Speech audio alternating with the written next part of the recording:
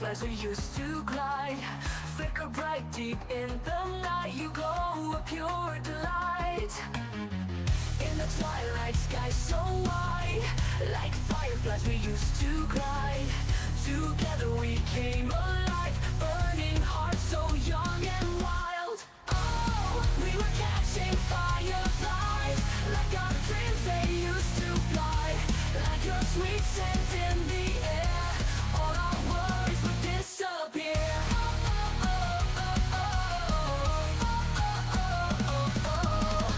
Hand in hand we ran so free, me and you unboundedly. Whisper wishes to the night, captured moments in my mind. Oh, we were catching fireflies, like our dreams they used to fly. Like your sweet scent in the air, all our worries would disappear. We were catching fireflies, like our dreams they used to fly. Moments I will cherish in my heart. Oh, you're my guiding star.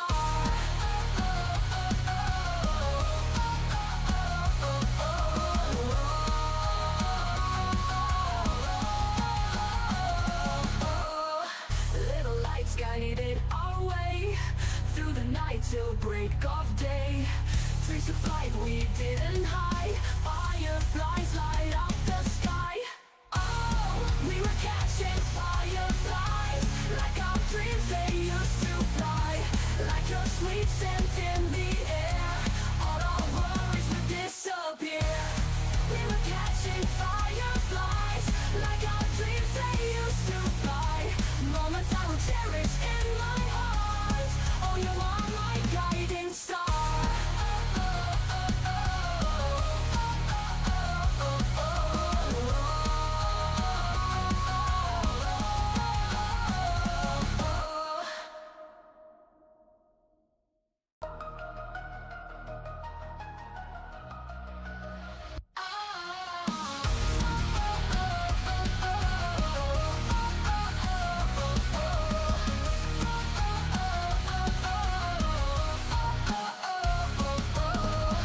In the twilight sky so wide, like fireflies we used to glide, flicker bright deep in the night. You glow a pure delight.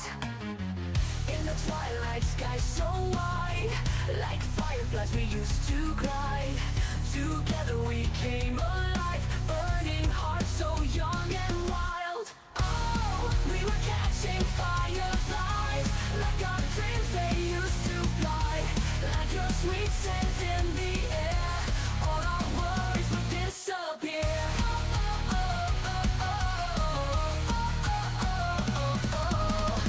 Hand in hand we ran so free, me and you unboundedly.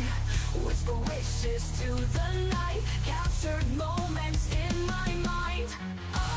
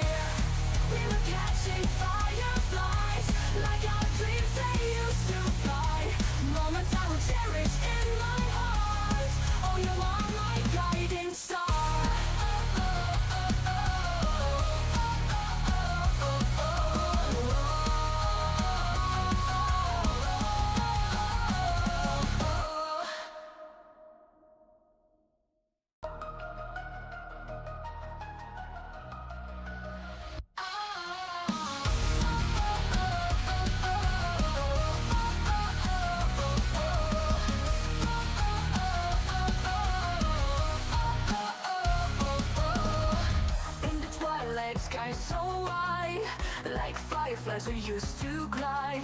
Flicker bright deep in the night, you glow a pure delight. In the twilight sky so wide, like fireflies we used to glide. Together we came alive, burning hearts so young and wild. Oh, we were catching fireflies, like our dreams they used to fly. Like your sweet scent in the air, all our worries would disappear.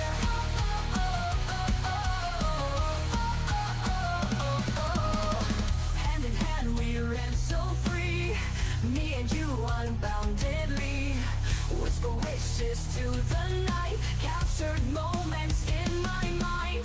Oh, we were catching fireflies, like our dreams they used to fly.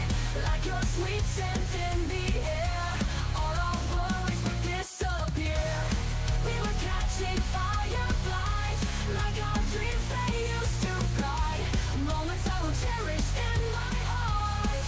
Oh, you're my guiding star.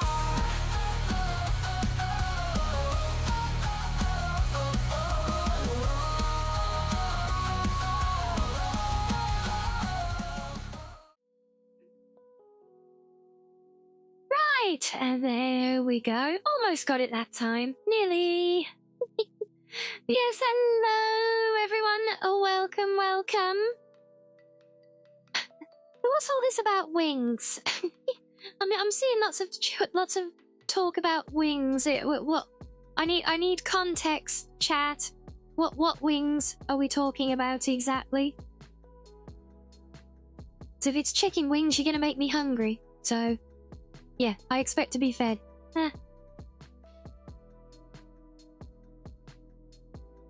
No? Okay, it was worth a try. Yes, hello though everyone, welcome in. Lovely to see you all back again. And see, look, I'm here and I'm awake and everything. Are you proud? Yeah.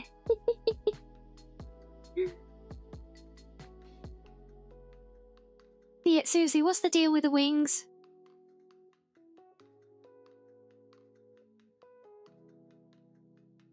You buying chat wings because it's a Wings Wednesday, is it? Oh. I don't think I haven't got any wings. Oh.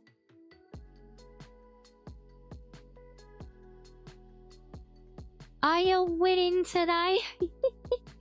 Well, maybe, Daedriel. Maybe. We're gonna be doing something a bit different today, so yeah, winning might not come into it. Beers, welcome into you. Hope you're well. Hope you're having a good Wednesday. Says happy Wing Wednesday. Happy Hump Day. Yeah, tomorrow. Yes, Tail Thursday. Oh, we like wait. But if we're eating wings, does that mean you're gonna eat tails? Don't eat the tails. You'll get furballs.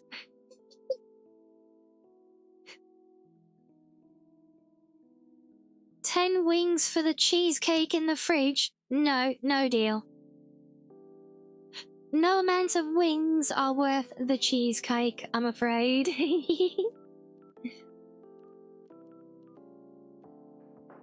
Oh, Tails the fox, not me. Okay then. Well, some very fabulous looking dancing dinos there, and is that a new one? Is that a new one? I don't think I've seen the RGB dinos before. But yes, exactly, Halloween. Fox needs her tails. Yes. And you've got a newly made, homemade gingerbread cheesecake. Wow. Jealous. And you heard that the tails taste like chicken, did you? Who told you that? Was it yourself, perchance?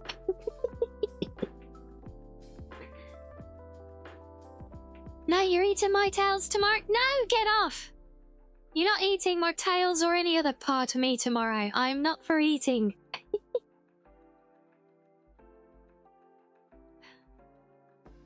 Need to stop making cheesecakes at 3 a.m. when you can't sleep. Yeah, maybe try. Maybe sleeping would be better. Try and stop you. Well, I mean, you know, I can always, you know, hide them with fox magic. And then if they're hidden, you can't eat them, can you? Yeah, how are you going to eat them if they're hidden away? Hey? Yeah. Yeah, I win. You got a freezer full of cheesecakes with no one to throw them. Why would you throw them at people? And they are not tucked in a drawer. They are hidden with fox magic. You literally look. You know there's no drawers around me here in the den where we stream from. So you know they're just hidden with fox magic. And now then unhidden with fox magic. See, no attaching or detaching or placing in drawers or anything else. The term throwing the cheesecake means giving someone them, does it? Oh, okay, I didn't realise that. Oh, well, feel free to throw them at me then.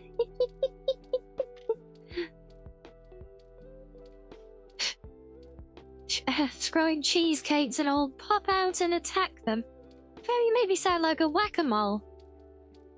Like a whack-a-mole that like jumps out of the ground to catch cheesecake frisbees in its mouth. Tactical cheesecakes, oh my days. Wow, this escalated quickly.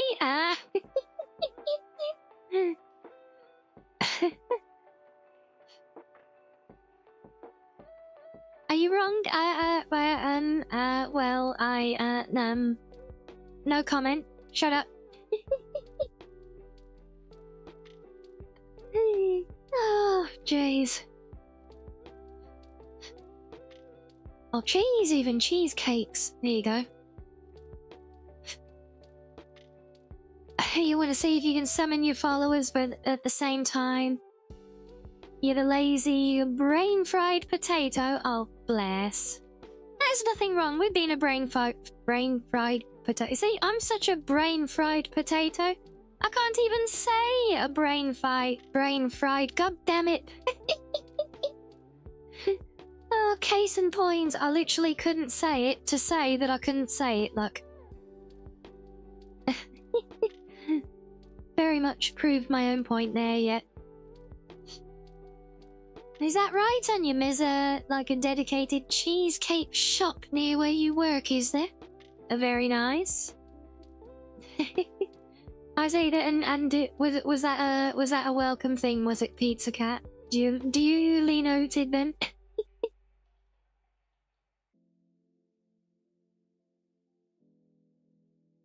The times you've had to retake recording lines feels better after hearing it. Yeah, honestly, I need to get some better Breton fire. Oh, jeez. But yeah, don't I am terrible for tripping over my words. Honestly, it's. Shuakemi asked me, "Hey, Wolfie, Oh? happy Wednesday. Question: will Rianni let us have her tails on tail day tomorrow? Oh, you sussy little baka. You really think Rianni would part with those precious tails of hers so easily? I might have to tease her about it, but I wouldn't hold your breath. You know she's attached to them. And how could she not be with all those titles she's got? Besides, What I has think she's too titles got focused to on do keeping with it? Sam away from her cheesecake stash to worry about tail day." Having to keep Sam away from the cheesecake stash. You hear this, guys? You see the things I have to do all day, like, apparently. Pro tip, it's better to sell others' tails than your own. Yes, quite.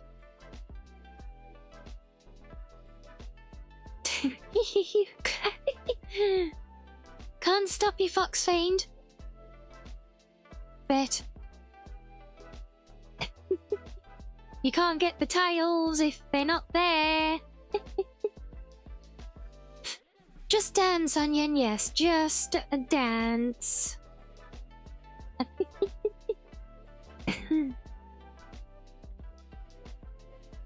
You've got a military war crime grade belt. Oh. Oh dear.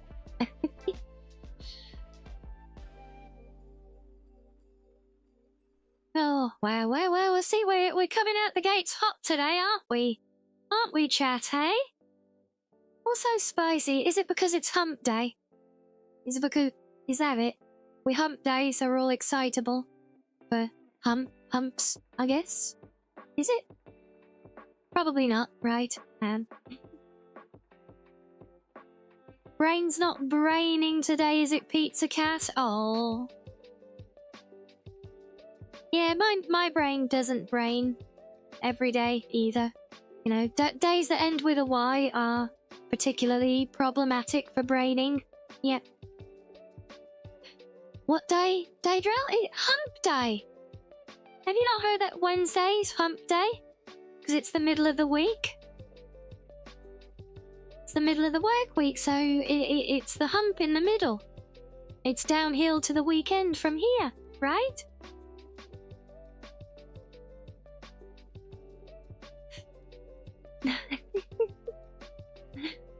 Oh, DBS, hello as well, Captain, and hello, Halloween. Oh god, I've got some scrolling to do to catch up. Let me start at the beginning, make sure I catch all of these. So getting first, oh, what a surprise, it was Reggie. Back on form today, Reggie, I see, yes. Yes, hello to you, hello Sloth, hello Chethy, hello Sam, hello Show.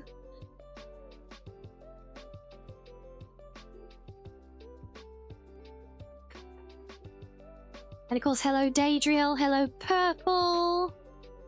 Ah, come on, scroll. Hello Zithiel.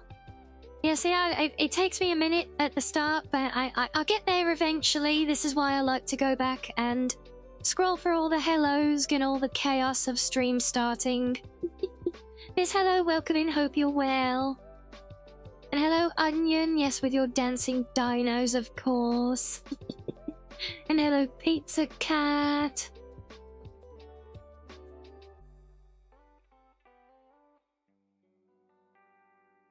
And finally, hello Maxo. Yes, sneaking in right as I started scrolling.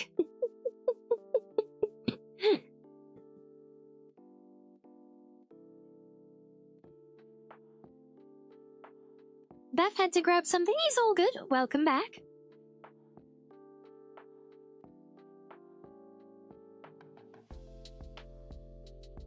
And we, did you guys just pull me in just to stick a clown nose on me? That's mean. So rude.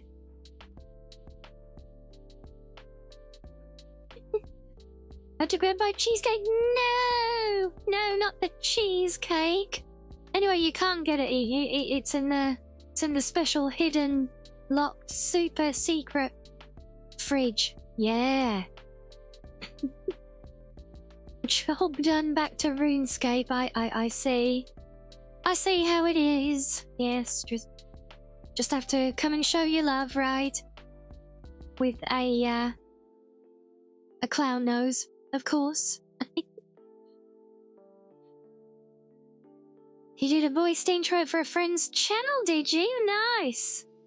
He posted it with being voiced by you, and his fans apparently can't read and got happy for the voice reveal. He's...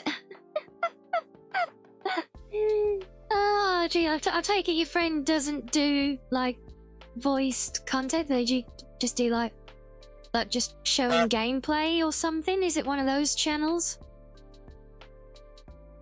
Probably in the safe room where I keep all my tails do not get kept anywhere. They are just part of me.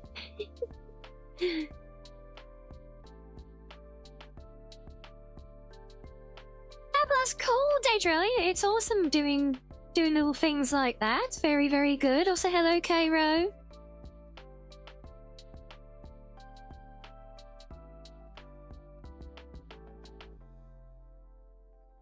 So now they don't use their voice at all, so even though it was in the very same name of the vid, voiced by me, they can't read. Oh, bless.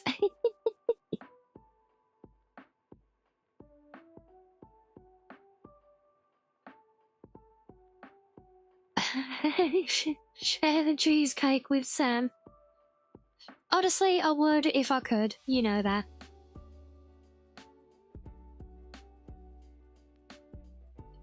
If you could store them, that has some very family-friendly context. Oh dear. Well, we better leave that one. We'll just put a pin in that one right there then. Yes.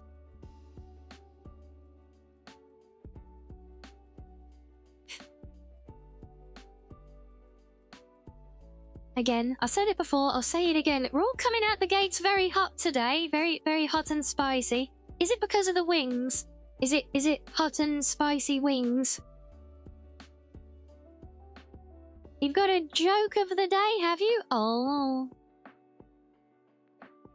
Oh, let's have it then.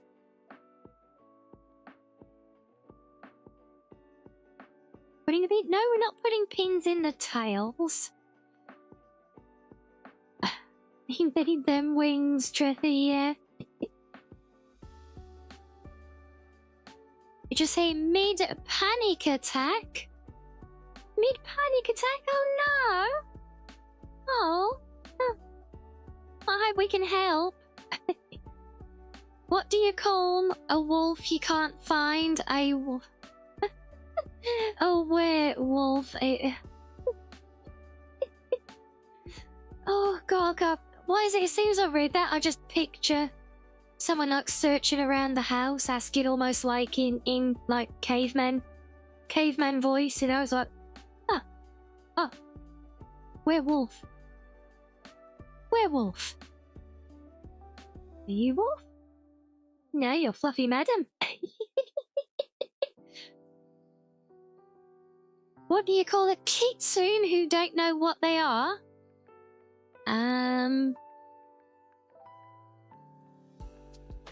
A Rianni?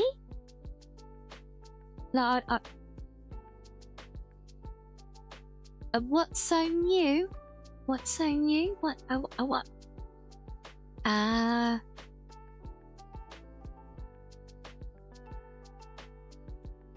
No, we'll have to someone overlay the little loading circle there. That's fried my brain.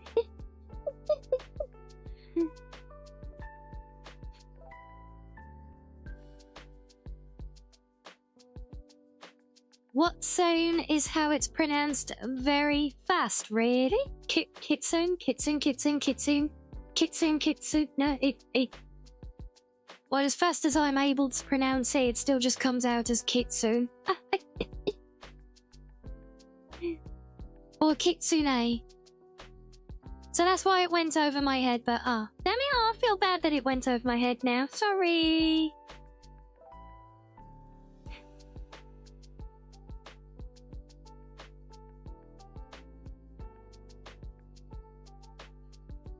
You're quite right. You're quite right, Sam. I am indeed overworking my half a brain cell. And I'm supposed to be doing clever stuff today, so that is not good. That's not good, because yeah, we're doing big brain game stuff today, yeah.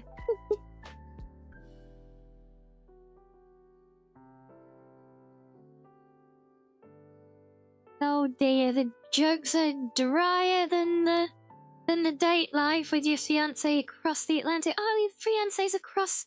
I forget. I can't remember if you told me before. Is it because is it just like a transatlantic long distance thing, or is it like a temporary like away on business or whatever kind of thing? No, I forget if you said before. Are they living Texas and you're here in Sweden being a Oh, you don't have to. No, don't be a sad potato. Ow.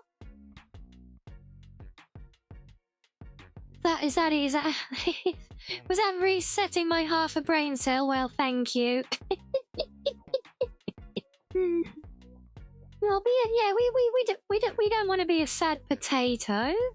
No. You can be a chill potato. Not, you know, we won't ask miracles or anything. You know, we're not gonna presume to fill that void. Or be the void that gets filled, you know. Either way. No, we won't go to that. But no, we can bring some company and maybe some smiles, you know. It's all good.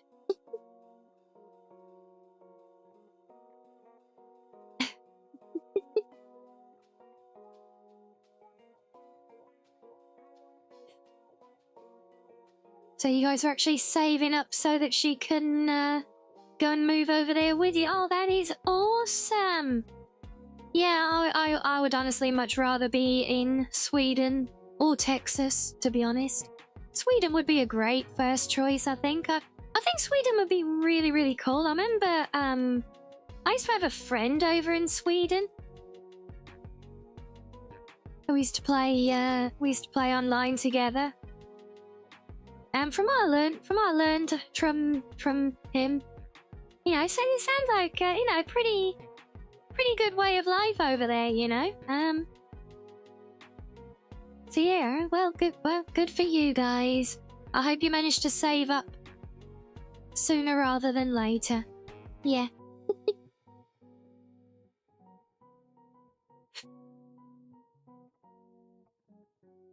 Yes, hello as well, she's.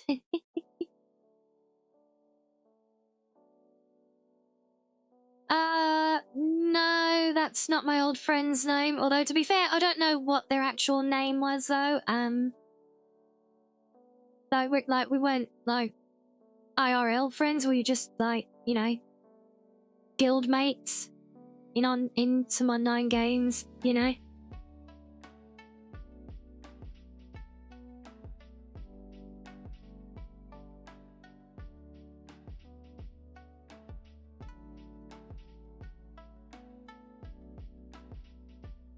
Thank God. If Ripper showed up, I take it that's someone else that you know from your circles then? From the context?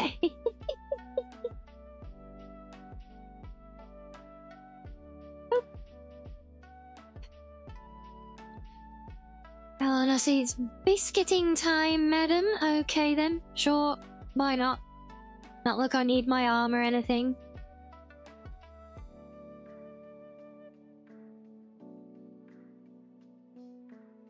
Oh, Rippery's, that's a friend of yours. I guess their online name, bro, has energy that would make the gods hide. Oh, jeez.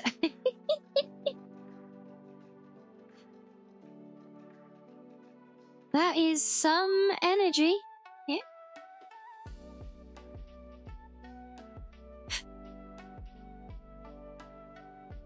But he's actually a saint. Oh, well, that's nice, though. He's a saint, but so over the top no one can deal with him. That's kind of adorable. We love that.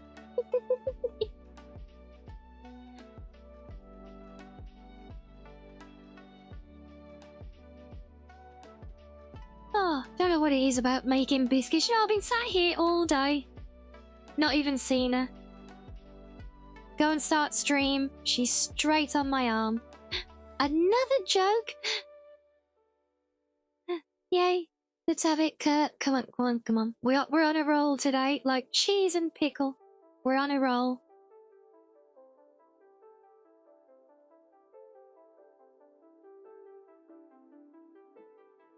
We'll be to you there. Learn his hobbies visiting a fox rancher. Oh my god, he sponsors like 20 foxes being cared for to the... Oh, that's so awesome. I've seen, you know, I've seen footage of like the fox village in Korea. Oh god, I would so love to go there. Alright, what do you call a wolf that's aware of its surroundings? A werewolf.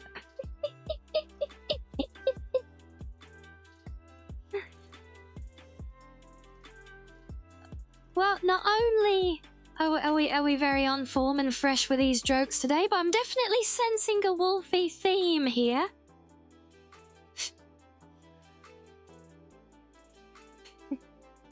So cheesy, it's great. Oh my god, you guys are all on form here today, look. Oh my.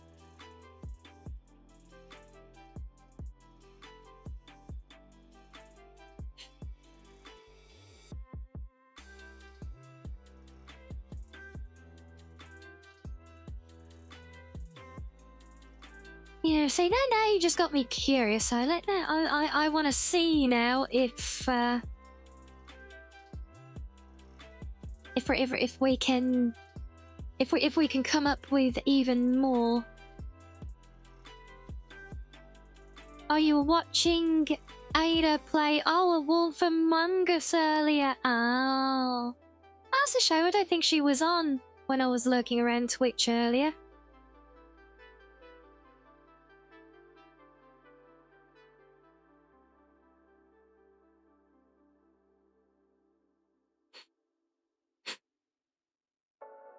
Blue Fox Rianni asked me, Wolfie, tell us your best wolf-themed dad joke. Why don't wolves use the internet? Because they can't stop howling at the moon. Wait, what? What? I don't get it.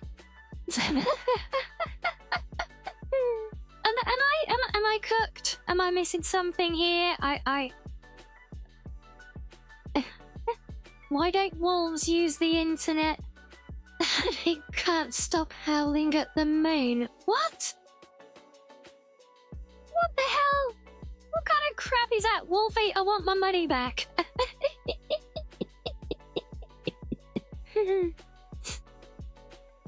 One more before you need to rest. Or what do you call a wolf that works as a lumberjack? A timber wolf. Oh, very good.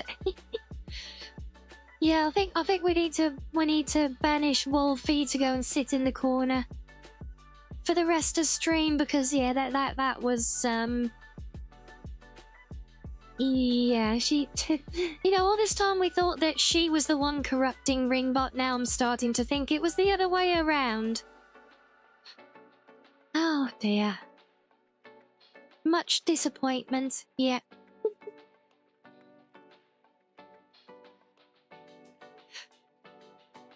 But who knows, maybe, you know, maybe it was funny in, like, AI terms or something, you know?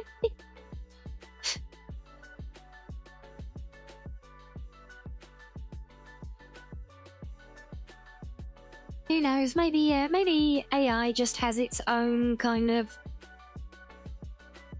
weird sense of humor, and we mere mortals, as meatbags, we can't, we just can't comprehend it, right?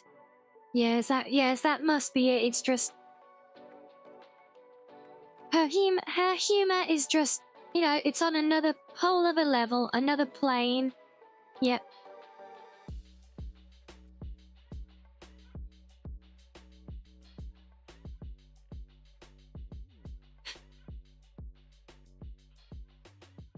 Oh, but yeah, speaking of it on another level, that actually brings me nicely into today's plan. So yes, as mentioned, we're going to be doing something a little bit different. We haven't done a stream like this for a while now, probably not since Satisfactory and looking at building mods and things. Boy, couldn't the Wold winds the clock. He was scared of getting ticks. The Wold. Oh, wait, is it a wolf joke? Sorry, is it the wolf? Why couldn't the wolf wind the clock? He was scared of getting ticks. Oh, very good. Sorry, yeah, it took me a minute.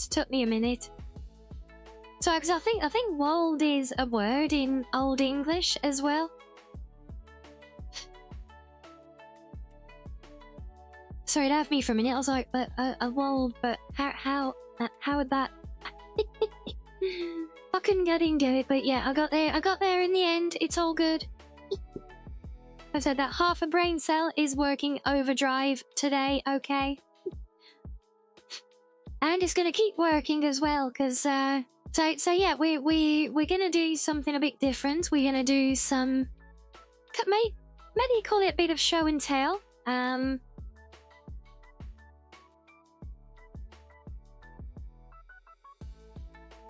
Yes, there we go. Thank you, Onion. Yes, it is a wooded upland. There you go.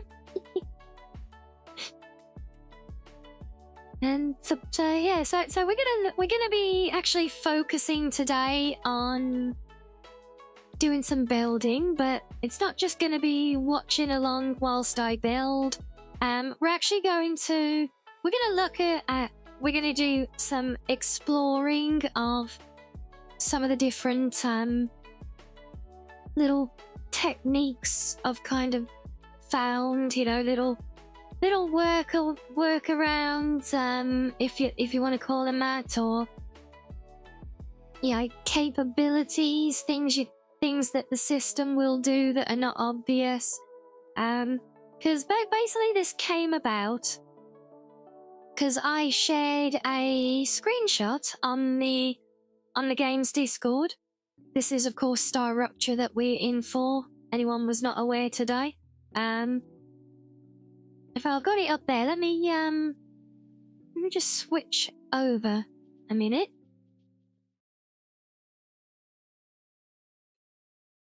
There you go. So yeah, I shared this this screenshot on the game's Discord the other day. Oh, why did the wolf cross the road? He was tracing the chicken. There was a poultry joke. Oh, you guys are all on form today, aren't you? But yes, anyway, I shared this picture on the Discord the other day, showing a new build that I've been working on, and this technique that I've been trying to refine with the underground rails for all the drones to run on, and yeah, in this particular one, so I think we've actually done that pretty aesthetic with it, having this like big open trench set up with everything kind of partially exposed. It has, you know, I mean, I'll be honest, I've seen a lot of pictures shared on the Discord, people doing their different builds and things. Pollution? No pollution, no. Look, you'll see when we go in game. I've just got a few solar arrays. It's all perfectly green. It's fine, you know. It's not like we're strip mining this alien planet for corporate gains or anything. No. Yeah, just think if we were doing something like that, you'd expect the native wildlife to be fighting back against us or something, right? But yes, you see a lot of pictures being shared, a lot of screenshots and things, people showing their builds, and for the most part, it's all very much the same kind of thing. Massive arrays of endless rows of factory building with rails going all over the place. Some of them very neat and orderly. Some of them just like pure spaghetti, like my earlier ones, But I don't know of anyone else who's really tried pushing this underground routing thing that I've been doing. So after sharing this, I actually had some people like curious about how things were done. Also, hello, random, welcome in. So I had a few people curious about how to actually achieve some of this because, yeah, some of it is actually quite tight and could even almost feels counterintuitive to how the game systems want to run as well. So yeah, having had some questions about it and the techniques, and I kind of looked at things, you know, or you know, there's arguably, you know, there's a lot of lessons learned there in, you know, even things like build order and stuff like that that can actually make a difference. So you know, I'd already shared a lot of that with some screenshots, but it's always, you know how it is, you know, it's not always very easy to articulate something with a rough screenshot and a few words in a Discord post, you know. So I thought we'd do this stream today, and obviously we have the subsequent VOD as well. So we'll have this today, so we can actually look at. So we're actually going to focus on some of the different building tips and tricks that we've come across. Maybe just some general ones for gameplay as well. You know, and if others either in now or who come in later, you know, have other things that they've learned that we can share, you know, fantastic. I would love to hear it all as well. You know, talk about the exploration and stuff, and we might go out for a wander just for the fun of it. I've literally nothing left to go wandering for at this point. I've opened up the whole map, I've found everything, been everywhere, including places I should not go. Which if I go back somewhere here. Yeah, there you go. Yeah, so I kind of broke out of the map here. I escaped reality. So that was something as well. Yeah. So you know, we can look at all of that stuff as well. But yeah, the main thing I wanted to focus on, go away. The main thing I wanted to focus on today, for now at least, is yeah, just really looking at building and you know, just generally what I've learned in I think it's over 150 hours of time on this playthrough now as well. So yeah, there's a good bit there, and you know, I realized. Let's go back. So yeah, I realized, right, that yeah, this stuff, you know, because you know, having seen lots of questions on this stuff coming on the game's own Discord, maybe it kind of made me realize that okay, yeah, maybe you know, there is more. Maybe there's more I can like contribute to, you know, all the, you know, the helpful bits of info out there and everything, you know, because there's seasoned builders playing with stuff in it at the moment. Some of them still learning, finding their way. But, you know, I've got things I've learned as well, and even in that community where, you know, you've got that arguably the heart of it. And you know, people are still asking lots of questions, trying to figure things out, you know, so yeah, I thought it would be good as something a little bit different, and since there's been active demand for it, it's got it in my head. I thought today we'll have a little look at that. So yeah, we're gonna be doing a Big Brain Fox stream today. It's been a while, I know. But yeah, I think it'd be good. You know, we'll do something just a little bit different for a change. I'm sure it won't all just be playing around with this stuff, but yeah, I'm hoping as well. Like I said, not just me showcasing different building things, but I'm hoping that we'll have more that comes in to be shared from you guys in chat as well, or questions, or Yeah, I was like, oh, how could I do this, or is it possible to do that, or you know, all this kind of stuff, you know, or you know, actually even help make me think about some of it, and actually try and help solve problems, you know, it. Because, you know, I've even been trying to get my head around some of the, you know, work it out, the machine economy. Is that right? Is it the economy? Efficiency. No, yeah, not an economy. The efficiency stuff, like we had very intuitively, but very in-depth and overwhelmingly a lot in Satisfactory. You know, and one of the things in Star Rupture is you don't have all of that information, so things work kind of differently. You know, so I've been trying to get my head around some of that as well. So yeah, you know, we can look at all of that stuff. And I'll say we'll look at the exploration. We've learnt a bit about how the base upgrades work, the impacts of it all, including the alien attacks now, which I can pretty much just control to happen when I want them to happen to a degree now.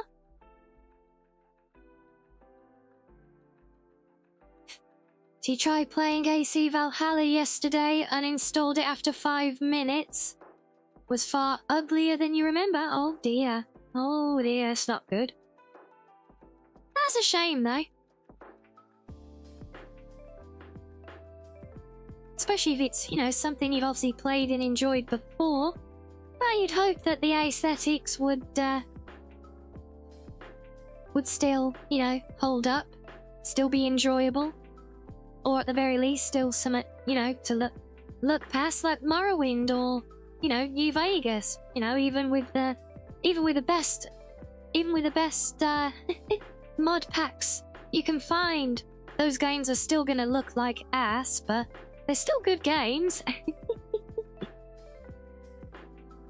And hello, Arani.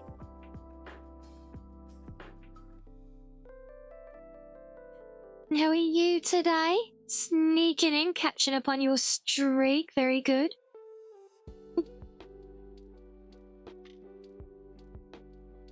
Yeah, not quite shop sim territory, but you know, doing a bit of buildings type stuff might be a little bit more up your alley today.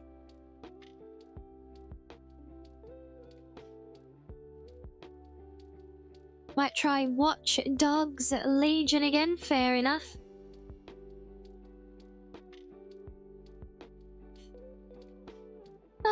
But yeah, so since we've, well, we got a fixed plan for today, we'll see how it goes. And so we'll see how we get on, and what we end up doing, because, well, honestly, I'm kind of thinking that I can just, might take some brainstorming with you guys over where to go next with my playthrough as well, because it's kind of at that point right now. Taking each day one at a time. Oh, well, I hope everything's all right. I hope all is good, but still, it's always lovely to have you here, though. It's hello, Collis. Chat, there's our wings that we wanted earlier, look. You all asked, and clearly, you know, through the, well, I'm guessing through the power of Beetlejuice, you guys must have mentioned his name enough times, and have so summoned Corlith,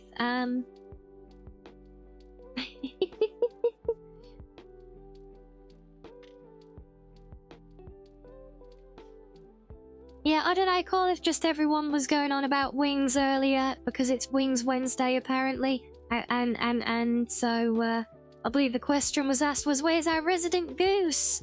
We need our resident goose.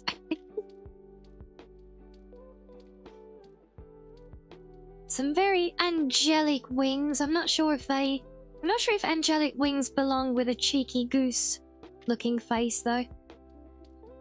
Seems like a bit of a mismatch to me.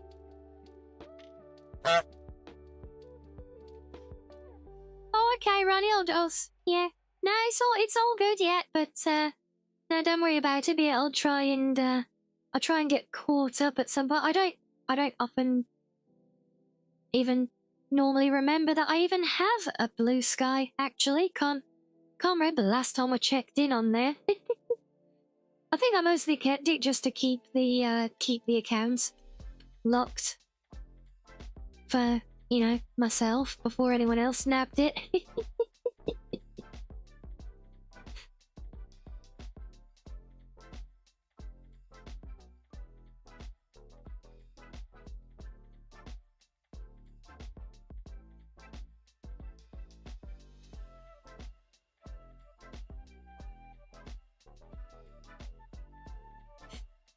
Mean? Not well, okay, yeah, a little bit mean maybe, yes.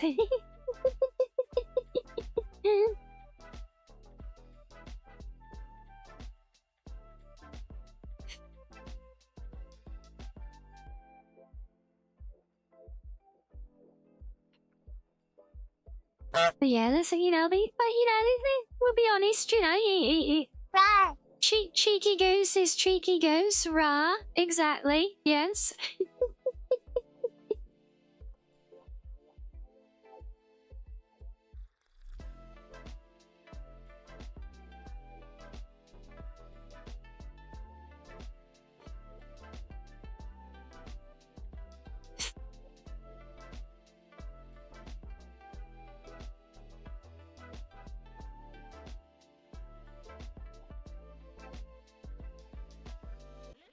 Yes, cheeky goose doesn't really go with angelic wings, does it now?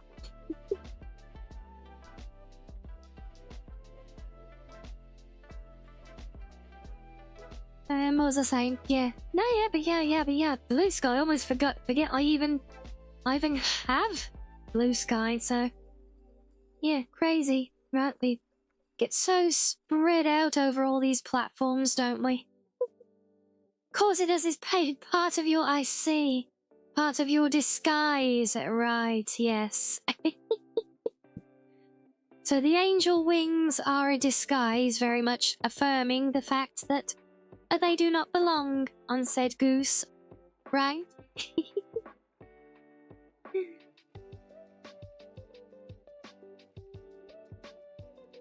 Yeah, see, I don't know why chat wanted your wings though, particularly earlier, but well, you're here now, so chat has wings. Yay!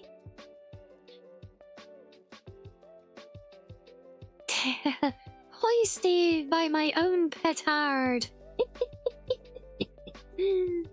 Oh, yours empty? Yeah, I'm pretty sure I saw in chat earlier. You know, we everyone wanted wings, and I think it was said, you know, where's call it? You know, that's what I mean. You know, it's like the summoning of Beetlejuice. They say you're saying they say you'll say no. We don't say your say. We don't name your say, we say your name enough times in chat, and it like summons you. And here you are.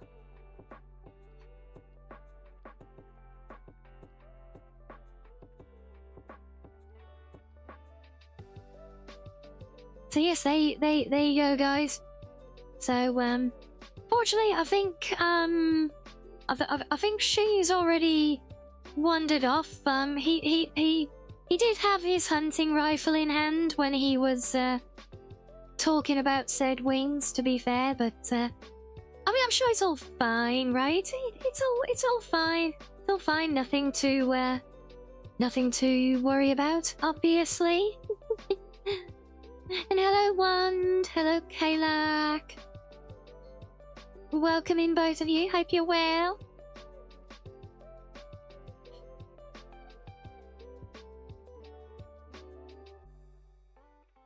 Yes, and in good time as well as we well, I'm actually just thinking to go for a slightly early break, although I'll look at the time and realise it's really not that early. But yeah, we're probably going to go in for a break and then we're going to come back and well, I guess we'll start. I think we'll start we'll just have a little look at the kind of things that we want to see come together. You really like the new maze? Oh, with me and Ada, the huggy sisters, yes. I know, it's such a cute one, right?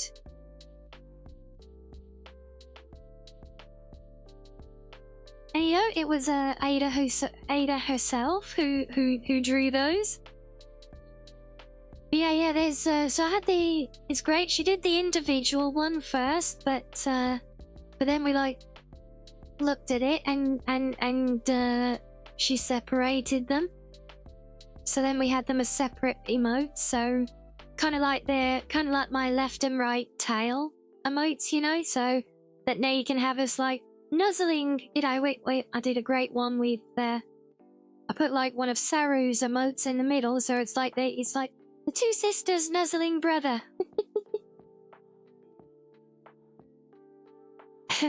Welcome back again. Annoying things only happen when you least want them to. Yeah, that's kind of what makes them annoying things, I think. The fact that we don't want them to bother us. Yeah,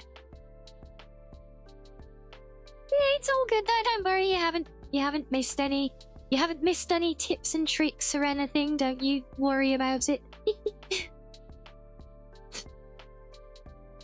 But yeah, so what I'm kind of, because like I said, I haven't really done anything like this exactly before, so I think when we come back, we'll have a little look at the base that I showed you guys before with that screenshot, so we can see the kinds of things that we want to kind of break down into how we do them. And then I think what we're probably going to do is set up a new base somewhere, just so I can easily delete it when it's not needed, honestly, later on.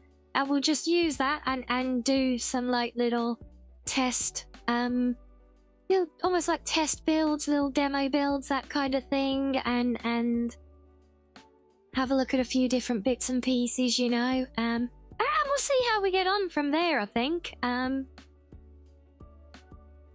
Yeah, like I said, I'm hoping that I really want this to be much more of a conversational back and forth thing, not just me sticking my glasses on and droning at you all with a how-to, you know.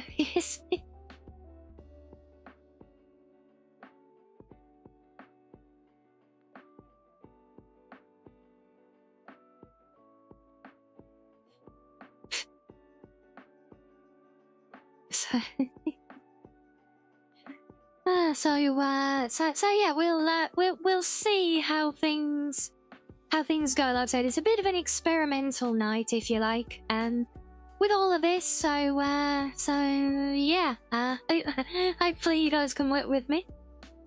Hopefully you enjoy doing something a little bit different than just, you know, watching me play the game or any game, you know. Yeah, we done kind of building showcase stuff before, but not really. We've never really done like the how-tos, so this is new territory for me. It's honestly kind of exciting, also kind of daunting, so we'll see how we get on. But yes, I think we are about at that point anyway for a stretchy break, so I think that's all good. We'll do that, and then we'll come back and we'll see how we get on, right? So grab your drinks and snackos as well as required. Otherwise, enjoy some fish, and I'll see you all in a few.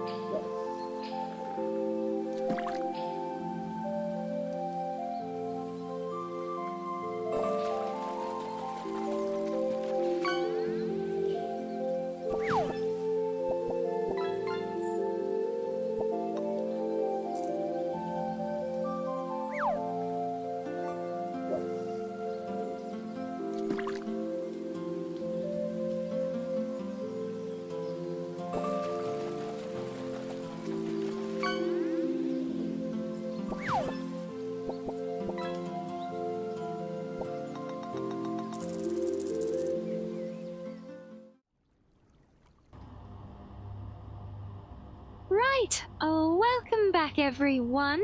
Oh, there go our drones.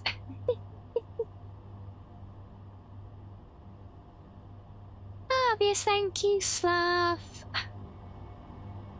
Oh, all I can hear is the...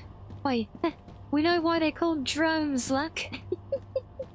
Oh, let's get away from the hum of all of those. From the droning of the drones. They're very drony drones.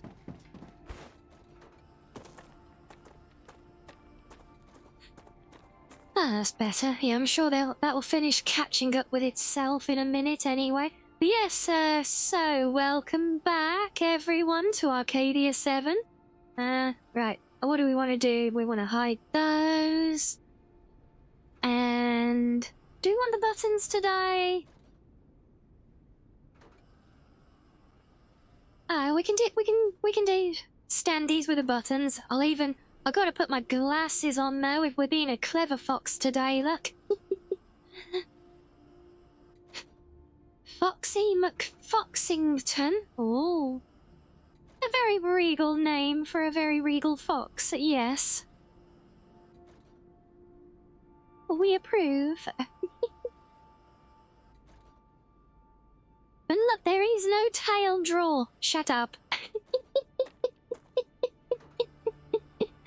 Yes, thank you as well, Menisk.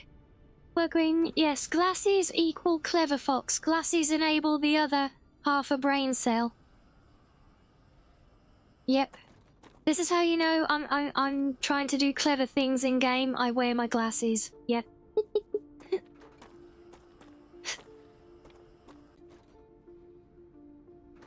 So no snacks, no snack shees, just a coffee. But yeah, so this is the base that I showed in the screenshot of earlier, the one that got people asking for how-tos, and so is game volume good, or are we a bit loud? I don't know, I think like we need to turn that down a little bit. I think music is okay. Maybe the sound effects? Let's try that. No, that did not help. Ah! I don't think they're too low, because we're probably gonna need sound effects if we encounter critters later. Why is that not helping? God damn it. Can't be your ambience? Is it the ambience? Is that what the drones count as? No, really, game? Fine. Turn it all down then. Really? Master volume down, still nothing?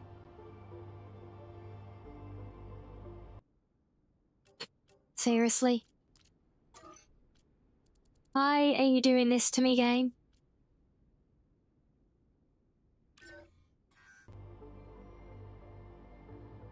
I think that maybe is a little bit quieter. Is that better? That may be a bit better. I think it might be. I think it might be good. He's better. Yay. But anyway, yeah, so this is what I showed on that screenshot before.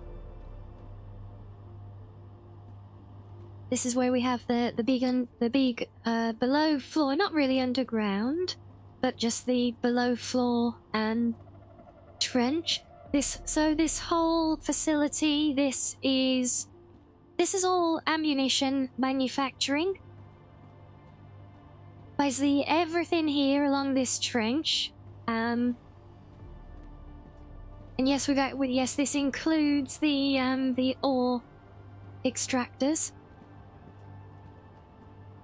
which you can see we're actually built up around a little bit as well, again, as I've done before. And yeah, this whole facility, this is basically my ammunition factory here now. So the main run of it down here, which is all of these big old lumps of machines here, and the reason for so many damn rails, this at full capacity, assuming, and there is a caveat to this, if the multi-rails were functioning as intended in the game, this would have a maximum capacity of 24,000 rounds of ammunition per minute being produced. Well, so that's a caveat because, well, as you can see here, the multi-rail does not work as a multi-rail in-game at the moment. They function, they make connections, but yeah, everything just... Basically, each multi-rail, every multi-rail connection, the game just handles as a single rail connection still at the moment. It's a known early access bug which we're hoping to have resolved sooner rather than later, because it's, you know, kind of fundamentally broken for the automation, which is kind of the big deal for the game, you know. So we're hoping that will be fixed. Obviously at the moment, as it is, everything will just bottleneck, as we can see here. These should all be running it side by side in parallel, but you can see they're all just linking into the same line. So that's a known issue. However, the place has been built with view to the to that being fixed. So yes, if and when that is resolved, the capacity is 24,000 units a minute, which is all to furbish a theoretical growth in the game. So everything is produced and stored in these mega storage towers. And then the setup here, that's what this blank area down here is for. Basically, this is to build an ever-growing... These are the cargo dispatchers. They're like little teleporter machines or drone... They're drone launchers in universe. Oh, there he goes. Look, there's one. Yeah, they're drone launchers, but in reality, I tested them side by side. They're instant teleport. There's no delay even for the drone launching or flight time. The second something leaves this unit, it will immediately arrive at the receiving one. So I tested this earlier. So the idea is, as some of you may recall last time, we previously learned... And hello, Epon. Yeah, we previously learned that the monoliths, the weird alien, things, obelisks around the planet, are these things, these are what spawn the big waves of base attacks at higher base levels. And so, like I've done at this one now, and this one and the one over at the main base in the distance there, I've got them surrounded by turrets. And these are automatic turrets. They are fed from the rails.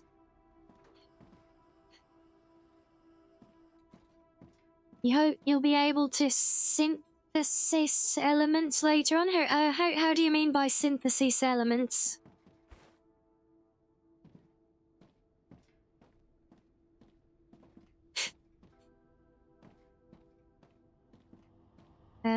But yeah, so the idea is this is a standalone facility to run ammunition out to basically as many different monoliths with towers around them. Because one theory, depending on what I do for full growth on the world here, and that is still undecided, I am very much open to brainstorming with you guys today.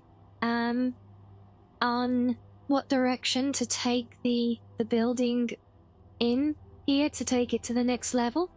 But, you know, one idea. Create elements. Yeah, but I mean, how do you mean by creating elements? Because, you know, this is already... You know, we already make lots of things. That's like the whole thing of the factory. So I'm still not sure what you mean by synthesizing... or creating elements. Because the whole thing of it being a factory, that's kind of what it does. I think. Yeah, so one idea is to preemptively build mini bases around each monolith. Surround every monolith with towers and receivers. Although, arguably, probably not all of them, because that would be impractical. But wherever we build bases, because we've got a big base here at the moment, and we've got, where we've got 1, 2, 3, 4, 5, maybe 6 monoliths at a push that are in range. So wherever the idea might be, wherever we have a build, all of the surrounding monoliths in the area will all get a defense installation built around them, and that will all be fed from this facility. So even though, you know, there'd never be more than one attacked at a time, you know, there's still the possibility of, you know, roaming patrol attacks or anything like that later on as well. So yeah, the idea is that, you know, we produce all the ammunition we could ever need, and it is always on hand wherever it is needed. The only reason it does as much as it does is because I picked this particular spot, which we're down here at the moment. This is the factory. It's one thing I think would be kind of cool as just a fun feature. Is this the world map actually? Because, you know, it's obviously like a satellite image map. If that was actually updated to show, like, just the base footprint even of where we had factories built, not just the icons, I think that would be neat.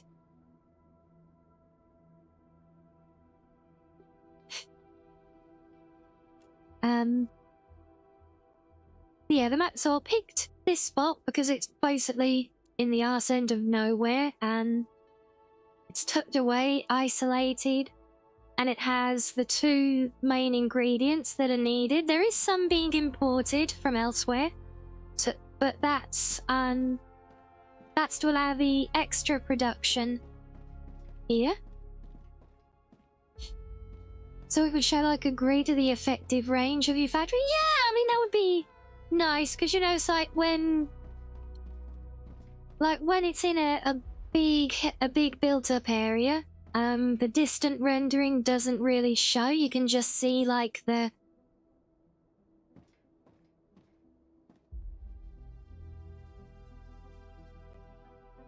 Okay, they're doing the la-di-da. Alright then. Sure. Oh, there we go. Froze for the auto-save. Yep, that's still a thing as well at the moment.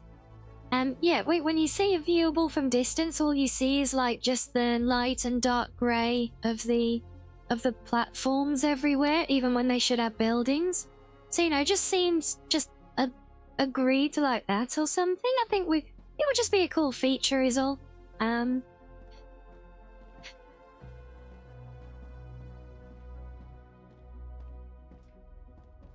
But yeah, so this particular one is making all the ammunition, and however, it also has extra production, which is what's over here, and that is making the other ammunition types, which I only...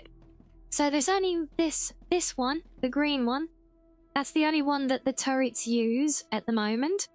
If they end up making bigger, better turrets later on that use other ammunition, well, that will be an interesting day for sure. Because they all use different materials, but yes, we have small-scale side production making ammunition for all the different weapons, so basically anytime I need to restock whatever weapon I'm using, I can just come here and grab what's needed. Same for the building blocks, because the building blocks are the main ingredients in all of the ammunition, so we got lots of that being made here. And then because that's all been made here, we've also got this whole big mess on the side to make the better. They're the intermediate building blocks for doing the fancier things. So that's what this facility is. I did have a similar one before, but that has now been dismantled.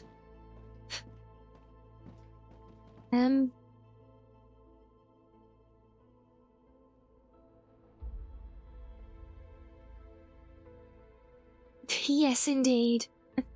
Well, I'm glad you found another thing for trolling Rinbot with, at least.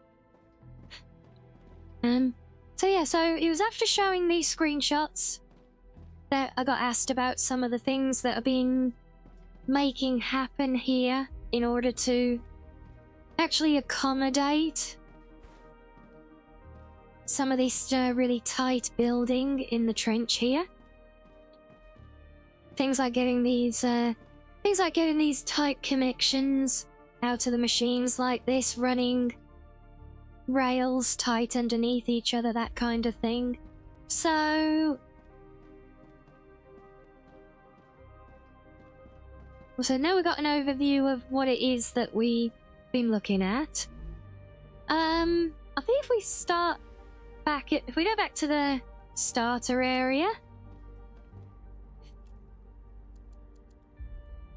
And where can we go? Where's a good place to experiment? Oh, I know it's up north.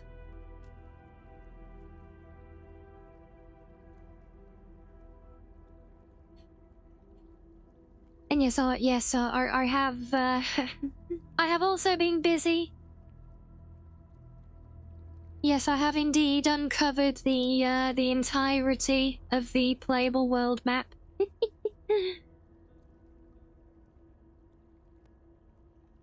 Hunting down every pixel. And up here, where you can see I kind of came along and then had a sudden dip and going around there. That's this is where I managed to break through reality and escape the world map. But yeah, but that's been a big thing. I've also made a point of, I made sure that I've explored every single cave as well, the ones that you can only access after a rupture. God, that was a pain in the tails as well.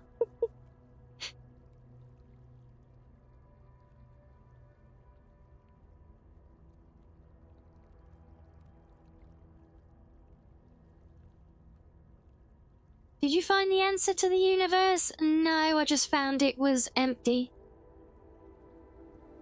Just an endless void. And hey, maybe that is the answer. Maybe the answer is... there is no answer.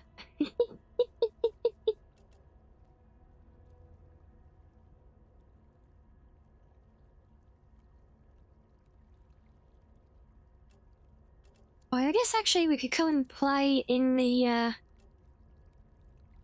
pit up here, possibly.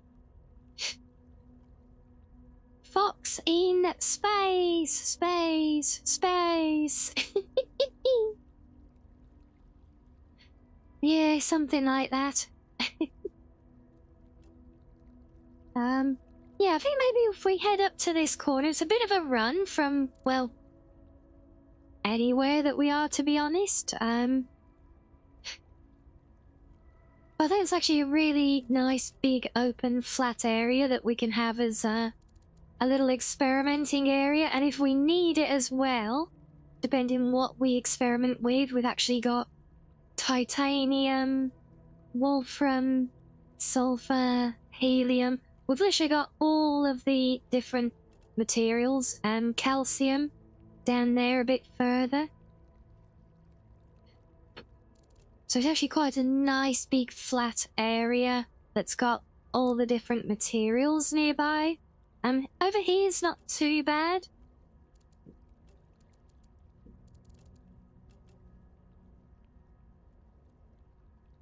Yes, Random, the map is, it is a substantially sized map for sure. There's a lot to it, and there will be more as well, because in my research using some of the available online tools, I can already see that, you know, a lot of this surrounding area is like a distinct like valley on the world map, which you can actually kind of see. Oh, not from where we are, but from where we were.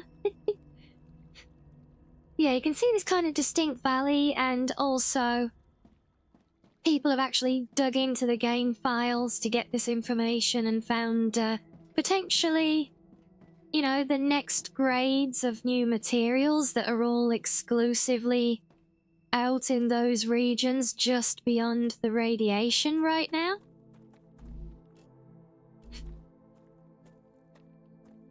Plus, that does align with the story as well as it unfolds, because, well, I'm pretty sure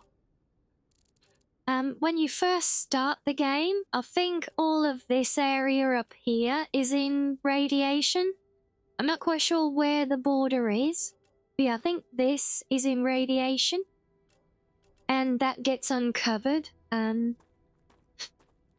through story progression. And so, yeah, I think it aligns that, you know, over time with updates, the radiation will be kind of pushed back further and further back.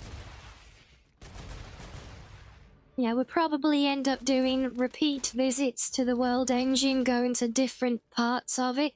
Because if you remember when we went there doing the adventuring, there were other levels on the elevators there that we couldn't get access to yet. But they were still listed. So yeah, I think we'll be going back there and doing things to further enhance the world engine's output. And as we do, that will kind of trigger... That will be the trigger mechanism to kind of push back the clean air. Because remember that world engine, wherever the hell it is. How is the giant structure that dominates... There it is, behind the mountain over there. The huge lump, the mega machine in the distance. You know, it's established it's like a terraforming machine, so it's meant to affect the whole planet, but we know it's kind of busted.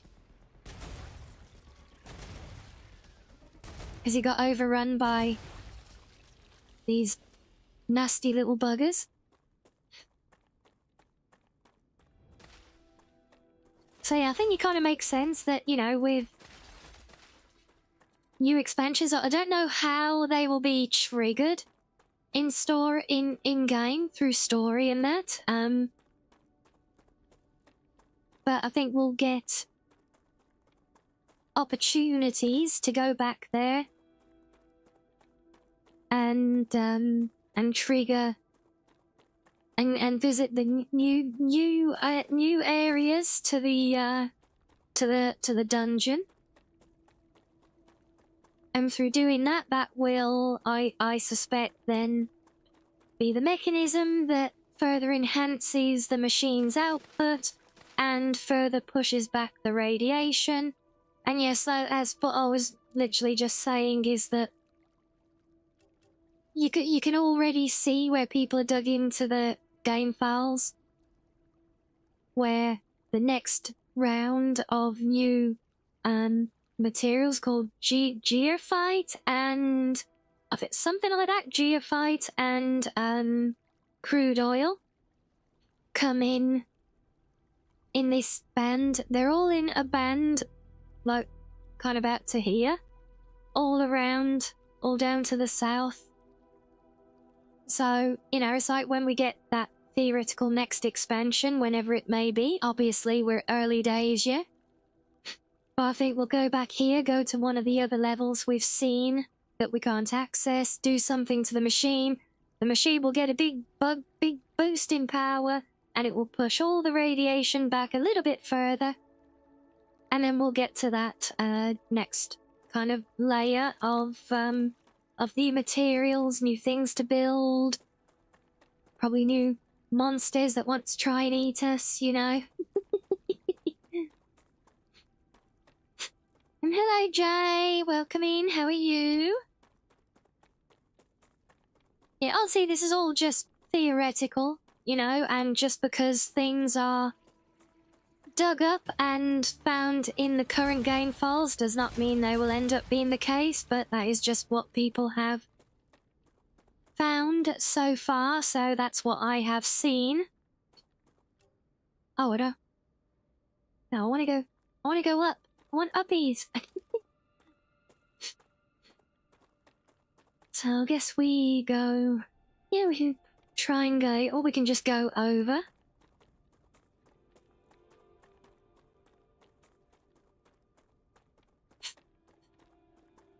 Yeah, that's my theory on the growth anyway,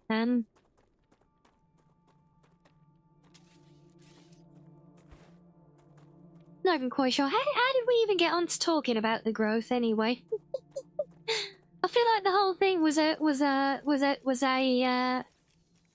segue, but I forget what we segued from. Content, you think? I doubt it, to be honest. The game isn't developed enough for that yet.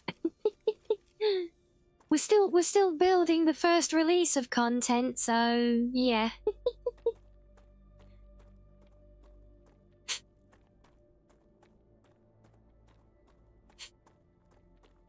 I'm the one in charge. You're all just here for the ride. Yeah, but that...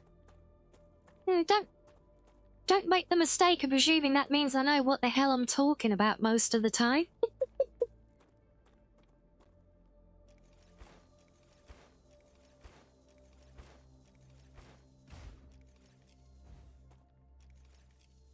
Well, as you can see, I have managed to find a bit of a rhythm with my my glitch jumping, at least.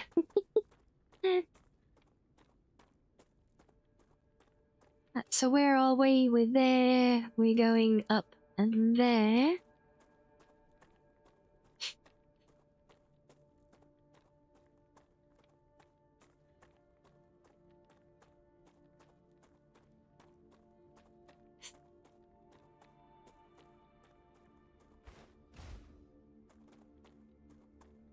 Yeah, I really don't know how I got on to talking about all of that theorizing for what's to come. Hello, William. Did I eat today? Yes, I ate multiple times today. It's very late in the day at this point, so I've had all 3 meals for the day. As always. Well, apart from times when, you know, I'll wake up late and haven't.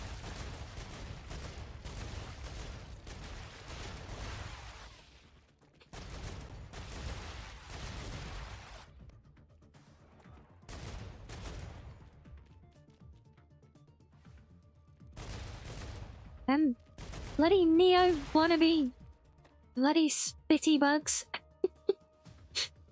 I thought, no, there is full damage. Yep. There is full damage. You can somewhat negate it by manipulating the double jump, though.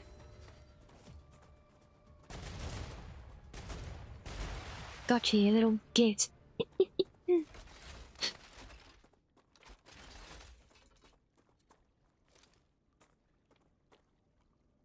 Yeah, you can somewhat manipulate full damage, either by sliding. If you're going down a slope, you can enter a slide and slide down the slope. Yeah, but basically full damage you can somewhat negate by hitting a double jump before you land. Didn't know autumn was so deadly. Oh, very good. Very good. I use the mining laser on the spitters, yeah? Slows them down. Yeah, slowing them down is great. I just prefer to explode them and have them over and done with. Right. Segue while we're here because I really need to get more of these sulfur fruits, and they're very hard to come by. So bear with me while I dip in and out of here, because I don't have any... I'm not using there's things called lems in the game, which are like they're like implants to give you little boosts for things, and you can get some that help with corrosion. I do not have any, but I could really use them for farming these materials, and I need so bloody many of these things.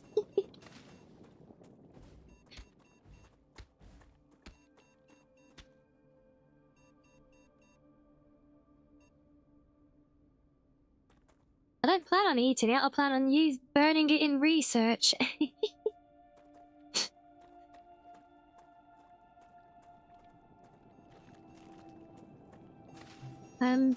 Yeah, I was saying, yeah, so yeah, full damage can be negated though by using the double jump.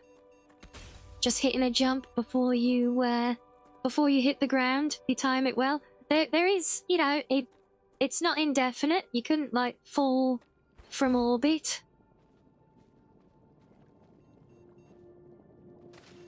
And then just hit the jump, you know, you would there is a point you will still take damage even doing that if you jump, but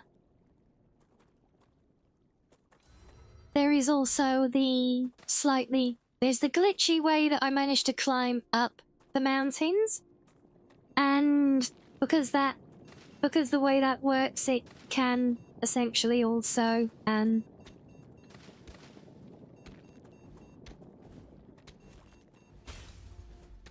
yeah, that can also be used to prevent fall damage as well, as long as you don't have a combat, you're not in a combat status and you have this little handy dandy tool out.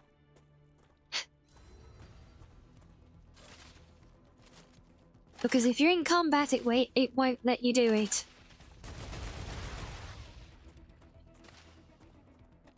So it basically relies on summoning the drone.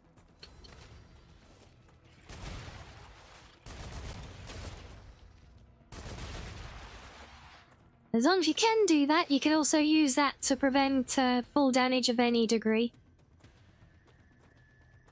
Just the same way as you can use it to climb any mountain as well.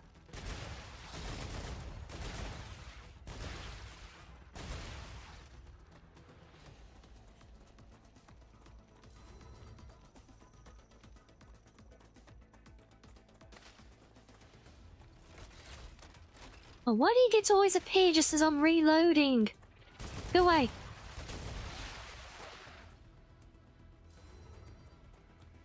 Very rude, bugs. Very inconsiderate.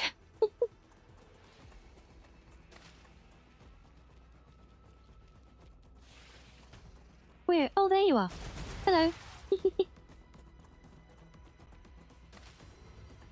Yeah, so we'll still farm. I still tend to like grab whatever materials I see when I'm roaming, particularly any natural resource things, also meteorite hearts, and ignium as well, if it's post-rupture, obviously. I grab them as I'm passing through now, but most of the research is completed now.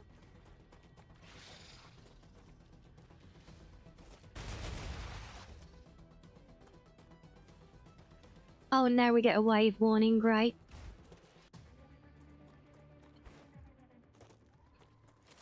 Okay, now we need to make tracks. Okay, wait, is this where I wanted to come? Yes, it is. Perfect. So meteorite hearts, yeah, basically the big meteorites that you can mine.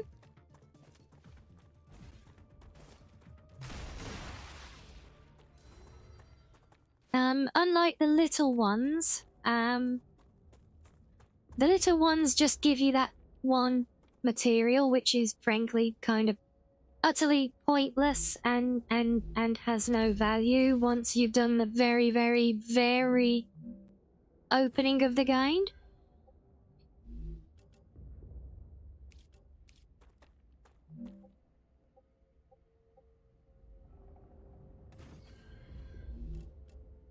Right, we need shelter. Like, yeah, we'll build the window this way as well. Yeah, but the big meteorites, when you farm those, you get an item called it's this thing, the meteorite heart, specifically, and those are used in base upgrades along with ignium, which we might find some of after this. After we get flashbanged here. Yeah, no, that worked out very well actually, because we've literally just about made it here to the nice big area that I wanted to use for our test building and such. So, yay for that. And hello, Anubis!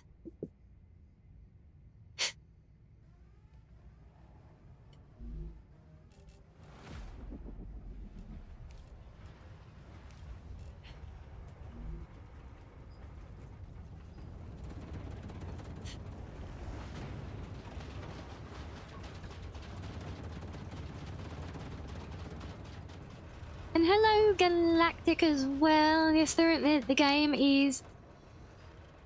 Yeah, she made it in time for the blast. Yeah, we love the blast. You know, I saw a great short the other day. Someone actually did a time-lapse of, you know, from the blast hitting all the way through, like, the whole regeneration as well. And honestly, it's so beautifully done.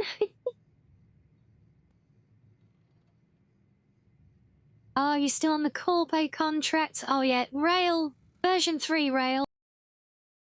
Pain. Don't go, I've still got a few of those to do as well. I've got a couple of them right now. Slowly being the operative word.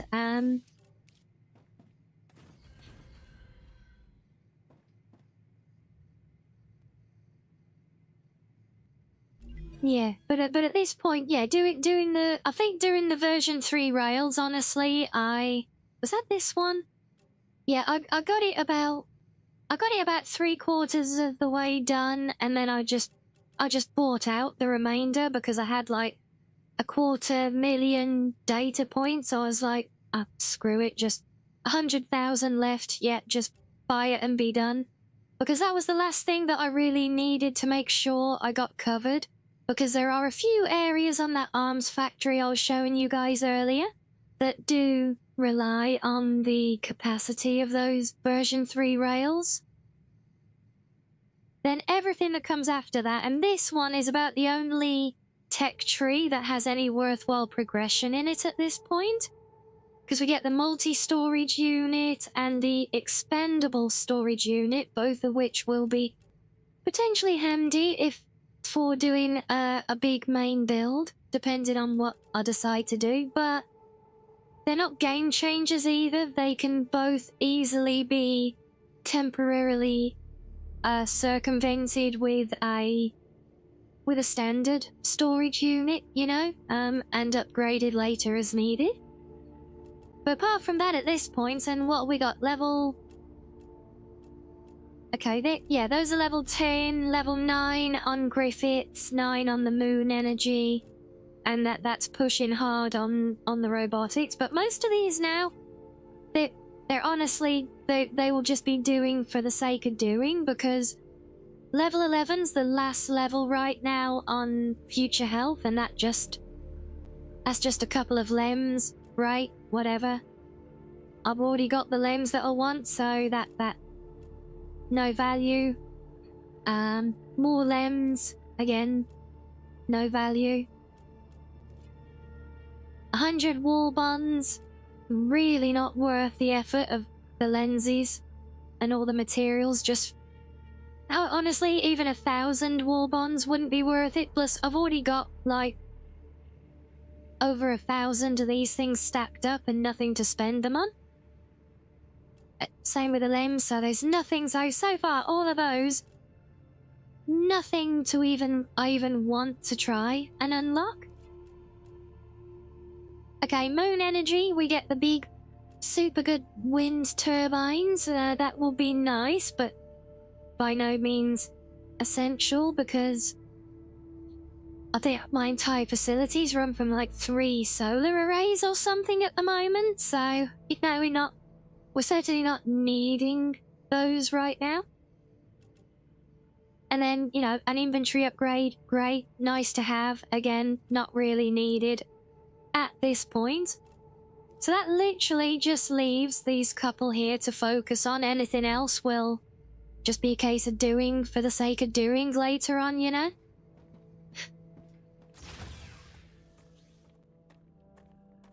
Right, yes, here we are. Welcome. There you go. So, you were just asking about saying about the meteorites and the ignium. So, post Rupture, you get these glowing little rocks.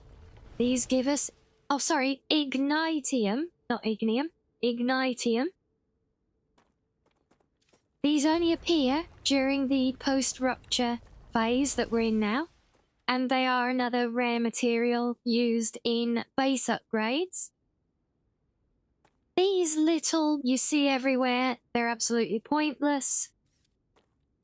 They're just more the minerals that you're surrounded by on the planet anyway, and 90% of the time, 99% of the time, all you ever do is throw them out of your inventory because you get them from these, and because of the way the automation systems work in the game, you can't even make any real use of them and put them into your system, so that they are literally completely redundant.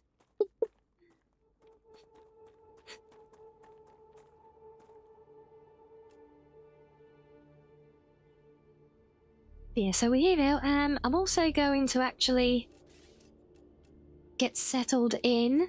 So I think I'm going to keep this this base here for a while. Not stable. Screw off. Fine, be like that.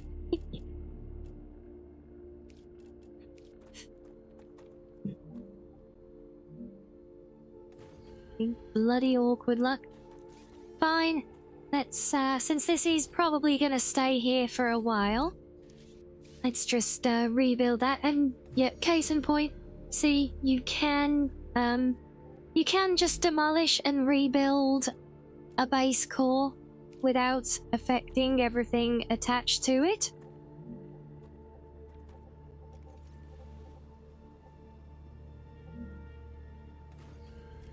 Sure, they'll do. The rocks might have a use later on, yeah, but the thing is, those small rocks, all they give are the exact same materials that we literally spend the game mining from the planet. So it's like the wolfram, the titanium, the helium. That's all they give us. So that there's nothing new to them at all.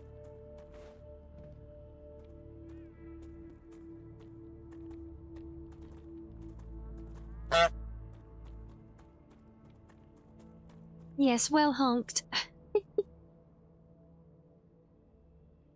Yes, so yes, the game does still do this big pause every time it auto-saves, which is every 15 minutes on my setup. I don't mind it, honestly.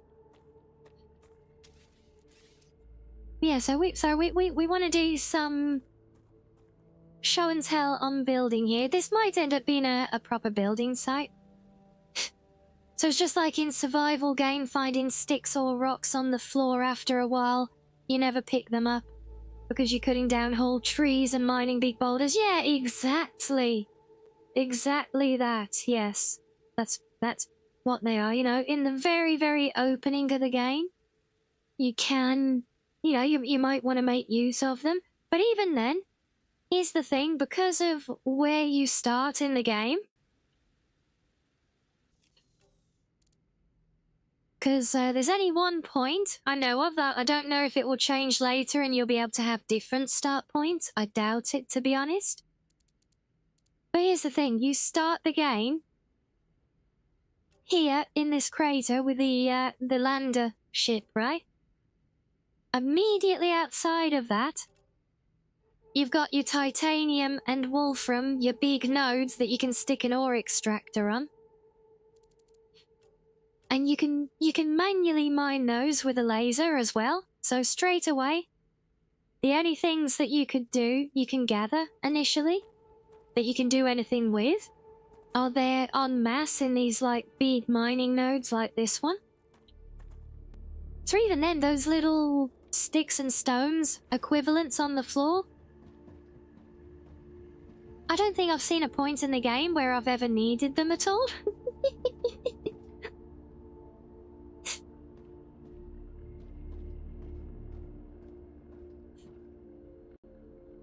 Yes, now let's see. So I guess the one of the for those in a little bit later. Main thing we're doing today is a bit of show and tell on some of the different building techniques that I've been playing with, because I've been getting asked about them over on the Discord. So, how big? Okay, that's the biggest area I can build. Let's just start with a little test bed. So the main thing that I've done there on that build, which has kind of garnered attention, is the split level is the below floor build. So the standard offset I've been using is basically 2 notches, because you can adjust the height by scrolling mouse wheel. Okay, so I use an offset of 2 for the floor. This you could do more, and more would arguably be easier in many ways. I'll do align this side at 3. Just so we can compare as well. I'm doing a height of 2 for the simple reason that when I have a rail,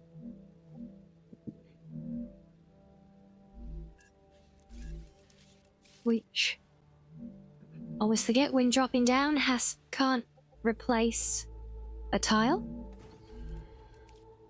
Yeah, so the reason I do a height of 2 is so that it actually puts the traveling drone like right below floor level. And it's essentially as tight as it can go, whilst still allowing a drone to pass under the floor. And yes, they might visually clip with that floor above them, but they will pass through there.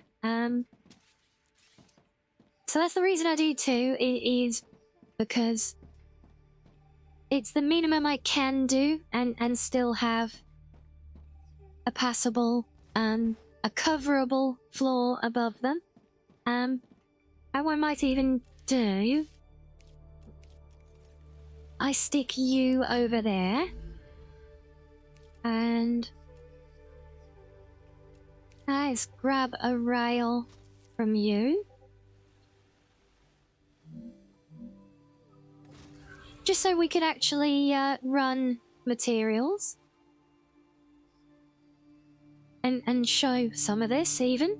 I think when you're more knowledgeable about these kinds of game functions, you can just skip needing the rocks because you know what to do. But yeah, no, absolutely. And when I first played the game, I was absolutely kind of, oh, shiny rock, I can mine it. Must gather all the things. And yeah, I'm sure initially it was all very handy, you know. But yeah, no, exactly as you say. Once you start, you know, it just doesn't.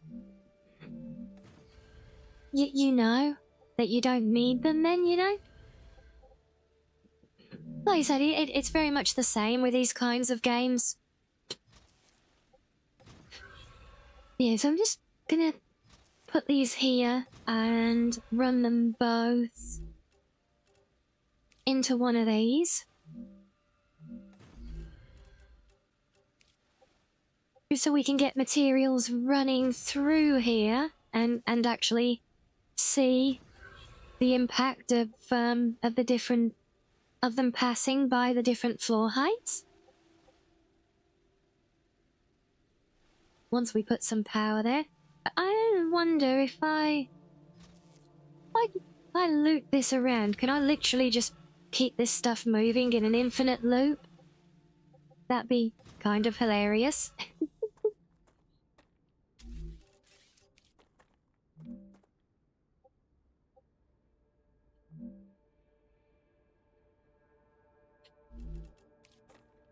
Told if I take one from you and just stick you on there. Can magically turn these rails into like power lines, which I love.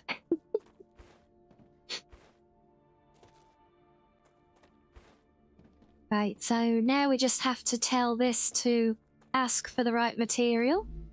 So I'm just setting up a little like demo area at the moment. I'm just getting this material flowing from there. Because we basically I want to see the difference of my choice of being 2 tiles deep under the floor here.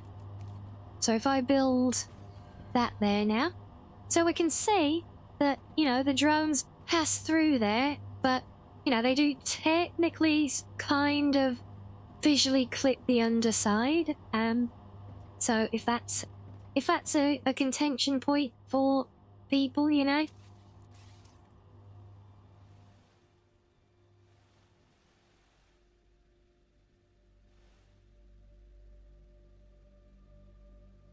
I shouldn't have done that, hold on. Let me route this. Let me turn this the other way. I can use this as a power line and to move stuff. Although it's probably not going to, is it? Okay, fine. We'll do another one of you. Yeah, so yeah, I'm just kind of throwing some stuff together here to kind of make the game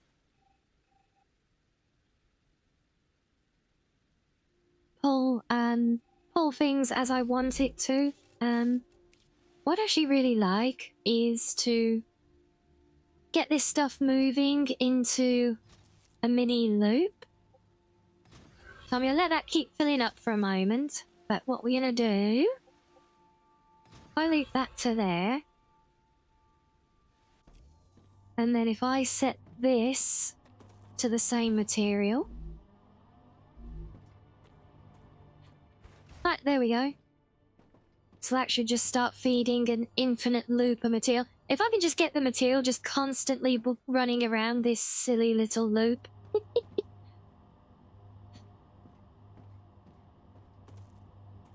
Which is going way, way around the houses that it doesn't need to.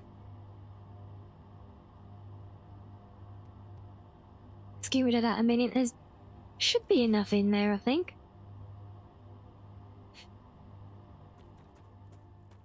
Yeah, basically taking advantage or hopefully take... Oh no, because it needs to keep...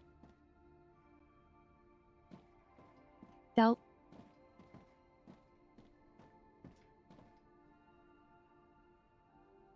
Well, we got half the loot. That's not bad.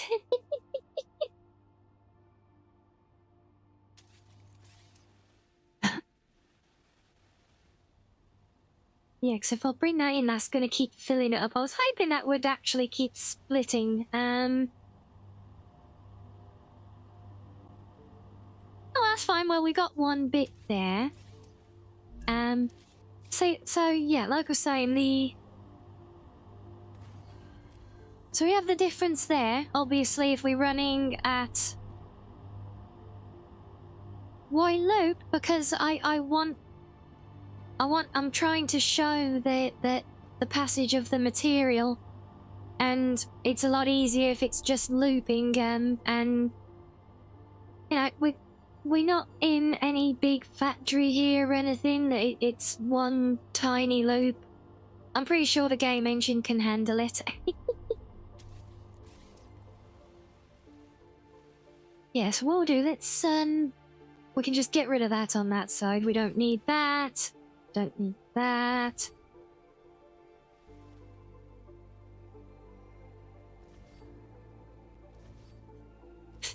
In fact, all we actually need is this strip.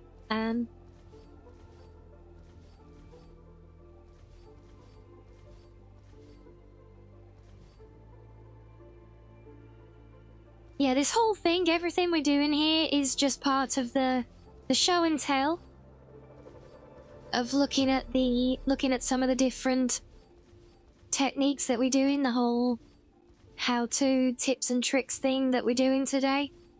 So all we've done here is just set up a test bed, and it's easier to show the difference sometimes when there's actually material running. Particularly with this first point, because, you know, we're talking about the different heights to use. So if I come down here now and do do my height of 2.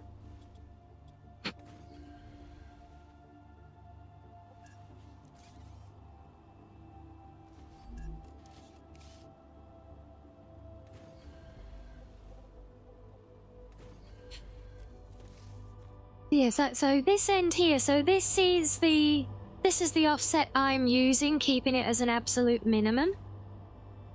And this way, material runs a lot closer to the surface, so this is how it is in the big trench that was showcased. When already by coming up another level, you know, here's pretty much, you know, it's virtually on the level.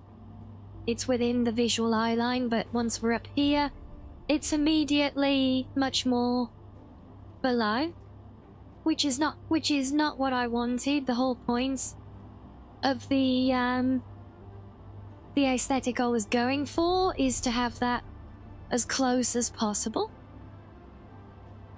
So yes, the offset of that is, as you can see here, some materials do visually clip.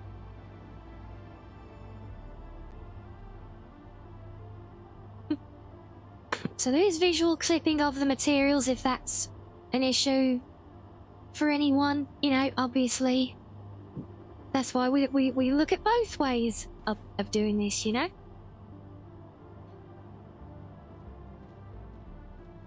Yeah, so, but this is where we get one of the first bits that we looked at.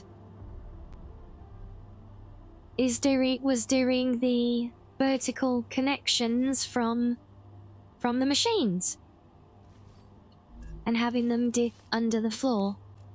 So, let's take a random machine, which obviously isn't going to actually do anything here. It's just so we can build connections and show.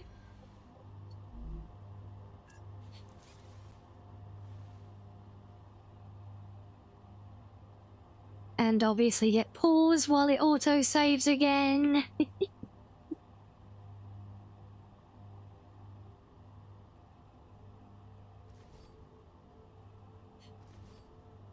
So the effect that we saw previously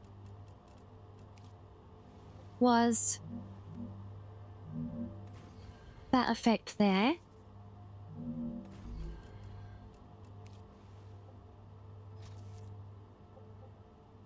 So the connection at my preferred offset of 2 below still allows for a tile to be placed above with, you know, again, accommodation for minor visual clipping of the parts on the drone, if that is an issue. But it works out, you know. I believe we can do the same here. And we can obviously get it there with more clearance. And it will still allow a handrail to be placed around it if we so desire. So, you know, yes, the 3D can be arguably be easier to work with.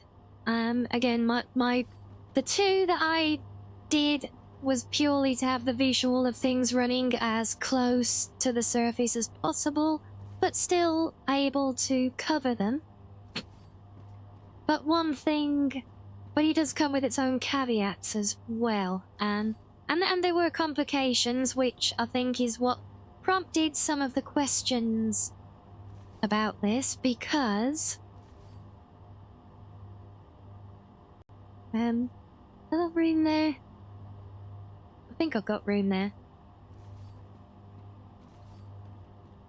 Well, we can always make room if we need it, can't we? So I'm just going to take another one of you. Well, not another, but a one of you. Because that's a different machine. It matters not. Come on.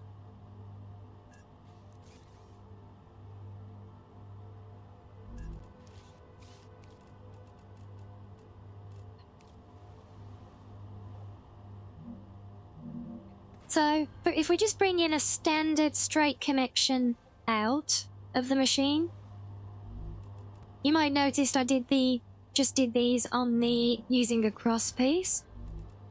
But the thing is, and I will show this here, if we use a standard single connector,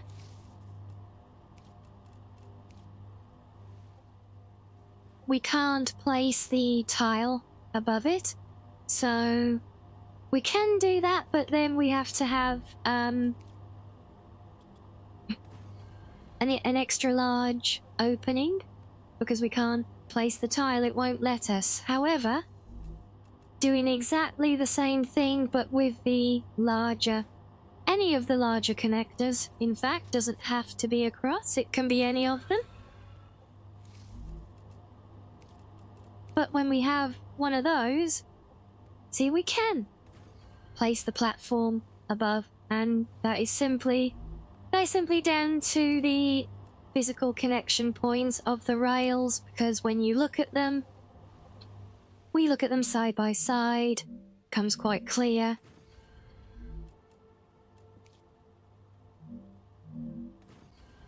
Front to back, it is literally down to that small difference there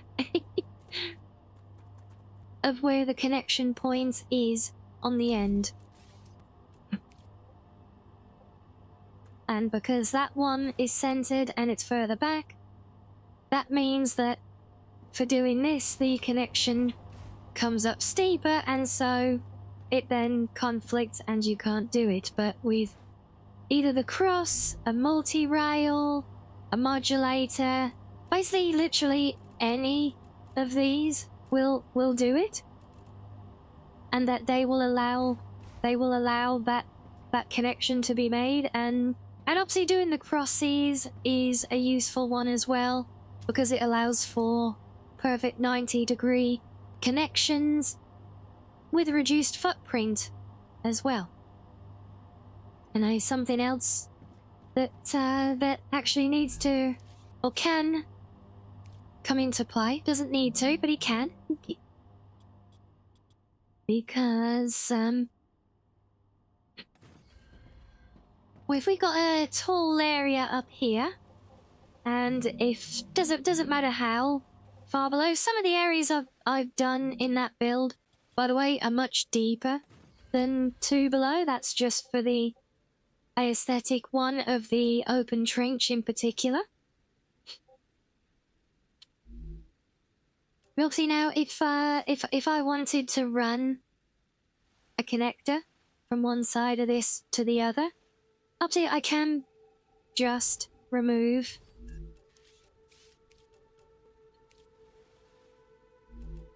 look, I can just remove pillars and route a line through, and it's all good. And however, if they're not pillars, well, it is time to learn. Hey, it is indeed time to learn. Oh well, hello random patches, welcoming raiders. Yes, time to learn indeed. Welcome. Thank you for the raid. You've explored the engine. Have you been playing in the world engine today? Well, I hope you've had a fun time. Welcome in patches. Welcome in all of you. Yes, for those who don't know me, I'm Rianni, the cozy blue foxo, and yes, we are entering brave new territory of our own today in me attempting to do show and tell. So we're particularly learning about building underfloor building today, since I've been getting asked about it quite a bit on the Rupture Discord after showing some screenshots the other day. I thought we'd do a little show and tell. Easier this way, you know. So you finished the world engine. What did you think of it? Did you have fun? That was I went in. I was not expecting. I just wasn't expecting anything on that kind of scale from a game like this, you know. It was crazy. It'll be so much fun though.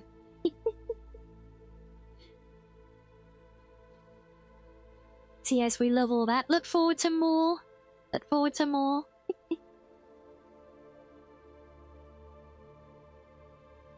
Yes, we're let me find it again. The World Engine. Do you remember, Sam, the big dungeon place that we went to? That's the World Engine. Oh, and thank you for the follow, batteries. And you upgraded one of your base cores? Very nice. Is it just like the first level upgrade? Or are you pushing beyond and inviting the big bugs?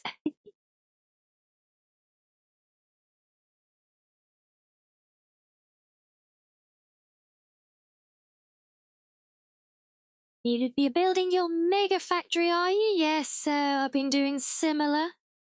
And the lore was tasty, oh yes. Do you know one of my favourite notes I've found in the game world so far is the one that takes a nice cheap shot at Bethesda out with the Elder Scrolls 6. Oh, I was literally in stitches with that one. But yeah, so I showed my build recently of some like aesthetic trenches with all below ground rail systems, and I got some questions about how some of it was done. So we're doing a little show and tell today on this one. But what is that? I think I've got somewhere. Should have some of the bigger factory. I think. Oh, that was my later. I went back to the World Engine and explored around the outside of it. The smut in the bathroom. Yeah, so yeah. If you were wondering what the inside of the World Engine looks like, yeah. I kind of escaped the map there a little bit.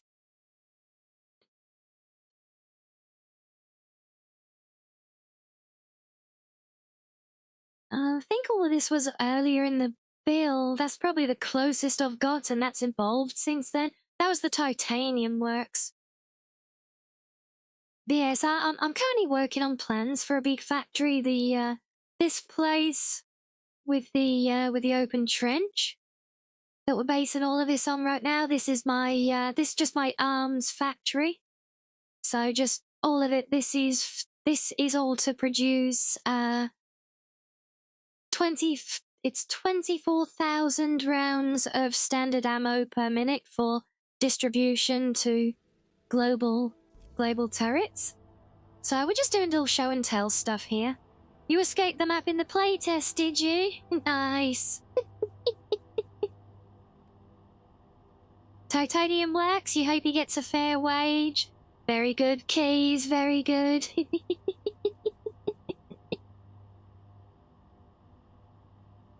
So you escaped the barrier in the playtest, and I've been thinking about trying to see if I can find a way using the scanner glitch climbing. See if I can get up and over the radiation and head off into the distant wilderness. Yeah, to fly. Was that with the scanner? Yeah, we like the flying. That's how I escaped the world map and got inside the World Engine.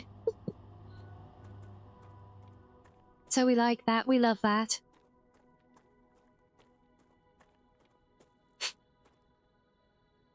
You're yet to get how the multi-rail works. Put one extractor going to one smelter and it all went...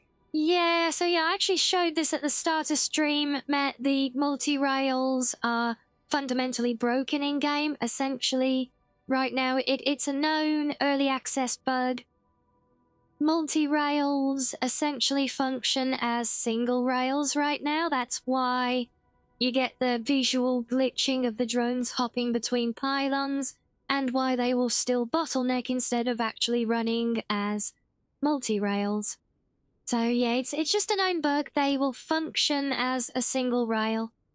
I'm building all of mine under the assumption that gets resolved and they start working.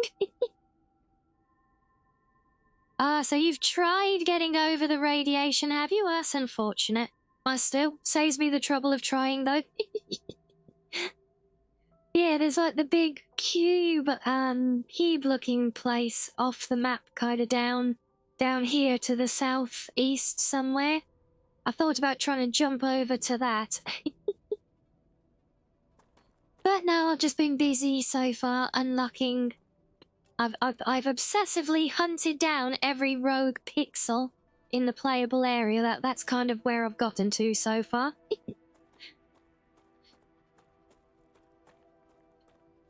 So what was our show? What was our game to show here? I think we were saying. Oh yeah, we were saying about doing pass-throughs as one thing. So yeah, obviously, normally, you know, if you wanted to have something rooted there, you could just bring it through and blah, blah, blah.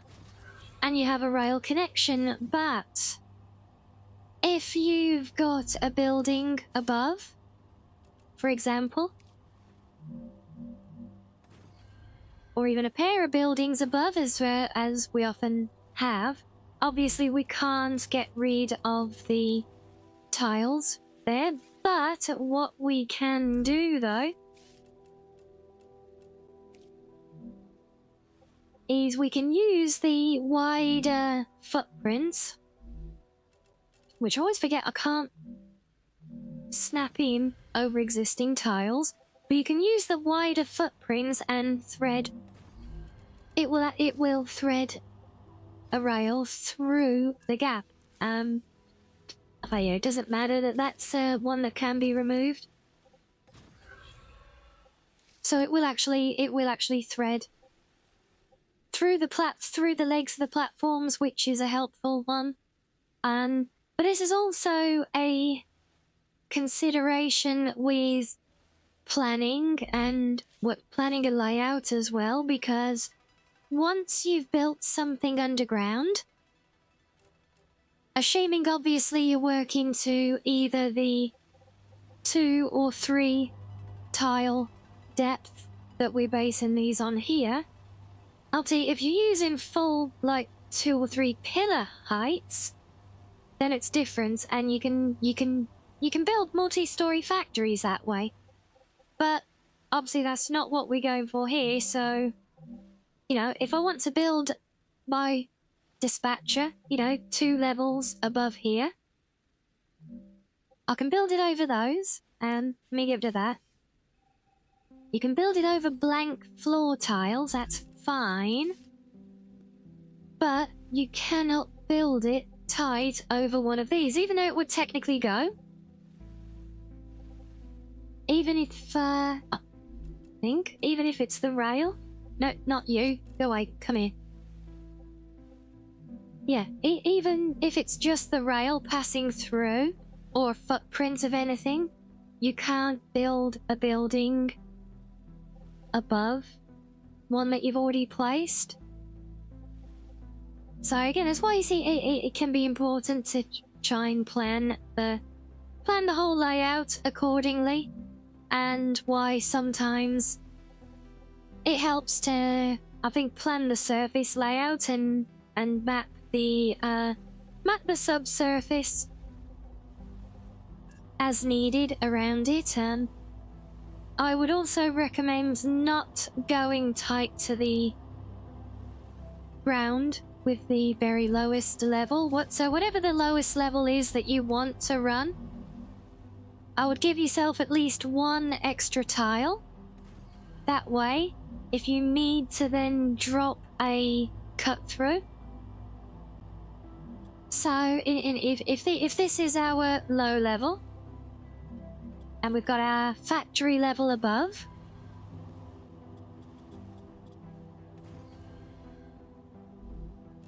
and then we've got I'll keep trying to start with those. So if this is our, if you're doing an open trench. Oh yes, net crashes. Yes, I feel your pain. They are a bane for me as also. Yeah, so I'm too far away. No! Come back. See, if this is our trench, and we suddenly decide in a retrofit that we want to bring something through from one side to the other. Well, if this was all built literally at flat ground level, as tight as possible, we would be stuffed at this point, but what we can do is do a very tight dip underneath. I think we can even do it within the 3 tiles, actually, and that will let me show off another point. So we place our central tile, and if we should, we're just coming back up the side here for now. Now if we try and do that, that will not connect. You'll see there it glitches with its own floor tile. I want to make it clearer when I say we're out at the very edge. And we've got our full floor height up there, so we capped on our floor height, yes? But we need to raise this back up to get to the level that we actually need to, that we're actually working at. But all we do, if we bring the base down, we can still notch it up one above it, and that will then allow it to make the connection. So it's exactly the same for the rail, it's just having the base at the lower point. And again, that can make the difference as well with using, where we're using the things like the crosses a lot as well, obviously because they're even longer.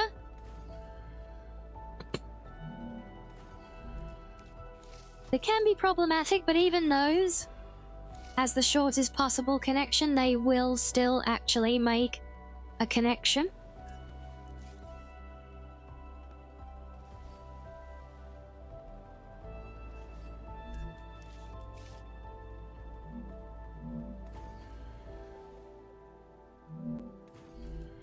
And by using that one as well, it will actually forge a connection so tight that we can pass under a full width multi-5 rail if needed.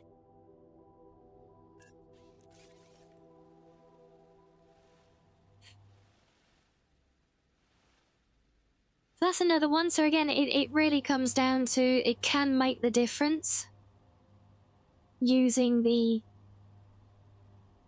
height offset of the pillar versus the platform in order to do a pass under, as it were. And again, you know, using the crosses is a great way to get just really tight control and routing over where you want these things to go. But one of the other things that we had on the other base was stairs. So we had, because we had varying levels. Where's my 2 to 3 segment? Actually, no, I need a different one anyway. Nope.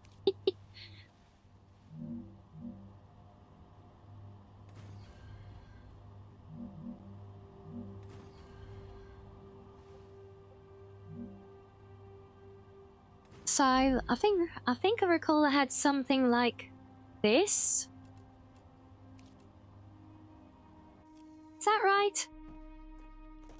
Yeah, that's right. So I found, because obviously the ground is not perfectly flat forever. It goes up, it goes down. It's funny that way, I know. So we had our standard offset of 2 below. But then the next kind of section of factory, represented beautifully by this tile here, has to actually be raised up or dropping down in this case.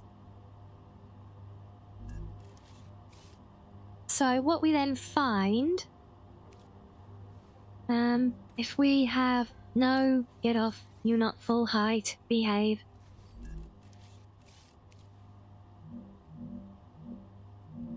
So this one is literally down to build a sequence, okay? So up to what we typically do is build all our rails, and then we do decorative things like barriers and stairs and whatever else as kind of an afterthought to pretty things up, maybe. But oh no, my stairs won't fit, like. Even though they technically will, and I can see from the red outline, they do not conflict. The yellow box around it tells me that it is in conflict. Well, isn't that a bugger?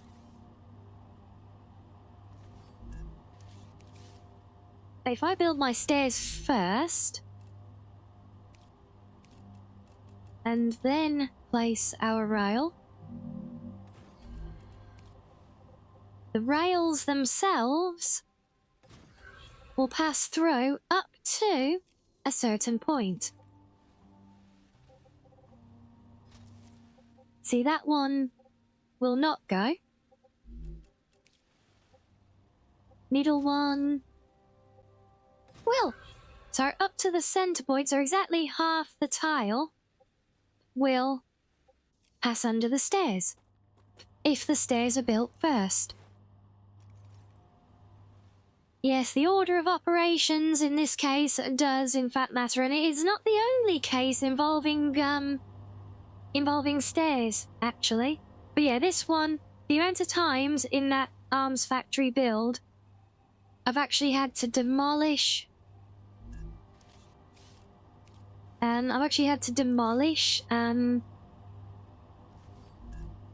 a whole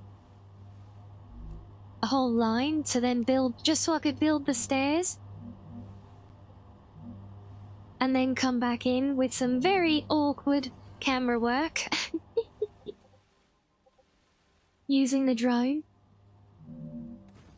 Yeah, so say for example we're doing this retrofit now, as it were, we put our stairs in place. We've got a multi-rail 3 that's already mapped in. So we know that the other sides can fit, but this one cannot. But all we need to do... We can use a 5, because we know, as we just saw, the center point, the middle rail, will pass. So we can just offset these to a 5, and we'll still allow... That will still allow... Like, I'm not going to connect all of them, but that will still allow all 3 to pass through then. Like so. And again, if you were to get down there and look at it from rail level, even though this is literally all hidden, but if you were to look down there, yes, there would be visual glitching with the contents of the drones. But again, that's all hidden below ground, so it's like, okay, who cares, you know? It's out of sight. If I can't see it, it doesn't bother me. But again, simple thing, but yeah, just using the different, the different rail connectors to manipulate where we want lines to be, either from, you know, the connection points, like here, whether we want it nearer the center or further out to the edge, which makes the difference of being able to place the platform above it or not. Again, doesn't make the difference here, but if they come down too steep, then it will actually prevent a barrier from being placed underneath it. Which may or may not be a concern, you know? I think 3 is okay. I think any more than that, it's going to be a problem. Yeah, 3 works. So 3 does work. And that will still allow a barrier, although, you know, it's a little bit tight. And I just prefer the slightly gentler slope of that one. But yes, with the stairs. Now this is another one. that I found with the stairs.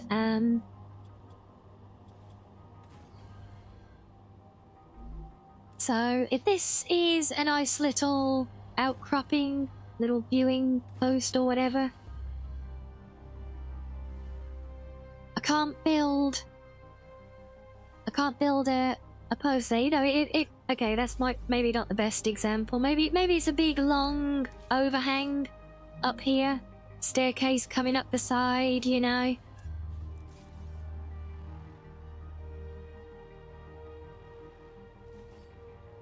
Get rid of that, we don't need you.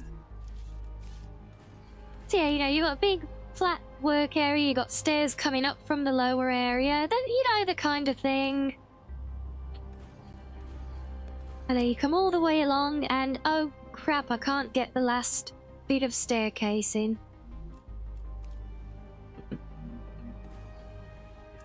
But, again, talking about the order of operation, again, counterintuitively, if you get rid of the staircase, build the fence first, you can then build the staircase in afterwards.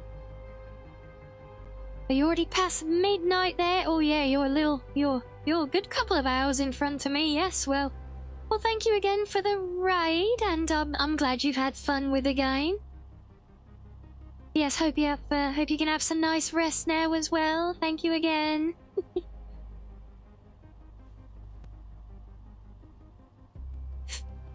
So yeah, just another little one on order of operation. Fence first, then stairs, and now we have a wave. Damn it, there was one more that I wanted to include there as well. Yeah, there's another thing about the floors and stairs that I'll pick up on after the wave passes us by. Oh right, I forgot I put you. Okay, when I said take all blocks, I meant all of you, not all but the last bloody 4.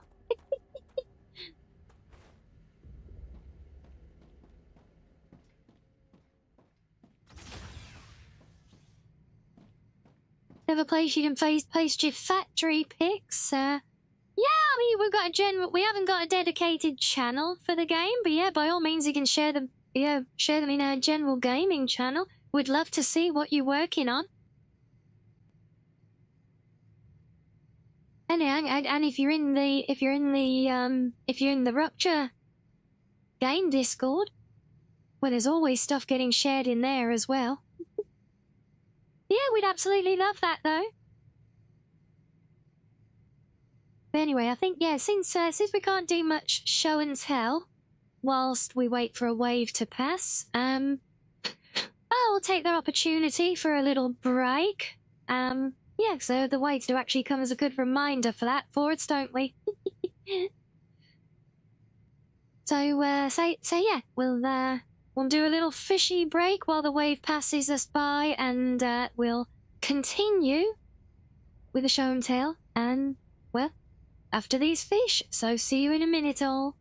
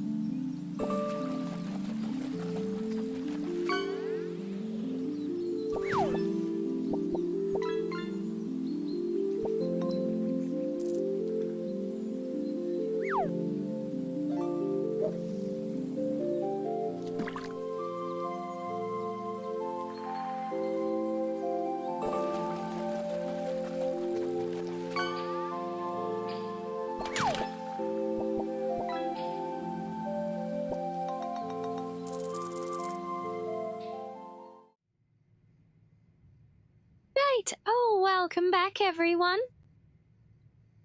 Let's get back up there. And we are once again post-wave. Yay.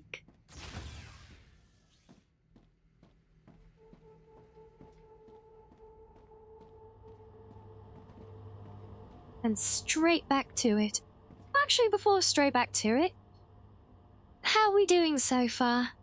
How we feeling with this chat? Because remember, you know, this is new territory for me doing this kind of tips and tricks kind of thing, so I'm kind of just fumbling in the dark, to be honest, with, you know,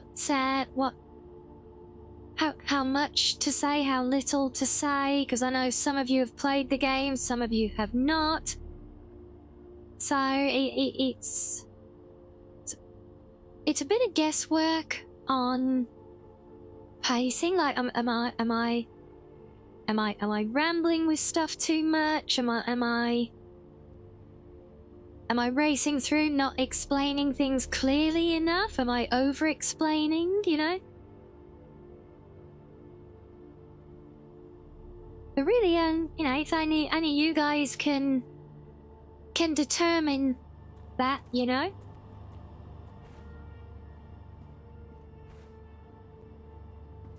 You feel it's a good pacing and everything. Is it? Well, you know, as long as it's working for you guys and being fun and informative, that's what we're aiming for, right?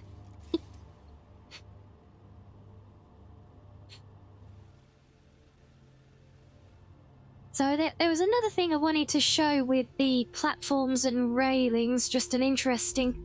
I can't remember how I came across this, but... I'm sure I've had circumstances where I've wanted to have a barrier, like, through an area. And obviously now it won't let me put a barrier. Like, if I want to put a barrier here between these tiles, it won't let me place them.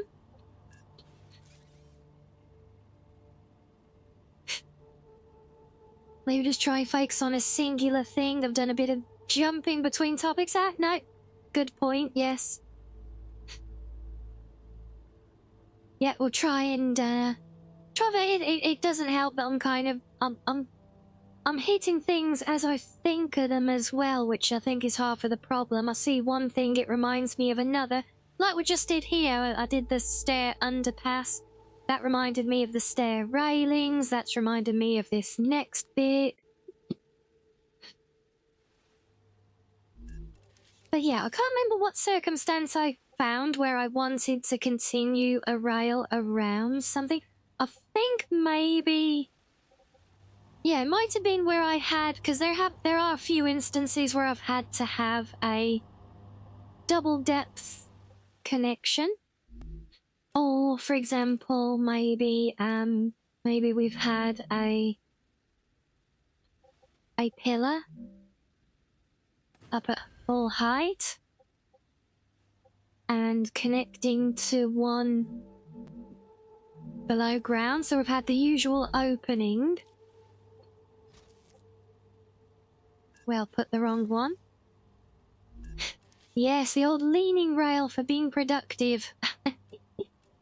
I've had it as my, yeah, because, yeah, circumstance where we've got a double width railing.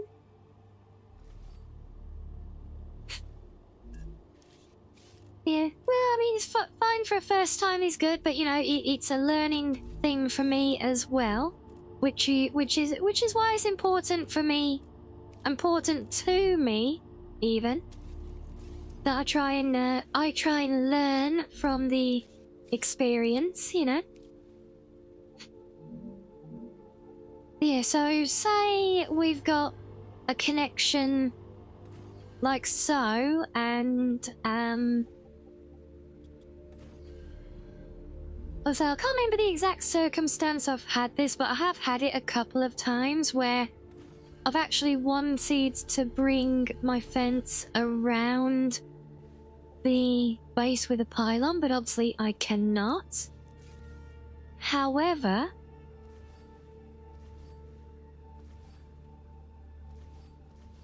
if I build my fence on this platform first,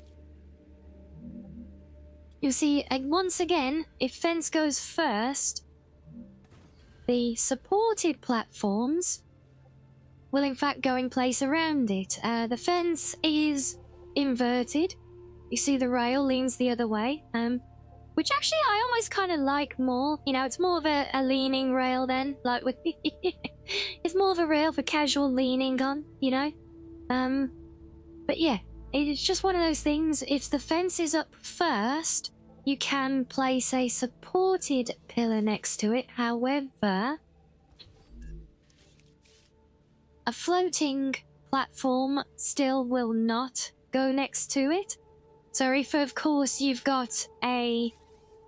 if this is above an underground... a subsurface cable, then we're stuffed, because we can't put the platform above it then. But if it's a supported pillar, we can in fact do fence first and then pillar next to it. So kind of like with the stairs, it's the sequence of operation does in fact make a difference. Hello, madam.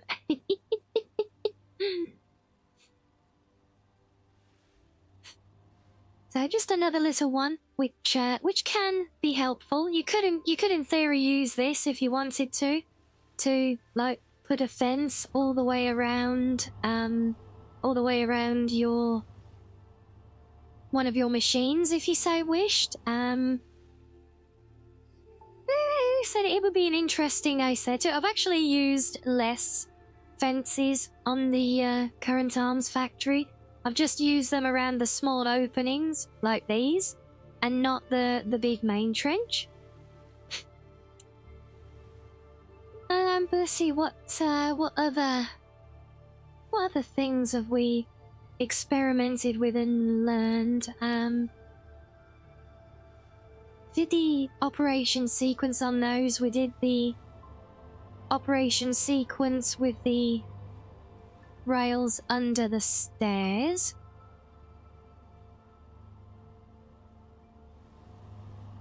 What else? We did the underpass.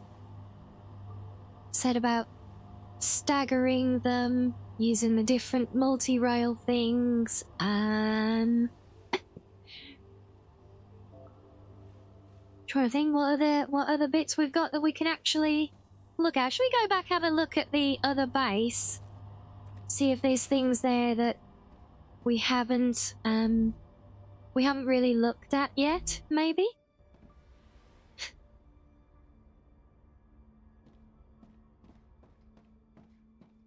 Boy, you could tell straight away from the camera jitters that there's a lot more going on here.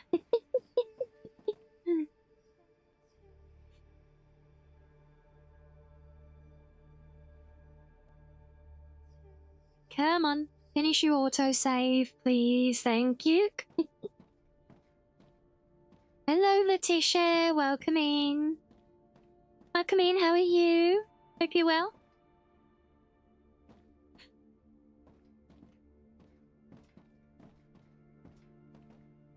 So one of the things that I'm just kind of really talking through what we've got here and how this has evolved here.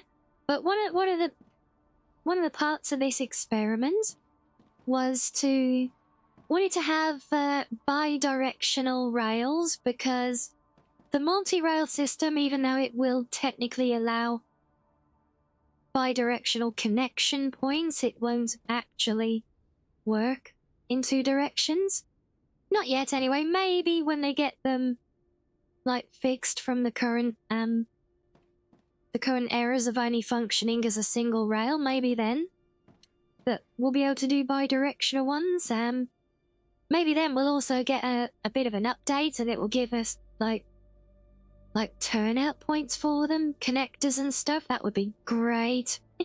Because trust me, trying to plan to do connections on these things, on these multi-rail lines, is it's a bit of a pain, because you can only obviously connect in so many certain ways, i.e. the outermost one at any point. Yeah, so part of one of the reasons I did this was to get bi-directional movement. And we've done that here by obviously having single tiles either side going in one direction, and then we using the wider footprint. Oh, yes, it must be down here somewhere. Yeah, then we have the wider footprint one to run a central route, and I believe that will actually work as a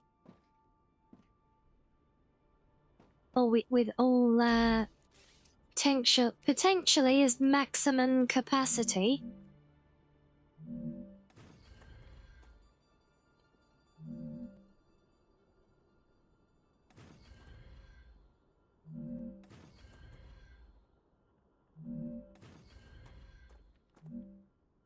I'm actually experimenting myself now, because I haven't tried this yet.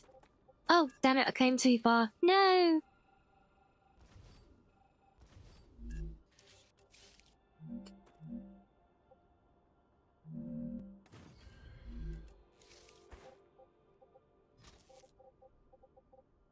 Oh, no, so it actually won't do a 5 through the middle, so we could do a 3 through the middle, but not a 5. The most we could do is 5 either side, 3 through the middle, or 3 on the sides, 5 in the middle. Still, you know, it's good potential, right?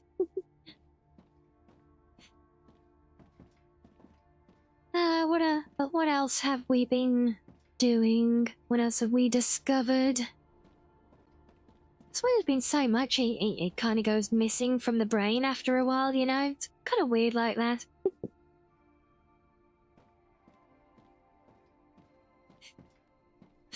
One thing I did find, just more as a point of interest, is that the platform ladders that would snap to the buildings, they, when you place them, they have this, grating on the top, but more often than not, it will disappear. Just a visual bug thing. Point of interest.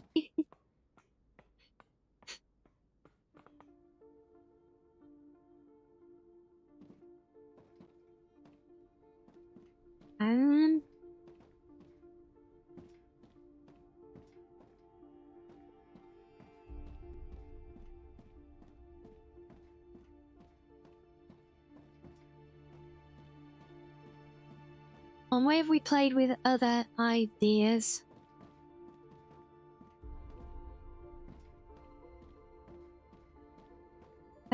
This is one of the bits I was saying about with the planning, because wherever we have the pillars above, they can't go above, and yeah, we can show we can look at that a little bit.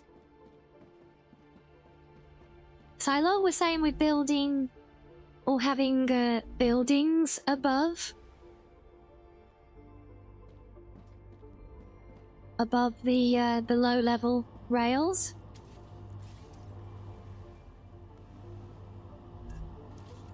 You know, we can't build above those at all, and the same goes with pylons, because the pylons, or at least the bigger ones, have a support column, so they will not build over them either. I think even the single ones do. I do want to test, because having platforms already in place does allow you to swap them for a pylon. But yeah, you can see, because the pylon still has a footprint, so again, this is really just reinforcing what we were saying earlier about the planning, because even though there's like multiple layers of tiles there underneath, it will still place through those. If we, you know, if we're doing it an added bit later on and we want to build something above the surface, but it won't do that if it's above a rail. So if we needed to place a pylon there now, what we'd have to do is probably either move the rail over, or if we couldn't because we're next to a building, and change it to the wide footprint, and then route it in, and then send it between the pillars like we looked at before. That's another thing for you.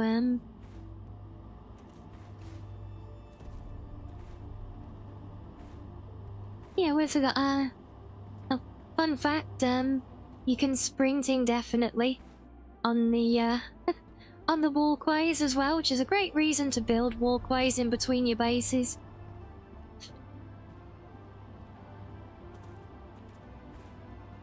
Yeah, it doesn't use stamina at all. We go back to this one. We probably trigger a base attack if we wander close. But yeah, obviously normally sprinting, you know, uses energy. But once we're on walkways, no energy consumed, so infinite sprinting, which is very shiny. So yeah, that in itself can be good reason, you know, when you get spread out on a build like this. And I does actually, yeah, we need to figure out what we're gonna do with this build going forwards now, because there's still the later tier items to get up and running.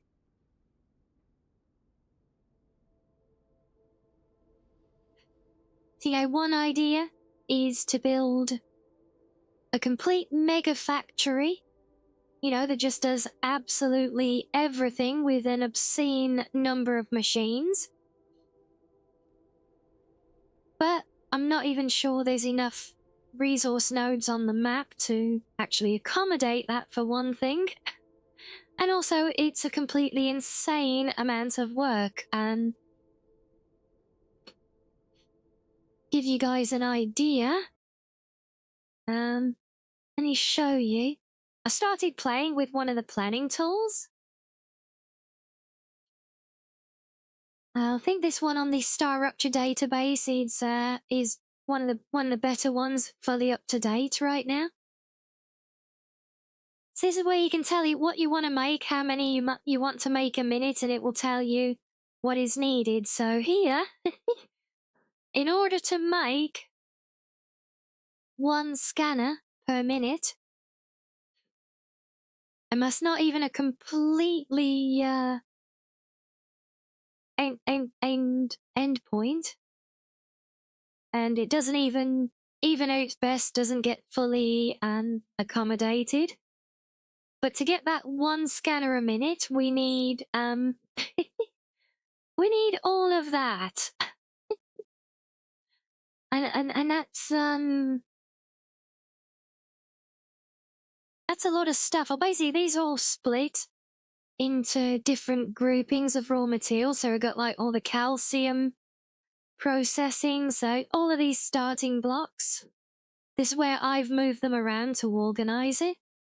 So this is all raw ore going into make calcium blocks, and then either like one submaterial or the other.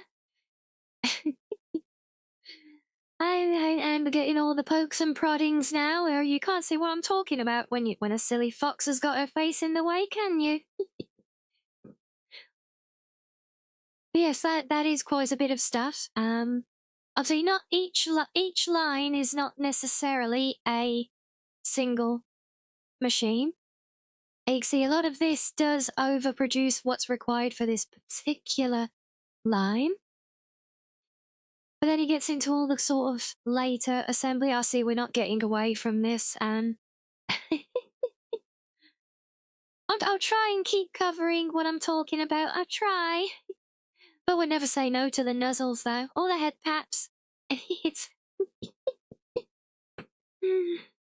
Oh, I'm glad we're having fun, guys. But yeah, but that just gives you an idea that that's everything that's required to get 1 a minute of that singular later item. Is this the game we're playing now, is it, guys? I see.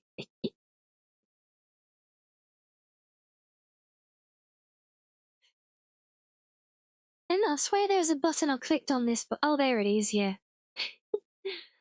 So, I mean, to give you an idea of what that actually translates to, if I come down here,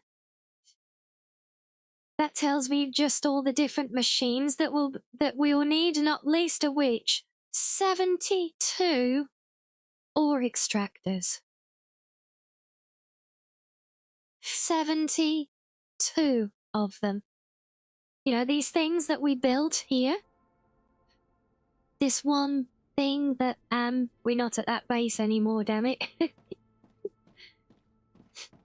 Yeah, the one that I placed on the ground there that dug up the raw material that we then had loop on that little loop for demos. I got some over in the over the other side of the pond here, look, up there. There he is, that thing up on the ridge. So 72 of those alone. And then what was it? 72 smelters, obviously going 1-to-1 with them. Although that initially seems off because typically 1 extractor will furnish 2 smelters. Yeah, 65 furnaces, 59 fabricators. It's insane. It's insane amounts of buildings to get 1 scanner.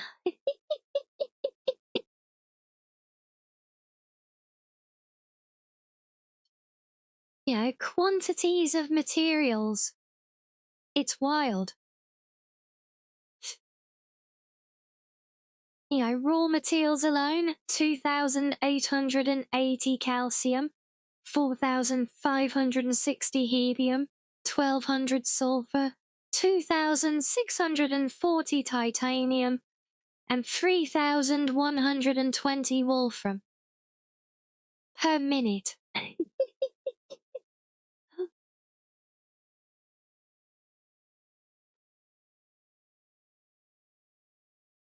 And again, that's not to produce everything.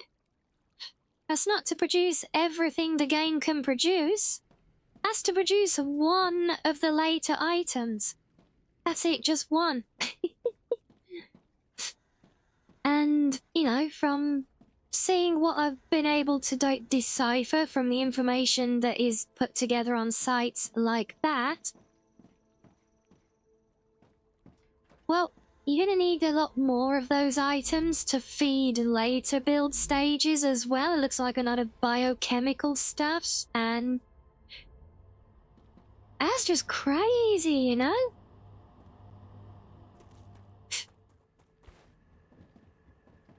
Yeah, I know we're now saying about the efficiencies and everything. I know this game is not built for it the way Satisfactory is. But I've tried to kind of decipher as best as I can. So basically what we get is the information on this screen. So we have what's being used. So this is obviously just infinite raw material, what's being produced. And you have the quantity and how long it takes. So I'm taking, take from that. This ore extractor will produce four units of ore every 2 seconds.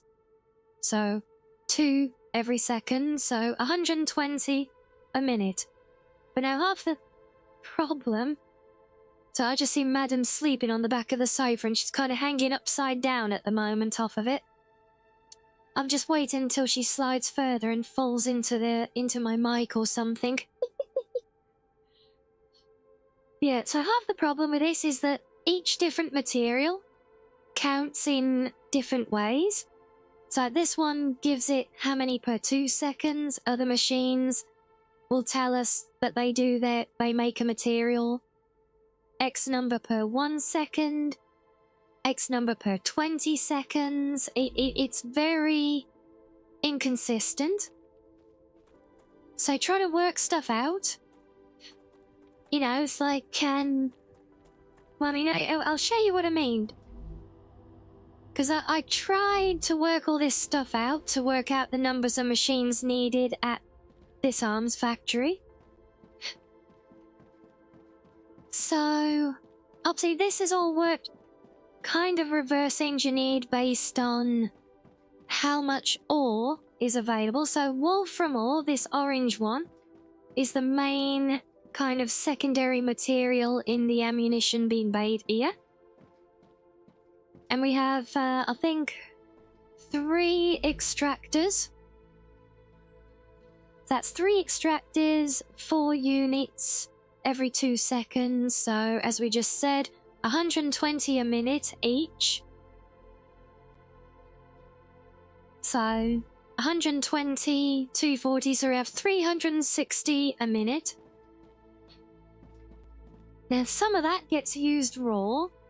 Some of that gets split, but then, you know, where it gets split, so we've gone from having 4 units every 2 seconds. Then we have this one, which produces 10 units every 2 seconds, but consumes 1 of each every 2 seconds. And that is a difference I missed at first. I'd look at that, but not the quantities actually being used, and they vary.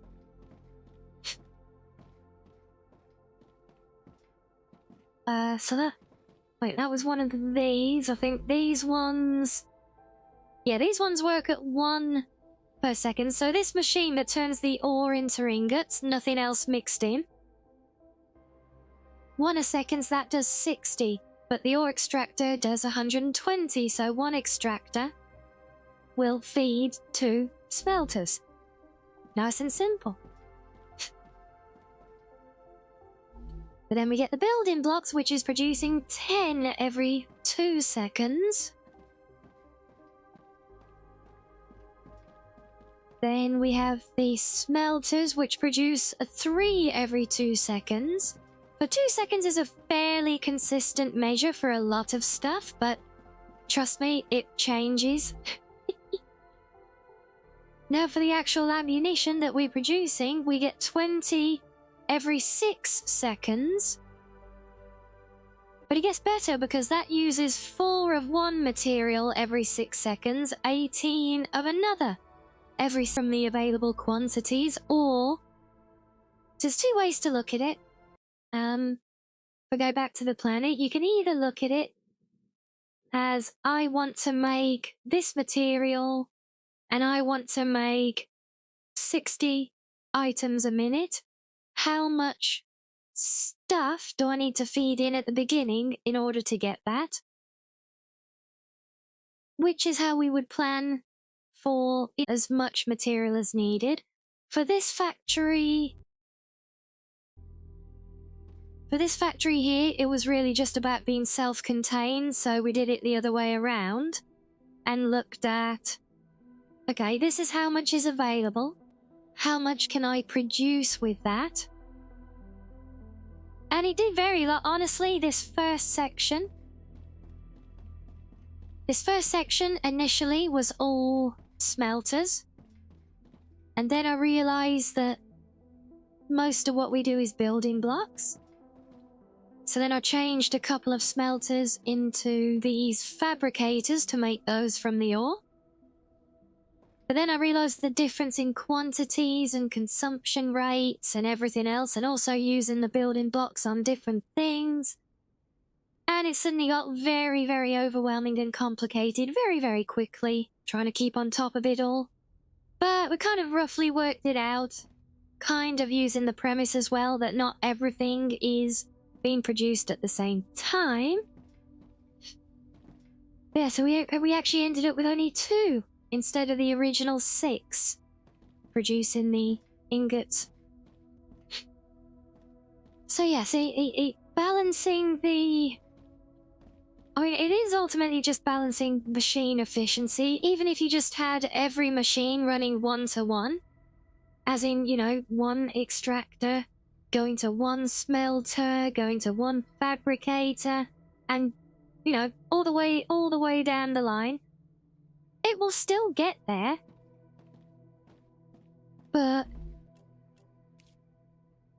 it's never going to be anywhere near 100%, and, you know, low-level items, they run so fast. It doesn't really make a lot of difference anyway, so you don't care, but when you're at these later points for, you know, some of the stuff that I'm slowly yeeting into orbit for the current unlocks, which... Have I got money through in here now? Yeah, so this one's been stuck on 8% all day. This one's been slowly ticking over for about 2 or 3 days now. It takes it so long because you're using multiple tiers of high-level items. And that is the problem my current mega factory has. It was... Well, I think it was worked out, honestly, under a bit of a false pretense, to be fair. Let's go have a wander over there. I bet this will probably trigger a base attack as soon as I get near.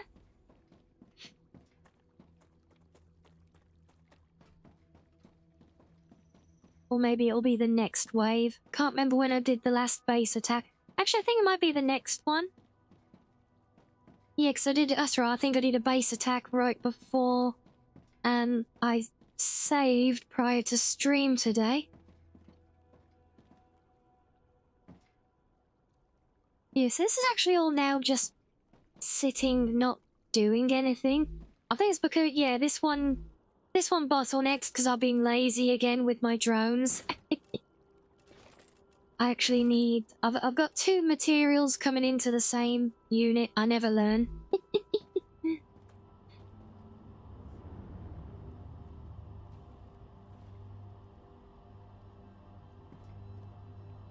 Yeah, the tail end of this base is getting kind of quick and dirty now. But you know, these are all high-level items that take multiple production stages to reach, so the degree of complication with working stuff out gets kind of crazy, which is why things like that tool I just showed.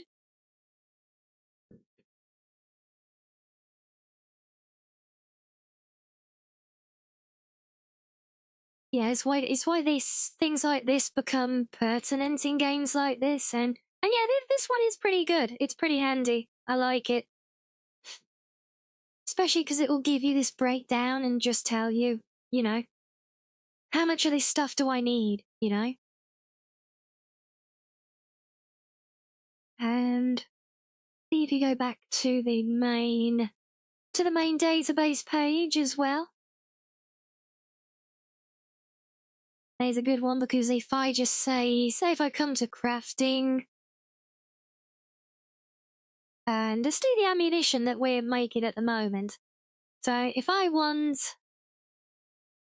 say I want 1,000 standard ammunition per minute. Oh, bad example, because ammunition it doesn't actually have accounted for production. Let's pick something else. Let's pick another lower level item. Tier 4 chemicals.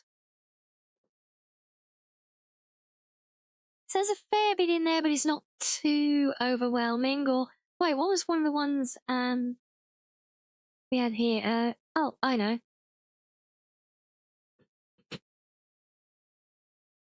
Because we're using wolfram powder. So I can just put that in there. I can tell it how many I want a minute. Say I want 120 of those per minute. And it will tell me what resources are needed. And oh wait, no, that just opens up the planner. If I open planner from that, it will show me what is needed. And it will just show, you know, there's my material being extracted, there's my smelter. I don't know why it puts the rails in there, honestly. And it will tell me to get what I need. It will need 2 of those, which will actually produce more, because they produce 90 a minute each. And it also flags up that my extractor is overproducing, because that does more than is required. So it's a very useful tool to be able to work any of this stuff out. So definitely a handy one for when it comes to trying to do bigger and better stuff, which is exactly where I'm at the moment. So it's like now I know everything I've got to work with on the map. You know, there's a couple of different ways, you know, because assuming that, you know, we essentially, I'm thinking that I'll ultimately demolish the bases I have now. We're going to get rid of those, and if we start a brand new super cool factory like the arms one, but for everything else. So there's a couple of different ways that we could go about it. So one, we can look at, if you think back to that first big overwhelming flowchart, I've got everything kind of broken down into groupings based on the raw material. So one idea is to do a number of mega facilities, each one focused on a different one of those production lines. So if I go back to this, can I open you somehow? Hello? Load? Yes, load.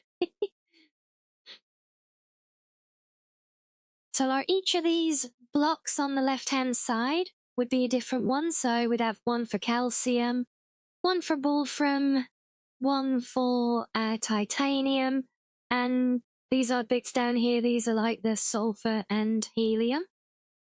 So we'd have one kind of big mega facility for each one. And then, you know, some of the later assembly stuff things starting to get shipped around. So one idea is to have everything split up like that and kind of shuttle parts from one to the other as needed for the later assembly stuff. And then a much later assembly area, which would probably be independent again, where they would all ship their final parts to, as kind of a mass main assembly factory that will do all the higher level stuff. Another thought, a different plan, idea, is to essentially go for maximum strip mining. And simply, with that one, it would be set up a remote mining operation at every location on the map that has a resource. So everything that can have an ore extractor gets one. So we'll have our umbrella bases literally all over the damn map. They'll be everywhere. And we have every single ore node being mined and immediately shipped to a central facility, which will just be like, and basically just have like a central distribution hub for all materials to come into and then ship out to other remote facilities. And we honestly that might still be a way to do it. But I know, because half the problem is, I don't know, these yeah, utilize maximum resources available. I know people have tried in Satisfactory. They've done it. Obviously, it gets complicated even more so in that because you can do, like, alien tech upgrades to your machines that make them magically poop out twice as much finished product and stuff. So, yeah, there's all sorts of complications. But yeah, it's certainly a way to do it. But it puts total reliance on these dispatch and receiver units, which is all well and good, except these do not tie into any of the production capacity that we have available.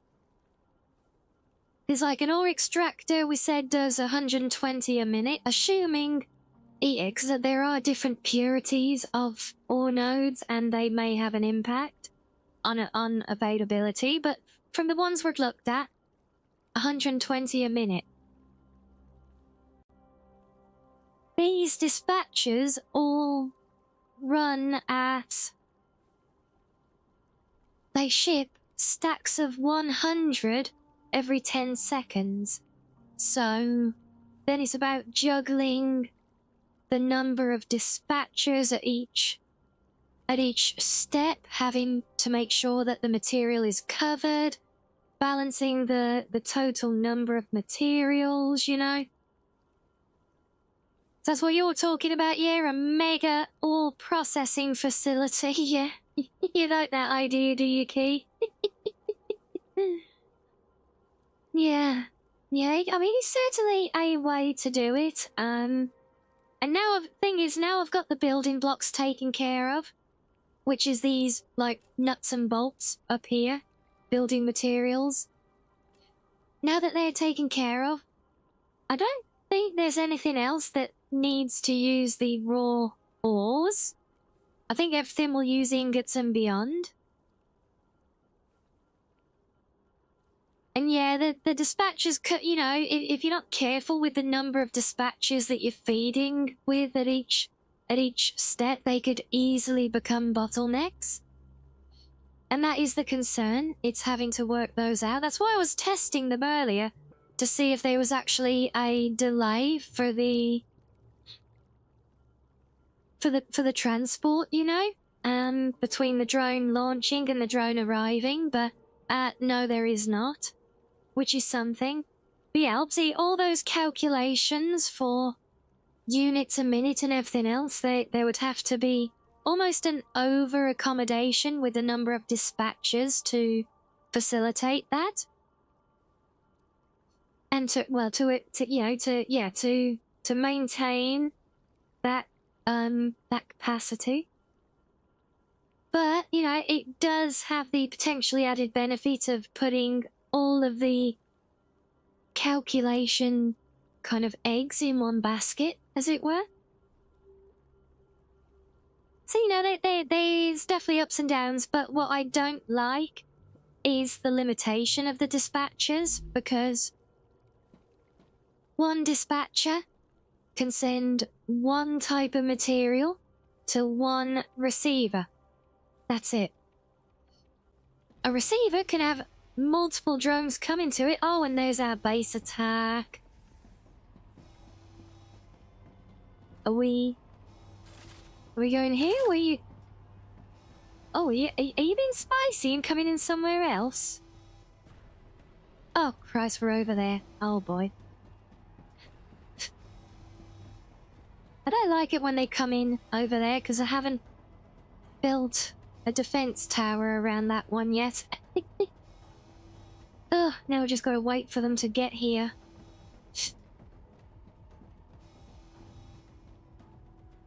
Well, bugger. Yes, time to defend your factory. I mean, the good thing is, coming in this way though, they'll tend to get so distracted just ruining all the other machines that they tend not to get near the base core. At least not in numbers that the turrets can't handle, you know? So if they want to go and infect a few random machines and shut them down, you know, great, good for them. You're gonna come with me now? Come on, let's play chase the human. Chase the human. How have you got here already, you cheeky little bugger? Come on, come play with the turrets. No, not the tower.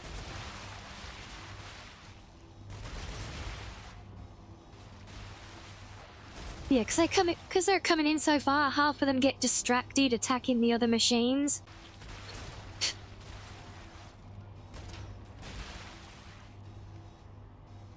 So it just lets them filter through a lot easier. Although, why is the core still going down? There's nothing in range of it attacking it. Oh, I see you, you cheeky little...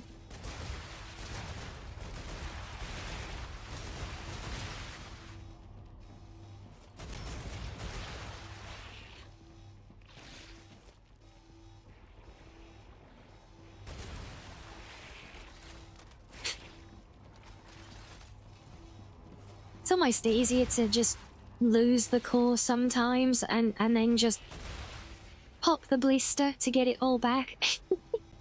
I've actually done that before.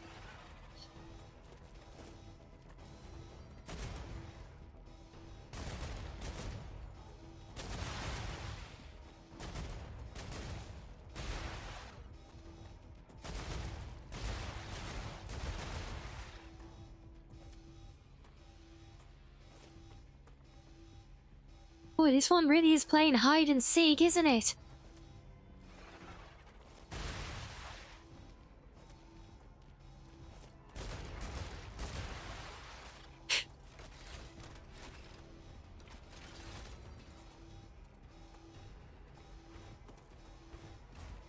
Oh, welcome back, Purple. Yeah, it's going. We've been mostly doing some show and tells. We were just looking at some more here.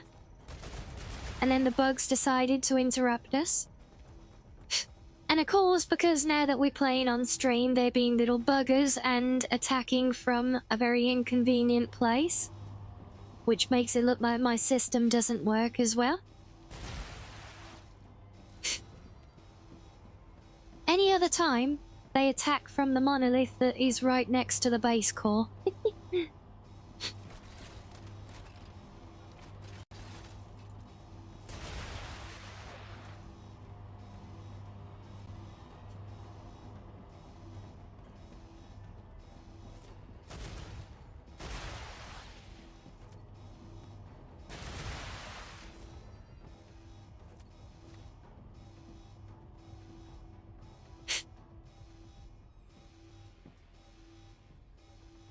Oh, here come the brain bugs.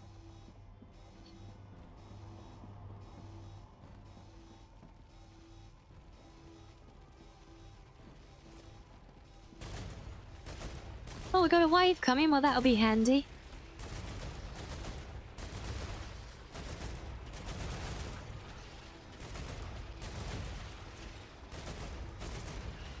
I do like it when they swarm the base right before a wave. Oh, that's very considerate, really. So we can just let them have this base for a few minutes then. There we go, they can take that. Might be able to run through and...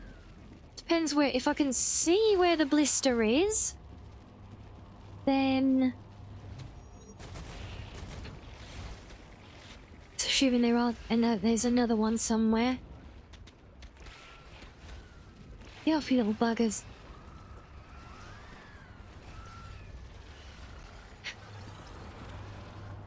So yeah, I can't see where the other blister is. So we'll leave them to play. We'll go and hide because they're about to get wiped out by a wave anyway. And then we'll come back and pop the blister.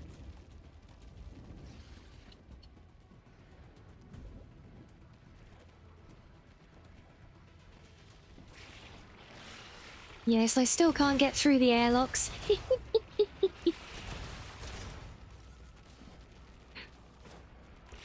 No, beat that. Just for the fun of it.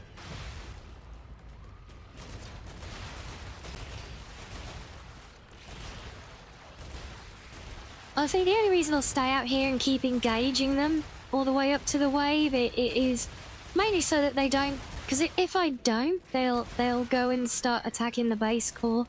And then I've got to go and pop another blister on that one.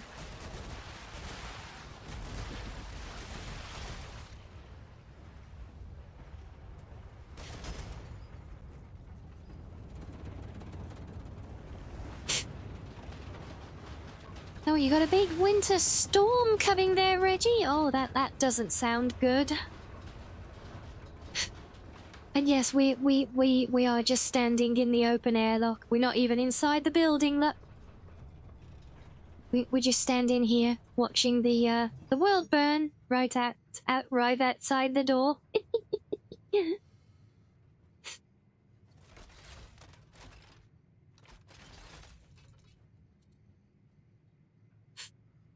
So I'll just give that a minute to settle, and then... But yeah, so I was saying, you know, we got a couple of different approaches to consider with, you know, trying to build an endgame factory, as it were. Because, I mean, we've essentially, you know, we've unlocked everything that we really require for it. Yes, the last couple of unlocks on the one tree that I'm currently working on, you know, that they will help.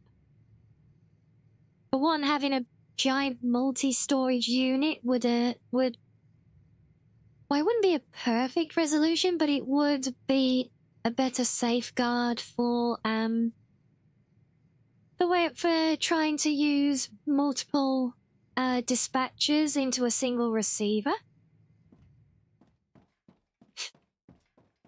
So they would be helpful.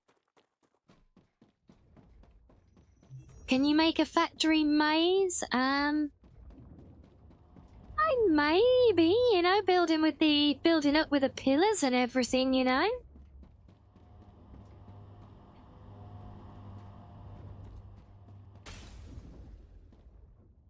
Like, where's the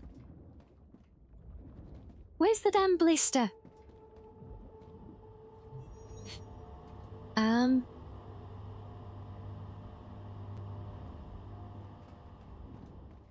troubled to see where these things are. Oh, I swear that was not there before.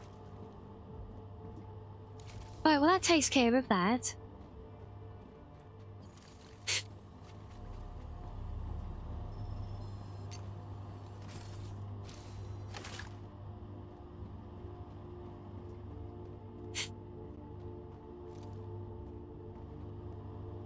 Oh yes, get it all nicely stocked up then, Reggie. Weather the storm, yes, good plan indeed.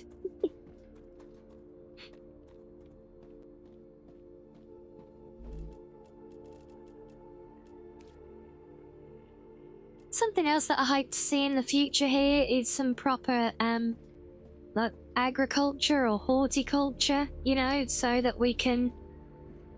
I think my previous suggestion was a percentage chance upon gathering plants and stuff that we can gather seeds for them, and they'd actually have an expansion to the base building to do like planting beds so that we can grow and cultivate the materials that we need to keep cooking for food stuff, you know? Just as an aside, you know, something that I personally hope to see. Especially since some of the food items require the plants, the glowing mushroom cat things that come in the caves. And you know, they from what I can tell, they don't respawn. So once they're gone, which means you can never make that particular food item again. Yeah, so it does feel like it would be a necessary thing. Oh, and you've heard that's in high demand, have you? Oh. Well, I'm glad it's not just me. Probably not as high demand as, you know, fixing the multi-rails. Yeah, so I don't know if you missed it before, Peppy, but we did a little show and tell on my latest subsurface rail system. We've been doing some little building tips and tricks earlier. And I don't really think I've got much more to really cover on that at the moment. So we've just been then talking a little bit about trying to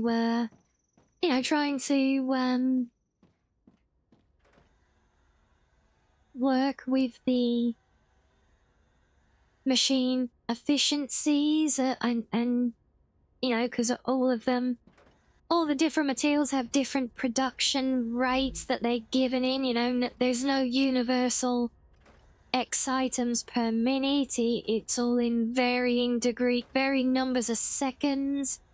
So trying to work with that using the online planning tools. So I don't know, so these are my teleporters. Yeah, these are the teleporters that I unlocked after doing the world engine.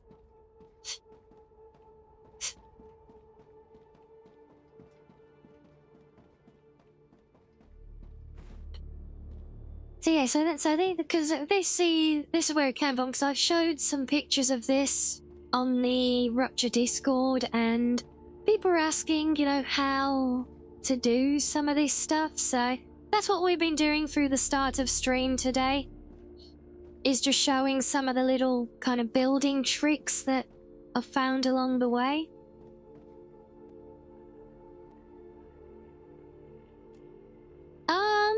Yeah, I think so. I can't really think of anything more. Oh, in fact, one thing I will just note, actually, is the difference between daisy training and pre-building pylons. So, if you're daisy training, when I say daisy training, I mean building just a rail from a start point, and, you know, you just go there and you can pick your rail, you can change the height, and you just go boop, boop, you know, building through a daisy chain, right? But the problem is, when you're doing these like ground level rails, I don't just necessarily mean at subsurface, I just mean when you want the rail flush to the platform it's on. Daisy trading won't work for that, because if I bring the next one of this chain and scroll the first one down, look, you'll see it does actually work. But then if I bring a second one down where it's already at the low level, it won't place it. But what you have to do is manually place the pylon, and then it actually will do it. It won't run it because I've built it at different level. But yeah, just another random, just another little tidbit. And the daisy training of the rails can make a difference. But yeah, you can take the pinned comment down. I don't think I've got anything else to really share at this point, unless we think of anything. But yeah, that was the I think we've covered the main grounds for that one, certainly.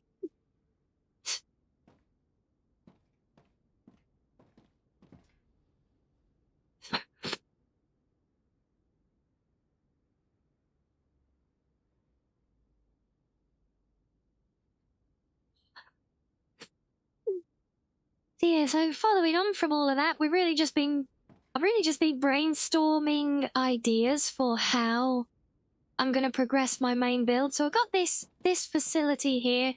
This whole place is kind of a self-contained facility for producing ammunition, just to distribute to defense towers around the different monoliths. It's just kind of completely independent. There's a couple of materials being flowed in by drones, but nothing that can't be rerouted depending what we do. So yeah, it kind of comes down to this thing of, wait, why is that one red still? That's not even the one that was attacked. Oh, pretty sure there's nothing wrong with it, and so yeah, it's a couple of different approaches to what we do for an end game build, because the current one, where we're just kind of bolting on new machines as things get unlocked, doesn't really work, you know? I mean, we can kind of, it works in the sense of we'll keep kind of trickling through things that are being done at the moment, but, we're talking about when it comes to eventual expansion. If everything is just barely drip feeding one thing made every so often because of the convoluted production chain that doesn't account for quantities at all, well, that's going to be a problem later on. And of course, the problem now is we don't know how many of these later game items we'll eventually need, so, it's never going to be a perfect system. Not unless every new extension to things is built completely independently. But that could also be very, very wasteful. Yeah, let me guess, is this filled up with valves again? God damn it. Oh, I think I'm gonna have to... this one's never gonna get done if I don't change it. I do this every time. I start off trying to take shortcuts. Let's just call this PT housings. And let's go reroute our other dispatcher, because I can't keep coming and emptying that. I do this every time. I try and be cheeky and send multiple items to the same receiver, because the system will let me, even though they're both coming from the same place and going to the same place. It just doesn't work. You know, unless the items feeding into said dispatcher come at the exact same pace, it just doesn't work. And it's really all just for the sake of building that other receiver.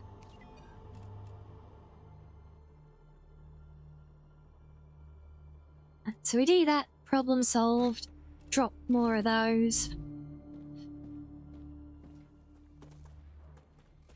So we'll keep that ticking over.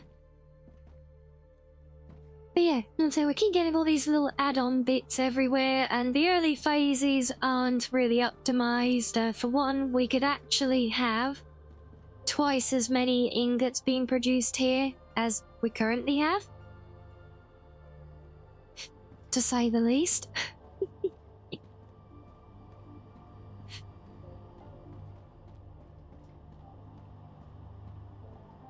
And there's another little show and tell for you with the multi-story building as well, look.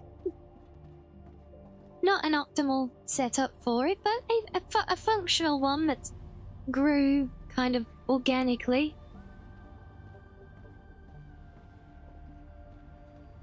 But yeah, this whole thing does kind of bottleneck though, because the production was planned up to a point, but didn't account for one.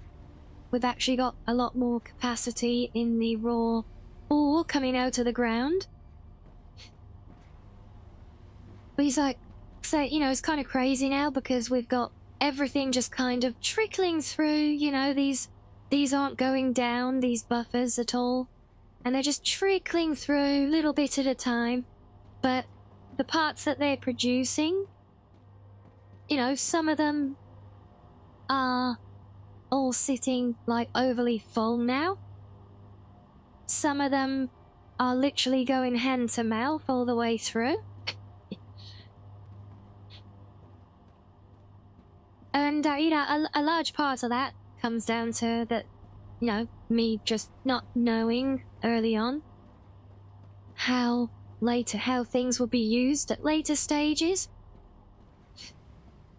It does look very Tron-like, the whole thing, doesn't it? Especially at night, or not that we have night, but, you know, like post-Rupture when everything's all dark and quiet, and then you just get all the lights on in here, it looks really cool. And hello, the Arctic. Hello, how are you?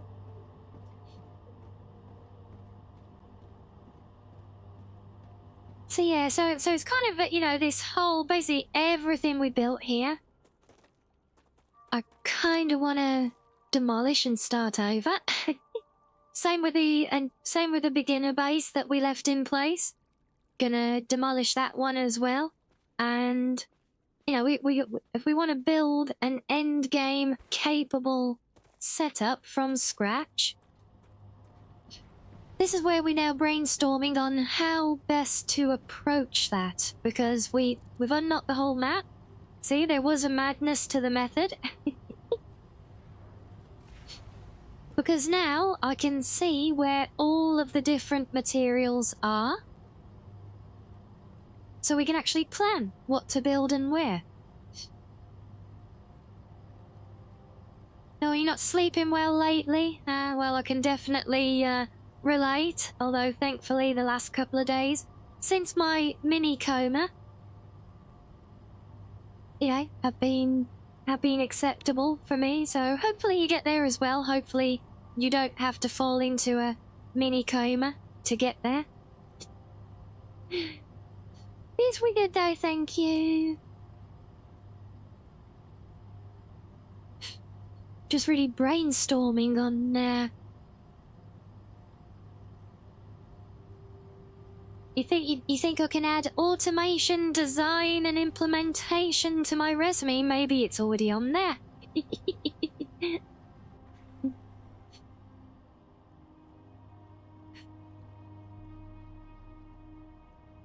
But well, I haven't quite figured this out yet, because I've said that there's there's a couple of different approaches. You know, there's one idea is to build a standalone facility focused on each, like, main component.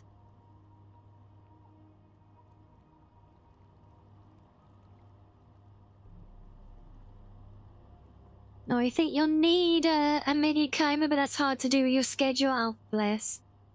Yeah, the midi comer is not good. It's not good at all. So I really hope he doesn't get to that point for you. But I said, I get it as well. And yeah, so, you know, there's a few different ideas that we can try and do. So yeah, first is just a dedicated facility to make each, like, endgame level item. You know, just putting in, almost working backwards from said item, like the one that I was just signaling with down here somewhere, wherever it's gone. Or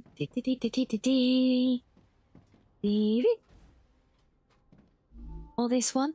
You know, just saying like, right, okay, this machine will produce one of these every 6 seconds.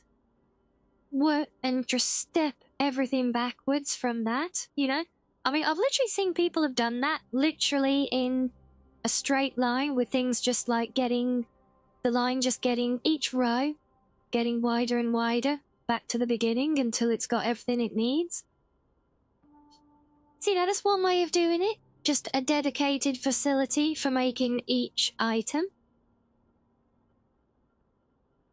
But I fear with that one could potentially lead to a lot of wastage, because a lot of the different stages will end up overproducing things, and I mean, it's not a bad thing in itself, but if you're overproducing lower level things, that just means you're ultimately going to be doing more of them overall. So then the other approach is centralize everything from the start, which is what we were talking about before, you know, just planting, going around, setting up extraction sites at every ore node in the map, and then shipping all of it to a central facility, and having everything kind of going in and out from there. But even then, it's like, well, okay, well, if we do that, you know, do we, you know, ship everything out to, you know, do we take like all of a particular ore, get it into one place, and then ship it to the next place to, you know, there's a lot of double handling of materials potentially. Or, you know, do you draw a line and say, well, okay, you know, we got, so if I go back to that big planner, just for that one material, you can see that there's, you know, a big chunk of all the different square, you know, each square is a machine making a part. You know, a big chunk of those are all isolated within each machine group. So they could all be isolated or processed individually. But yeah, and then it gets to a central thing there, and I'm saying it's really weighing up, because any of these plans will be a huge undertaking, and so it's really trying to, you know, figure out what feels like the best approach, you know. I think right now I'm leaning towards a few key facilities, because this is kind of what I started with my mega build in Satisfactory. So we do a few key facilities, and then each facility can kind of import extra raw material as needed then.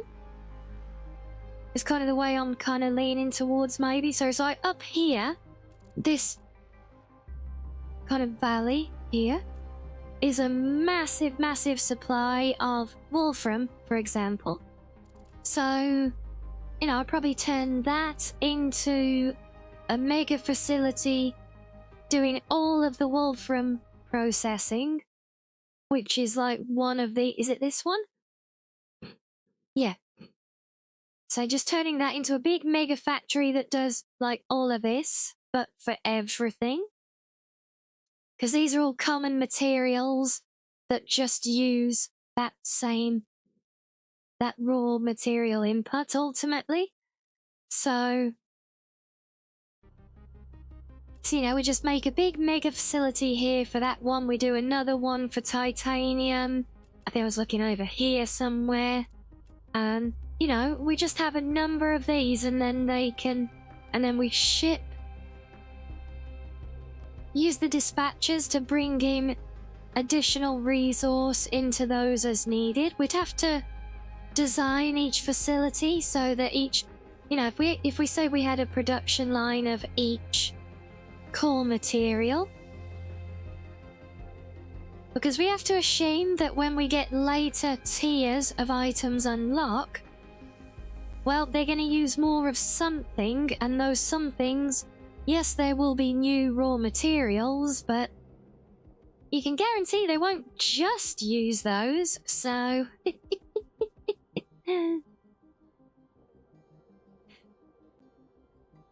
So, you know, it's, yeah, I think it's good. The best we can do to future-proof is to try and build in a way that we can easily expand an operation, I think. You gotta rest now, you got sick before you. I know, it's all good. Hope you feel better soon. Have a good rest, have good EPs.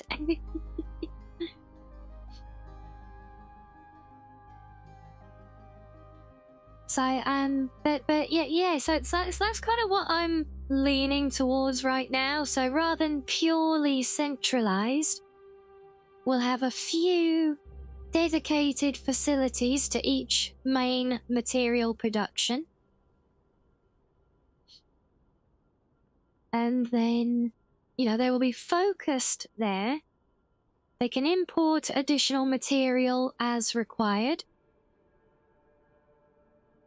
And then once things kind of evolve, yeah, because we get quickly past this stage, we get quite a few things to this stage, and these are an interesting one, because even though things get mixed up using different materials here, they still lean heavily towards the calcium. So calcium actually starts to evolve a little bit more and benefit from imported materials. So that's almost a sub-grouping of that one. But then once we get down here into all these other kind of mini groupings, this and this, again, this is just for one item. There is a lot more to it across the whole current spectrum.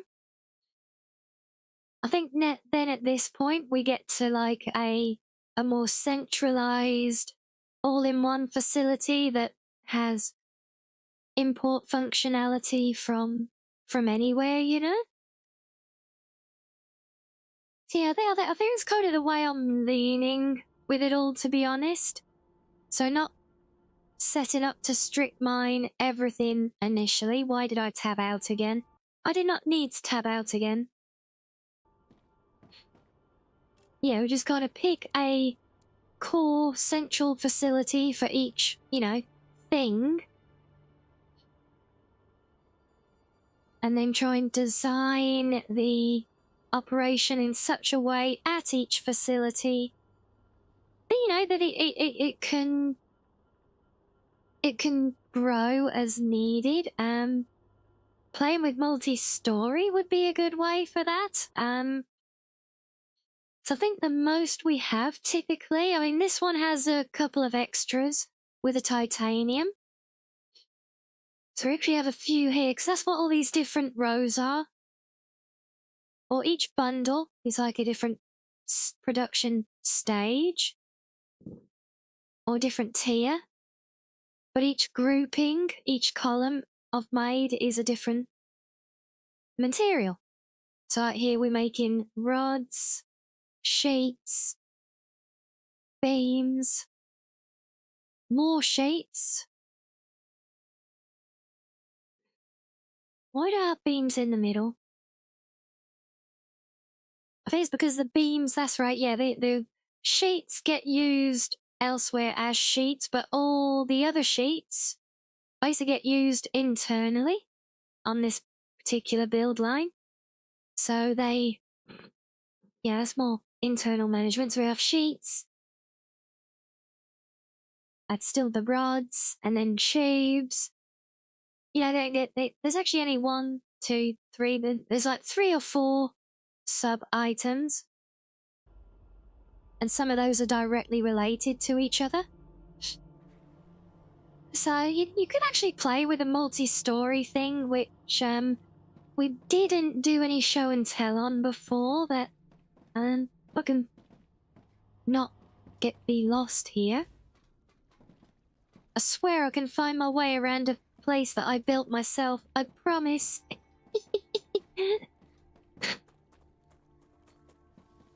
Yeah, if we go back to or just sneak back to the test area and do another little, a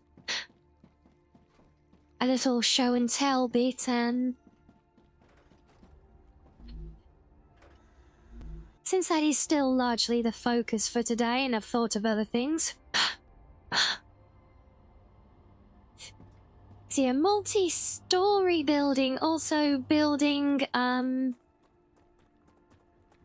like on slopes and ledges and things. I don't know how far away the bugs are spawning still. Hopefully they'll leave me alone here. Oh, spinny roots. Yay. Okay, yeah, we should be covered here. So, I found some interesting fiddly bits with the pillars. I'm going to try and find a suitable bit here to demonstrate this with. So you might have your pillars. You know, you got an edge of a platform out here, you know. Could be a raised walkway, could be the edge of a build area that you're expanded, and you come to go out to the bit further that you want to get a walkway, and it won't build it because they're floating, and it won't do them. And well, for one, you'll get a little bit further to a point, depending where the ground is and where actually on the ground you point the cursor at as well.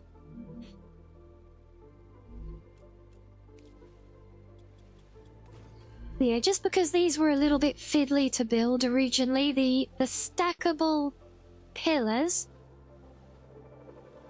Now this is just purely the best practice I've found for building the stackable pillars to kind of get a clean line. So I always try to get one pre-made support pillar in place, because that gives me that one with a visible gap here, because then I can line up my lower level support pillar, lock the height, but then once you've got the height locked, then you can come across to wherever else, build, and you can see as long as you're facing on it, it will almost always lock to build the next tier above it as well. So it becomes very easy then just to stack them all up like so. And the pillars themselves will stack, I believe 3 high is the maximum.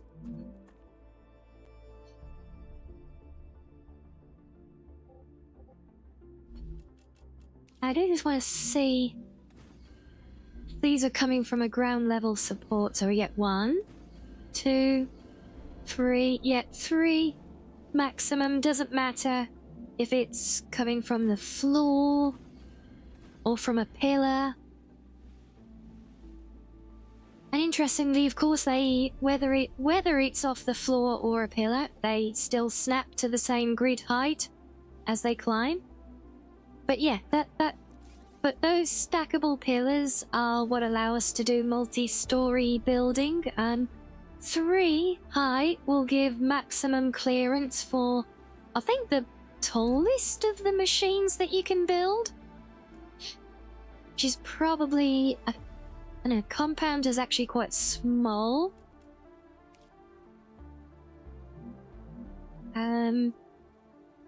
That will fit into... Wait, will they all fit into? I think they might all fit within 2 pillars.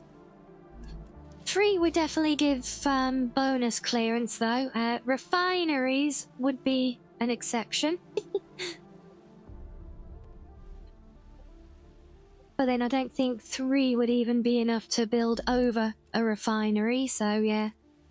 Yeah, try not to aim to build over the tops of your refineries. Yeah, should be anything else though. And again, because the floating platforms from a single point will grow, and a single pillar will support a fixed number in a direction. So you can come out 3 by 3 from a single pillar.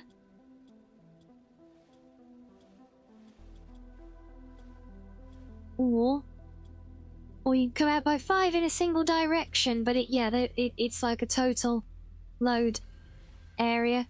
But I think you know, if you were doing a multi-story build,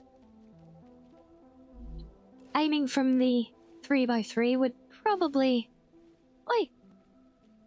You little spitty bastard, who said you could join my base? Go away. Sneaky little buggers.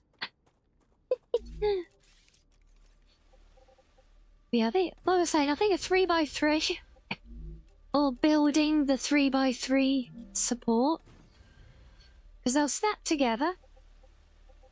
And if I just do more back here, just to complete the grid, and let you see, where are we? 1, 2, 3, and there. Yeah, are you?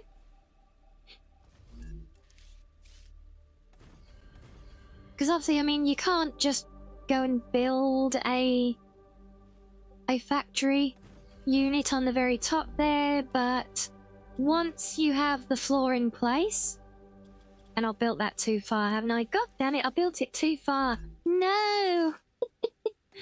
Shall we try that again? That's better.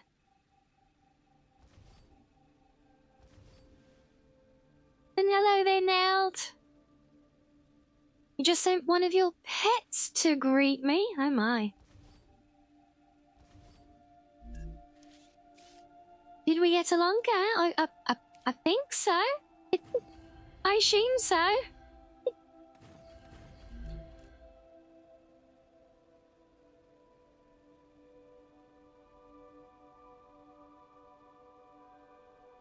I mean, apart from the fact that, you know, he broke into my base barrier and started spitting at me while I was trying to talk to chat. Yeah, but it you know, it did so in a very friendly manner. Yeah, see, so now, but see now with a free floating platform, got a platform, free floating platform, we can now easily swap in. So basically, once you've got the floating platform in place, you can then just slot in the machinery to suit, and it will just yeah, it will just stay there.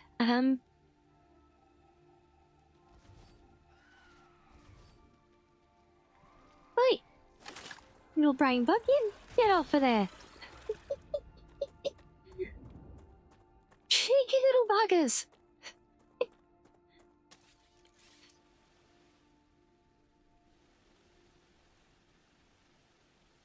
But yeah, so this is actually taking load bearing from those two. But interestingly, like, even though we had to have all 4 pillars to build that grid, it will actually consider that to be stable. If I delete either of those, look, it will take it. But yeah, I could technically... that is, apparently, in the world of game physics, which is always oh so wonderful. Whatever the game, physics is fantastic. But yes, this is a perfectly stable and supported structure right now. Yes. It can be done. It wouldn't be clever to be done, and obviously, you know, it's very unlikely that you would ever actually have something so obtuse as a single raised platform. More than likely, of course, you would be building a larger floor above. So yeah, so that is actually another consideration that we could play with. You know, where we were talking about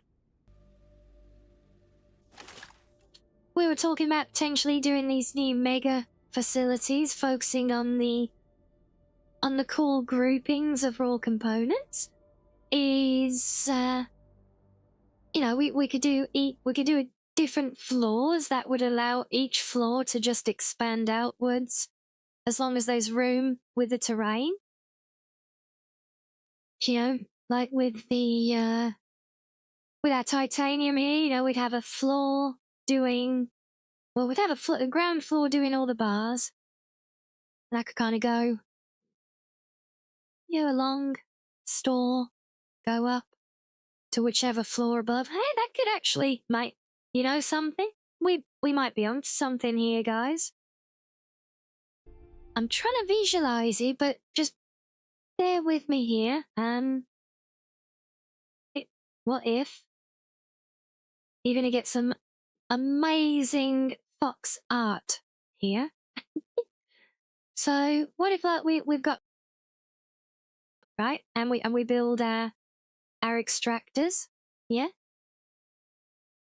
As our beautiful extractor, look. It's not a setting sun, I promise. Oh, bloody brain buds, go away! Why are you all raiding my test base now, you little gits? Where'd he go? I saw him. Is he gone and popped already? Right, let's pause you. So yeah, if you look at how huge the World Engine place is, the factory you build so far would still take 10 plus IRL years to make structures like that. Yeah, it's wild. But we don't have, you know, magic like hand scanner things that, you know, can basically like 3D projected 3D printing target gun things, you know. One day maybe. Yeah, say we're extracting and that runs into a whole bunch of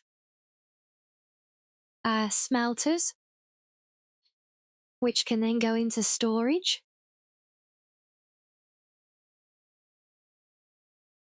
But yeah, we could go into ingots. So we want to, we'll store. We could store ingots at the end, but then we build a floor above or multiple floors above. Like, well, we can only go up to, was it 2? Oh yeah, I think 3 is the maximum. So we couldn't actually stack that many floors, could we? Get off. So if we had a ground floor, so we would need 2 pillars clearance. But if we build a new floor, that does not, as far as I know, reset the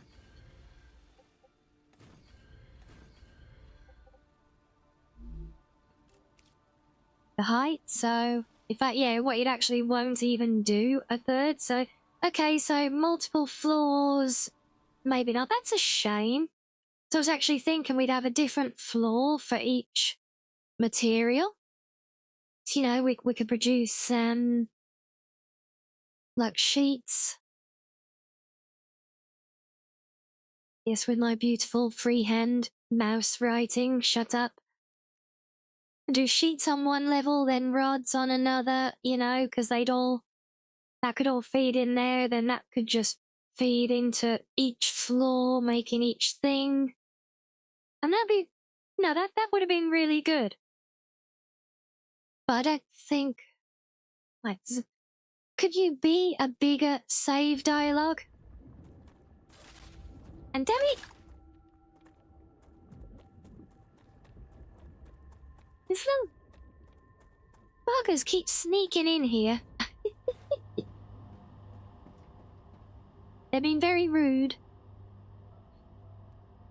Yes, so multiple floors would have been nice, but I mean, we can still take that principle of the grouping, but we'd have to spread it out at ground level still.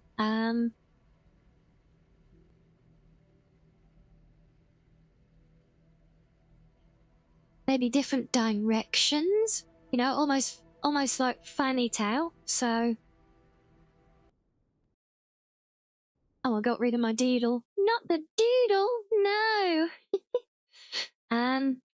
Yeah. So say if we're obviously getting you know, we're getting all from all over the place, but if we centralized ingots, just put them all in the middle of the thing, and then we had a line going out, you know, making whatever, making sheets, and then we come out this way doing rods, you know, we come down here doing beams, whatever. I mean, I guess they'd still ultimately, and would they? No, because there's sheets. If sheets are contained like that, and like that, and like that, yeah, that. So I just realised what that sketch was starting to look like then, and no, we're not doing that, no. You know, but that fanning everything out, because in each grouping we've only got really 1, 2, 3, well, there's technically more than 4 there, but I mean, one of those is literally a subpart of 2 others, so that wouldn't count anyway. We've got 1, 2, we've only got 3 there, 2 at that one. So yeah, titanium is the most, and it would work for that, so maybe that's an idea. Literally take all of the ingots from, like, wherever the extractors are. You know, out there, out here, up there, over there, wherever. You know, route them all in. And that could actually be a ground level. Then we could build a clean floor over the top of all of that. And then have the ingots like in the center. Like almost like a central spire, you know? And then on that floor built above the ground level with the ore, we have everything kind of fanning out into the individual production lines. Job at that. I mean, that would work subject to the space available, because you didn't need such.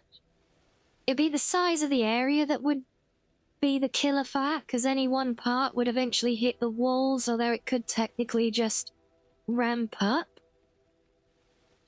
You know, if it hits like the edge of wherever it is, whatever, you know, we're not talking here specifically. This is just our little demo area showing different building things that we did earlier. This will probably all be demolished. Yeah,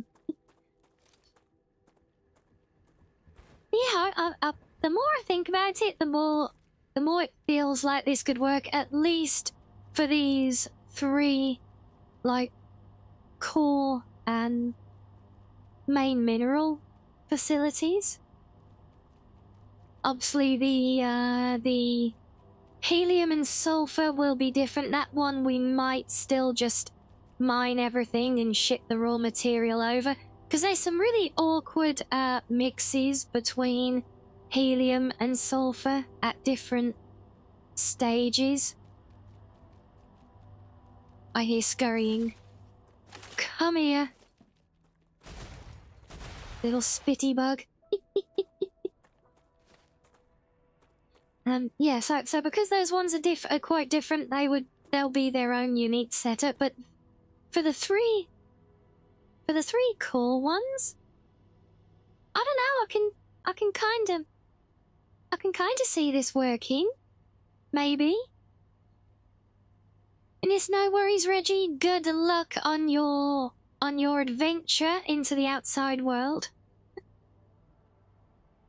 Yes, hopefully not too many others doing the same thing. Yes, good luck. Hopefully we'll catch you later.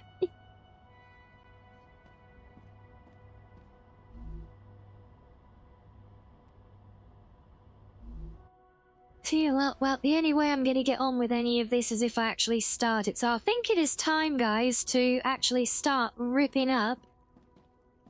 Gotta rip that band-aid and tear up some of the stuff we done, starting with our original base. But the reason I'm starting here is because there is another show and tell here, which is to do with demolishing a base. So if I were to demolish this base, obviously, now there is a method, a thing you can do. Will this show it? No. Give me a machine. So you can select a base, a base core to demolish. And when you do, it gives a warning. It will say everything in the area. So everything in this white square that obviously belongs to the base will be demolished instantly. You don't have to go around deleting it all. Great. However, say for example, like here, I've already got these ore extractors and these dispatchers feeding into the other facility. Okay?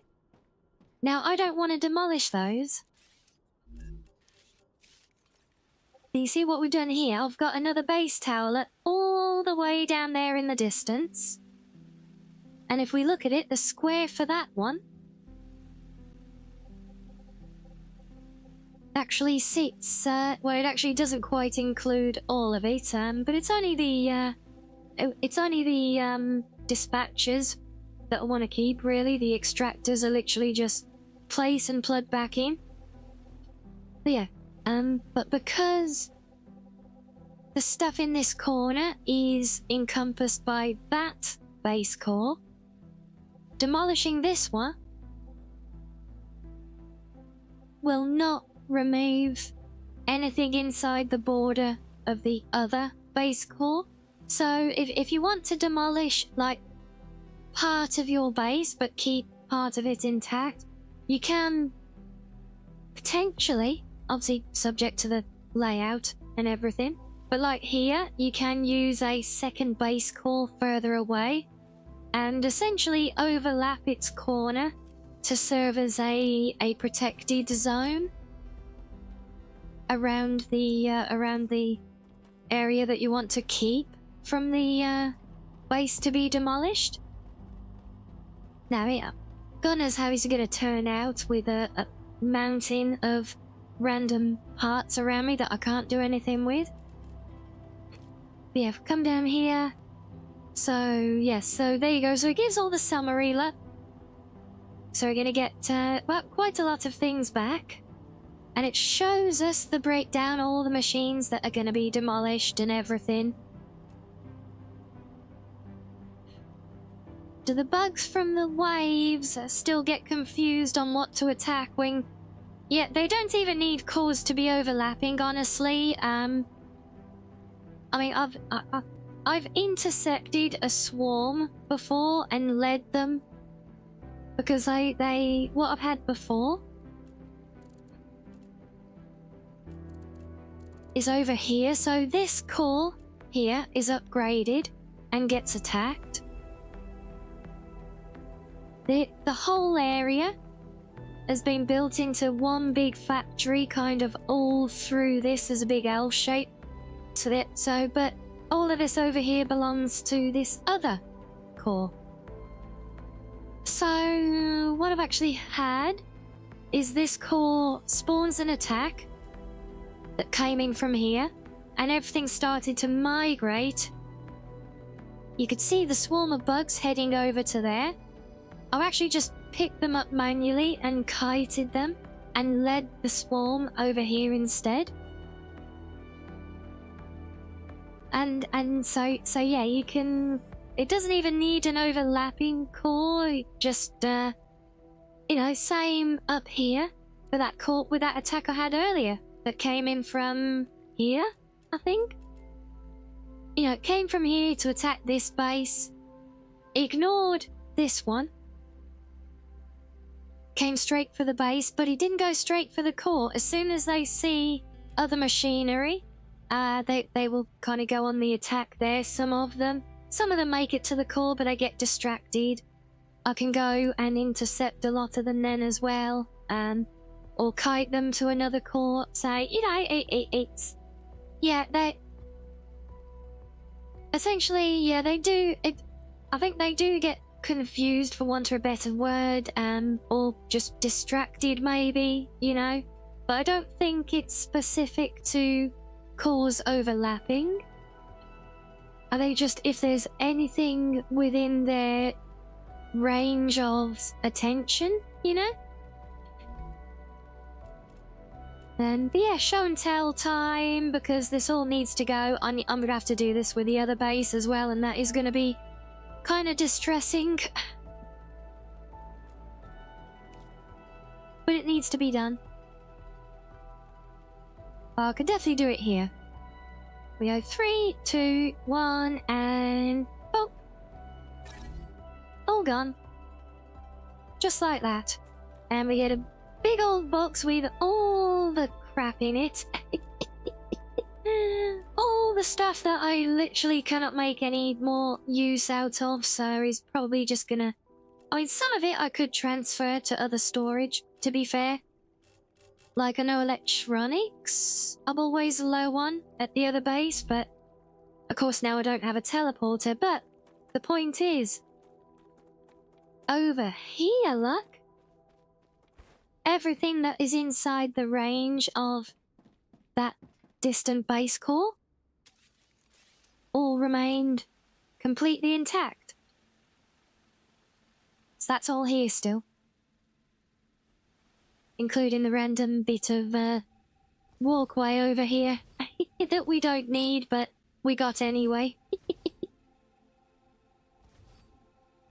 So let's just get rid of all of that.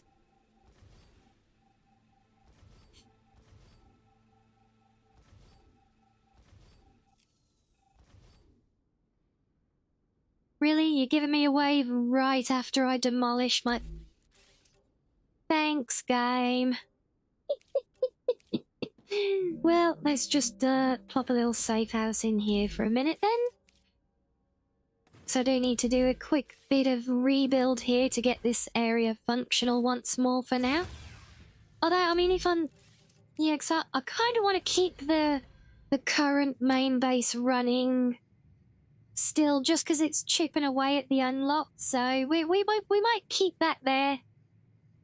Honestly, I might even just roll back and keep this one here. Just wanted to show you guys using the overlapping bases to protect a area of a base if you need to demolish one, but don't want to lose it all.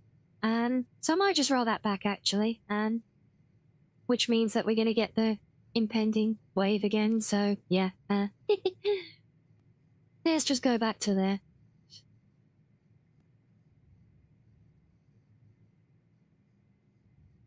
So I think I am going to get rid of it all, but I'm going to leave it all running for now, just to keep chipping away at the bits in the background. There we we'll be back to things in a minute though. I think we're due for a little stretchy break. We will have another wave to deal with in a moment, but I still need to stretch. So, a little bit of fishing, guys, and we'll be back to continue in a few, so see you shortly.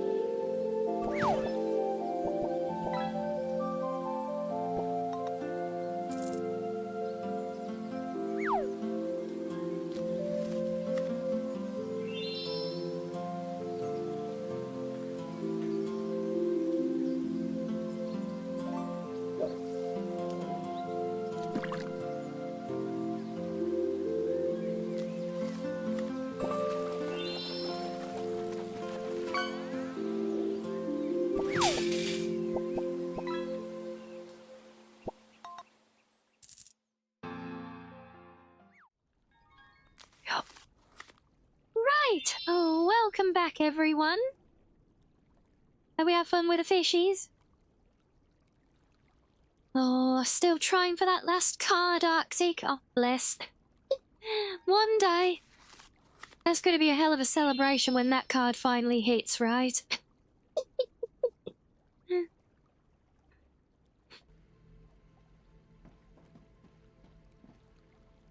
Okay, so...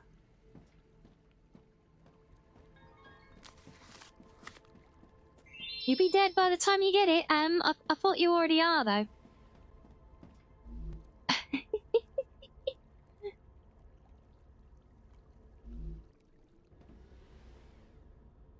Thank you, Peppy. Thank you as well, Arctic. Will you be even more dead, doubly dead? Oh my.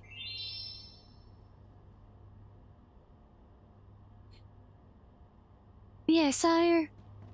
Something that... If we're gonna go ahead with this kind of idea of, like, a central, like, almost like a rotunda, I guess? Central spire drip feeding out in, you know, different directions to allow each sub-material to kind of grow indefinitely. He'd do anything in it for the old bless you. So that when it does hit, that's gonna be one hell of a party, right?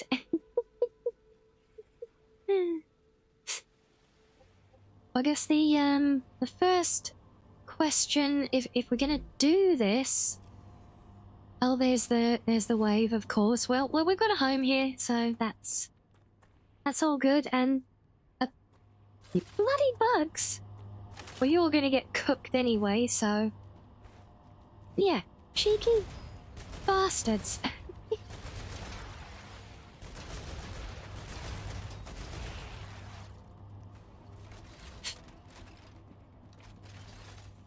Yeah, you're gonna get cooked anyway. When you get it, you'll sleep easily. Oh, bless. Yeah, wait, what was just while we wait for the wave? So what I was just kind of postulating. Oh, there's a word of the day for you all. That yes, what we were just postulating is if we have this theory of like a central spire where all the ingots are made underneath, and then it kind of comes up in the middle and then fans out for each of the sub-materials.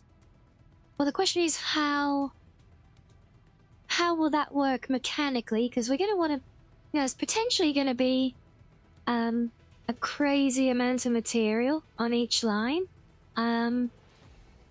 So then how, because we don't have connector pieces for the multi-rails, which we'll have to assume to accommodate. Ideally building it with multi-rails of 5, but then we need to... We would have to try and congregate everything into the middle. So I'm thinking like almost like a central roundabout thing that can then filter off. But the problem is we don't have... I mean, yes, the game will technically do it at the moment because it will just hop rails where needed. Oh, flashbang alert. Yeah, it'll just let drones hop rails, but obviously that is, you know, not, or what we perceive as not intended behaviour. Warning, the planet is being incinerated. Thank you, Gal, I didn't notice.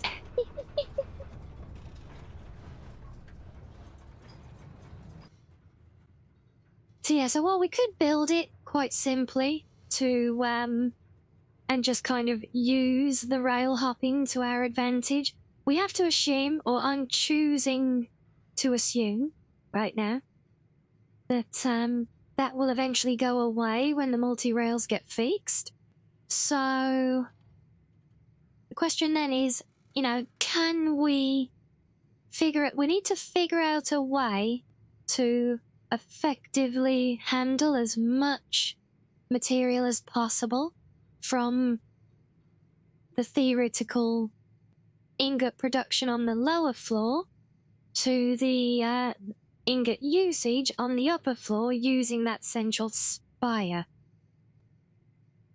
And yeah, obviously, you know, I mean, a single rail, and we have got the V3 rails which do 480, is it? Yeah, they will do 480 items per minute, but that's not much if we, you know, we're talking in the grand scheme of, you know, potentially all wolfram production or all titanium production for the whole map. So that won't cut it. I'm not even sure a single multi-rail of 5 will be enough, to be honest. I mean, maybe individual lines fed by equal numbers of ore production? Possibly. Yeah, so I want to do a little bit of test building. Just trying to figure out how we could lay it all out, you know. If we had, say we were coming out from the center line for argument's sake, that's not gonna be a big enough area. That's fine. We'll use the 5s. We come out potentially in all directions. I think the titanium's the only one that would use all directions.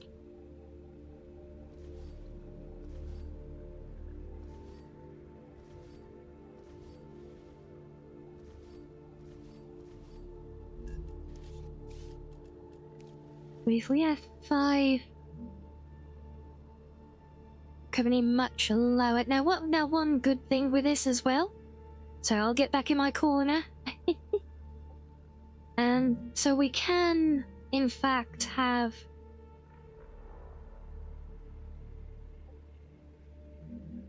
if I stick with my 2 rail system, my 2 tier system.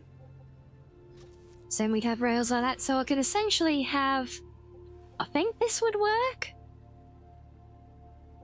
So this will be a raised floor, but this would actually be higher. Should we do this at the proper height? See if it will even work. That might be something, because by having everything on that first floor, we can essentially have an underfloor like rail trench almost in between the 2 main floors, if that makes sense.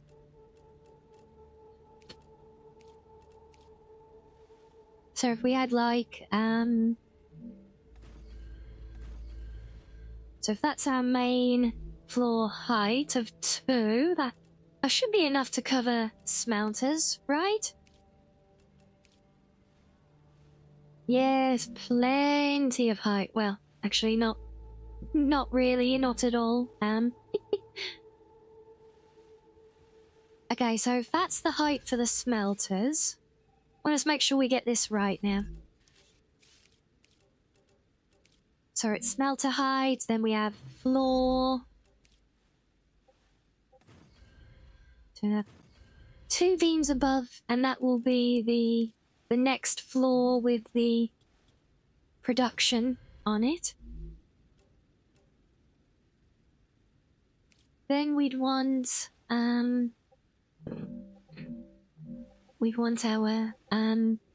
our feeding floor, a rail floor, whatever you want to call it, would be 2 below there. But of course, with a floor panel below, we can't roll them down, but we can in between floor panels.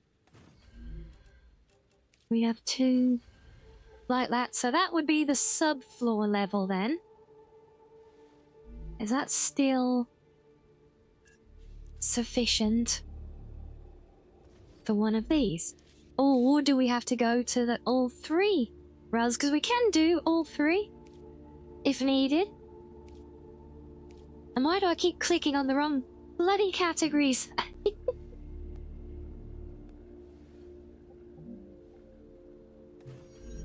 So I'll go there. That should allow these to come over the top. Okay, yes, so that will fit very neatly in that level, actually. So that works. I'm good, thank you, Dinner. How are you?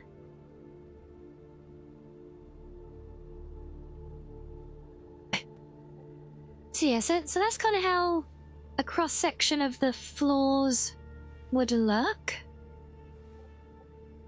in theory. So then we'd be coming up, you had a nap today? Nothing wrong with having a nap. I like a good nap, personally. So, okay, so first consideration is that wherever we have these, obviously we can't have machines directly below that, but that's fine. Because we're not working within constraints on the footprints at all.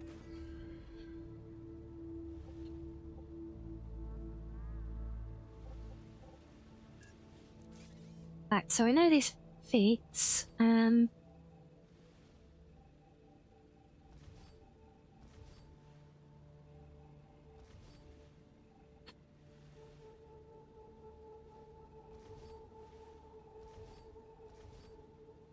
not sure why getting rid of this floaty panel also wipes out the post. Interesting.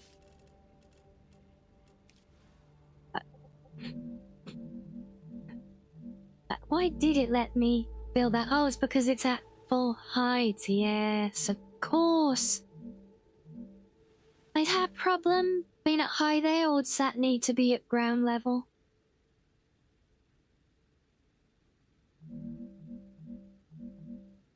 No, I think being at height there is fine, because that's going to be running along into the machinery then. I'm not even sure we'd need the mid-floor piece yet, to be honest.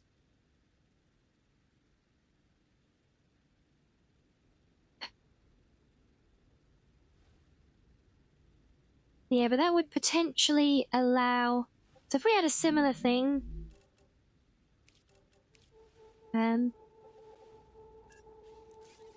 just get rid of all of them. Okay. Okay, how?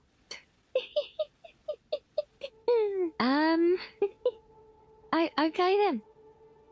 Well, there's another how-to in how to build floating platforms, apparently. Where it will literally let me wipe everything out. What? Well, okay then. There's another lesson for you all in how to build a completely floating platform. Apparently. Can I build off of it? No. No, of course not. Interesting, nonetheless. Not angry, just disappointed. Why? Why disappointed? No, no, no, no. We don't need disappointment.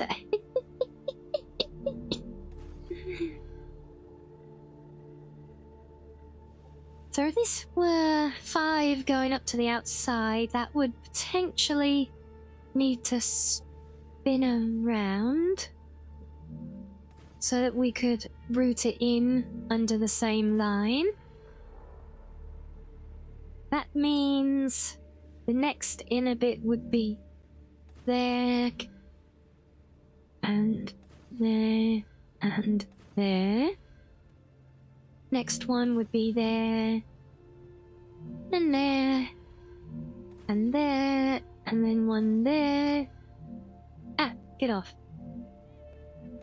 One there, and one there. Well, that horribly convoluted looking mess. would essentially make our little lower ground loops, like so.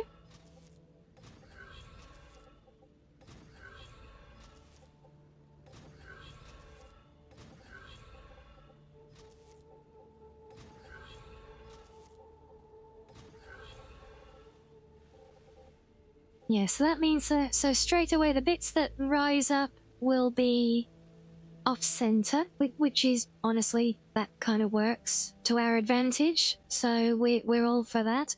But that would be the minimum kind of spread for our rising tower. So the upper floor would be kind of coming out like that then. So that means that on the ground level, we'd have machines kind of feeding in this way. So come in through those and then go up to the second floor. So we have a row of smelters and then a row of smelters underneath processing the ore, and then a row of machines above using that ore like for like. So as long as the numbers are matched.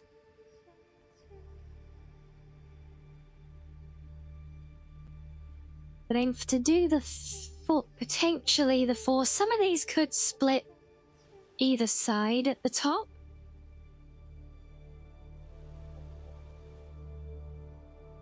But if they do, that could impede another one. The idea is that these can fan out.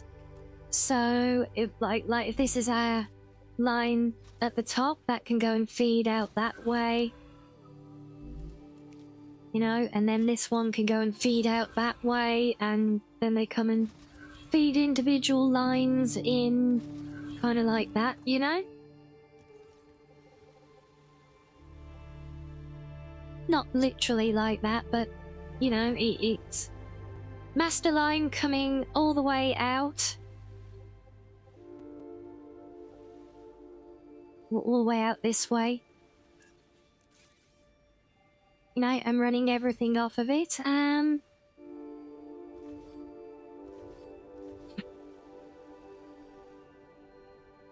know, I'm seeing potential in this potential layout. You know, I think it will end up using a hell of a lot of space. It's going to be like a big cross shape in essence.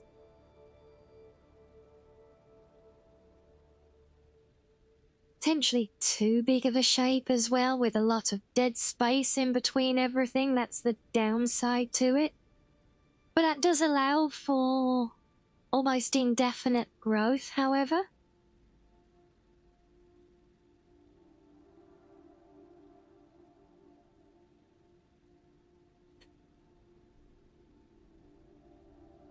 Let's just say, I mean, for argument's sake, the maximum capacity that would allow, you know, assuming, you know, once we have functional multi-rails, obviously, we know they're not right now, that's fine.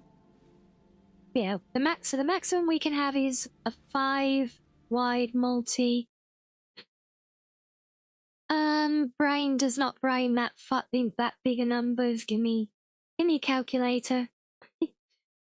480 times 5. That's 2,500 basically, 2,400 per line at maximum capacity.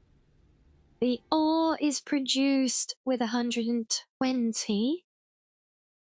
Oh wait, hold on.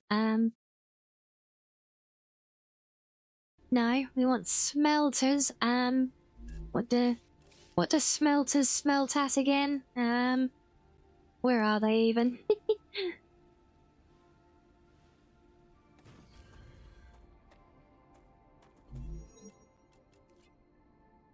1 per second, at least for. Yeah, they're all the same. One per second, or 2 every 2 seconds.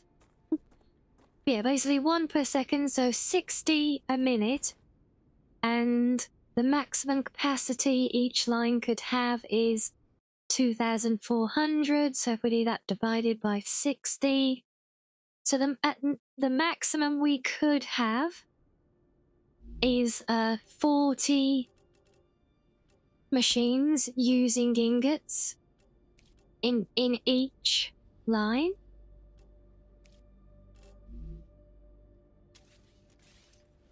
That is a bloody long way. But I think they're mostly fabricators, not all of them, but at their narrowest. Let's see, 1, 2, 3, 4, 5, 6, 7. I'm not going to be able to go very far because of the build zone, but just trying to get an idea.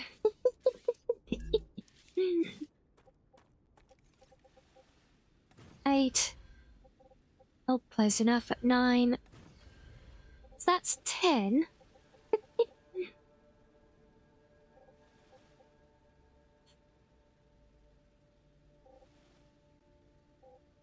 I mean, because if this is already on an upper floor, we wouldn't be able to stack them any further.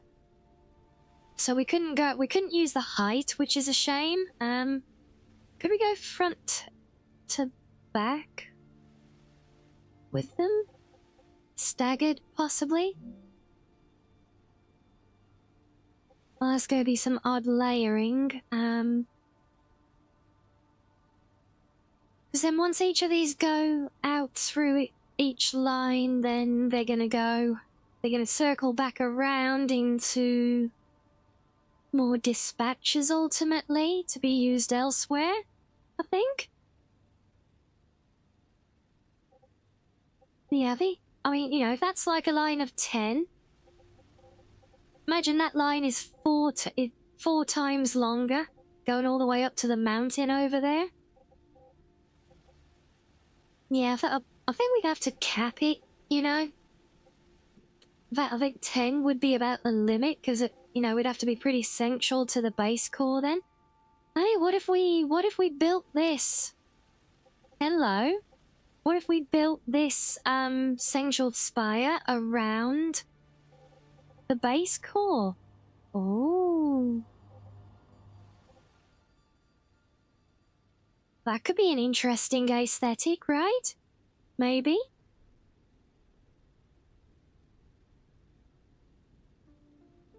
And it would double up to give it some nice layers of protection for just making it bloody awkward for the bugs to get near it.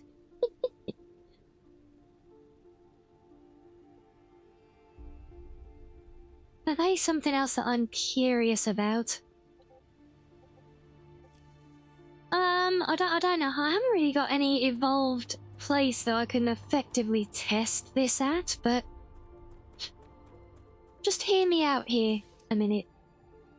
Chat, what if, you know, we talk about building the defense towers and everything around the monoliths and trying to be all clever, you know, and containing the threats and everything. But what if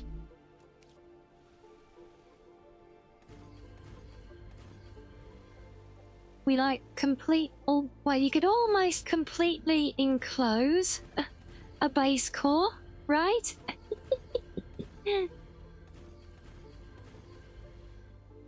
Could the bugs, I mean, they couldn't fit through those gaps, I don't think. I mean, could the spitters spit through them? That's the question.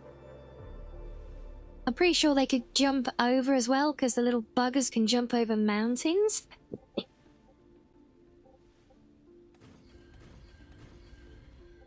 Maybe that's why we can't build more than 3 high, to stop people completely encompassing a base core like this. But you have to wonder, right?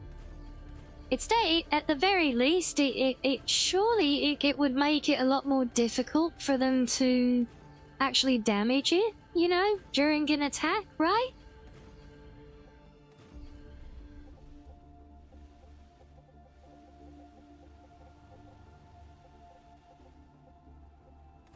I don't know, it's something to consider, I think. Let's see if one of my bases that does get attacks.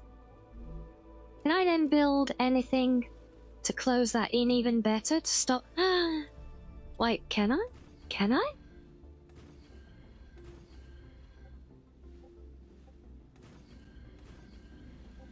There's a little bit. So we can tighten it up a lot, so we could build it in. Like that. That leaves very little for bugs to attack. I have no idea if this would help or not, honestly, but I mean, you've got to think it would make things more difficult for them, right?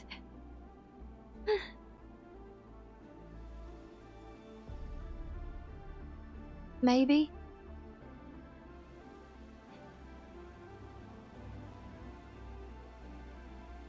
Might try that. I'm sure I must have scope for that somewhere. But I do want to try that now. Oh wait, I pulled the plug. Oops. And let's give you power back. There we go. And let's go home. That's the one. This is the one that always gets attacks. It's the one I'm always at. But yeah, if anyone was hardcore now has to live in a cage, it's been kept safe and protected. I'm not saying it looks pretty, but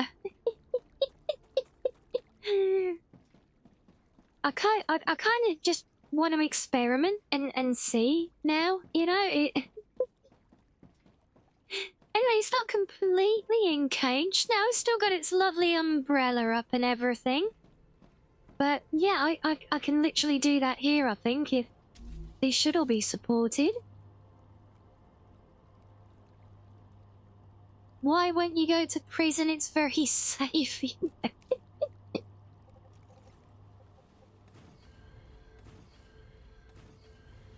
Oh well, can actually try that here. I'm not saying I want my base core. I'm not gonna do this to all my base cores, even if I can, but I purely for science and experimentation, I kind of want to see, because I mean, it's really so that you know and can do something about it, because if it does transpire that you can literally just build a bunch of pillars around a core and have it indefinitely survive an attack, well, that I'm guessing that's kind of something that you want to address and not have people abuse, you know? I think, personally, I think the bugs, the spitters, can still hit the top of the core. And they might, I think they can still jump over them. I think they can probably even, the little ones might even get through the gaps, you know? But, no, we don't know until we test. So, we're gonna test. We're gonna test the monstrosity, because, I mean, if it were to transpire that that does keep them out, that is probably something that you'll want to address, because if you can indefinitely defend a base core by just having pillars, then people would not have to worry about building defense towers or anything. You know? And, you know, a handful of pillars has much less cost than on the core overheating than a defense tower would. So, yeah, it would allow people to kind of circumvent that whole game account. So I think it's worth testing for science so that we know. You know?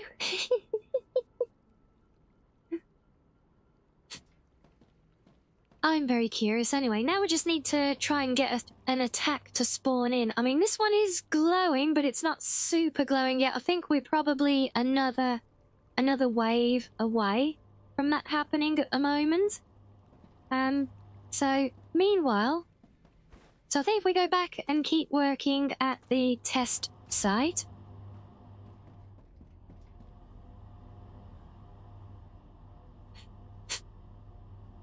You do want to know? You've anticipated it, but it's good to see it in a...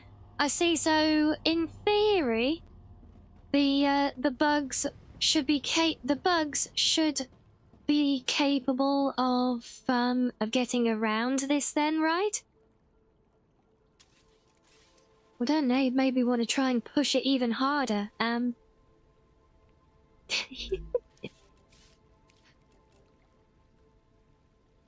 Come on, guy. Yeah, so the bugs should be able to break through this, and I'm guessing like the little ones can maybe... I'm guessing they should be able to get through the pillars maybe, or the spitters can hit the top of the tower.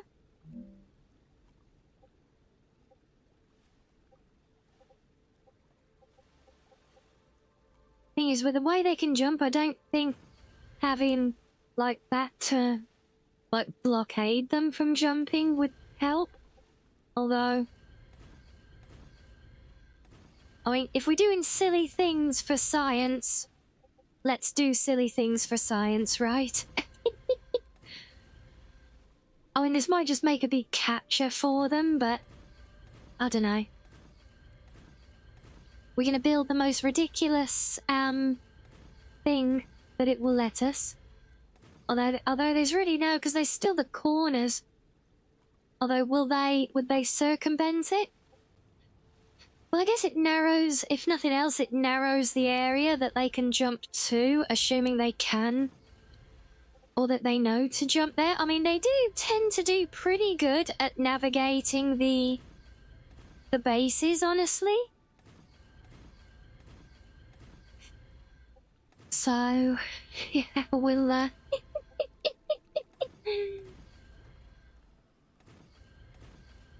we shall see.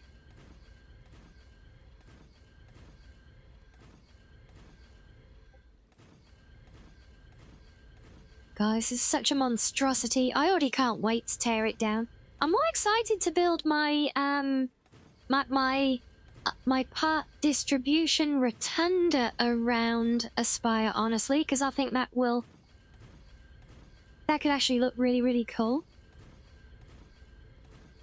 Yeah, if we make sure we have like a nice little access walkway around it, you know, so you can get in there.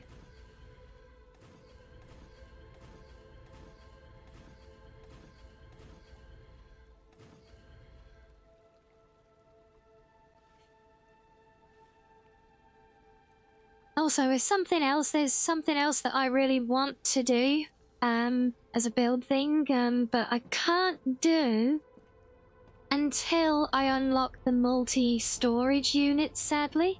It will need those, but yeah, you guys saw how I basically got that kind of carousel running earlier, right? Up at the test area, which, well, we may as well go back there, because I think I need to wait for the next wave, which should be about an hour. And then once the wave hits, we can travel back here and trigger attack. Hopefully they come in from the right monolith this time. Yeah, let's just tidy all of this one up, because we're not testing here.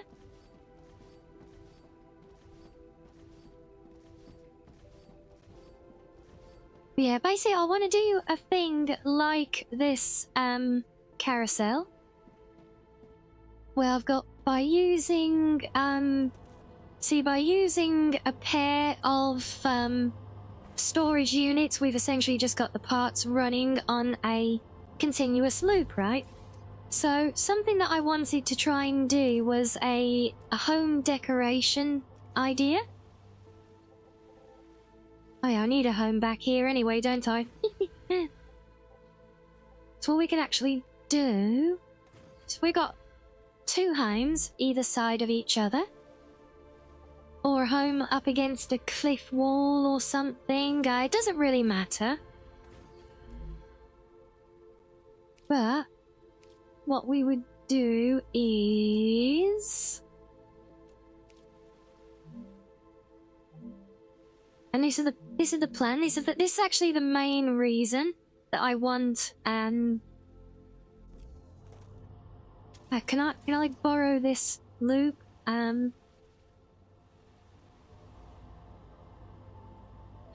let's just borrow this, just so I can show the principle. Let's just take you around here. Dee-dee-dee-dee-dee.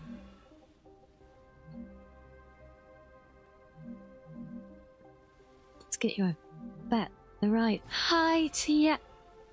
So, yeah, by doing this with a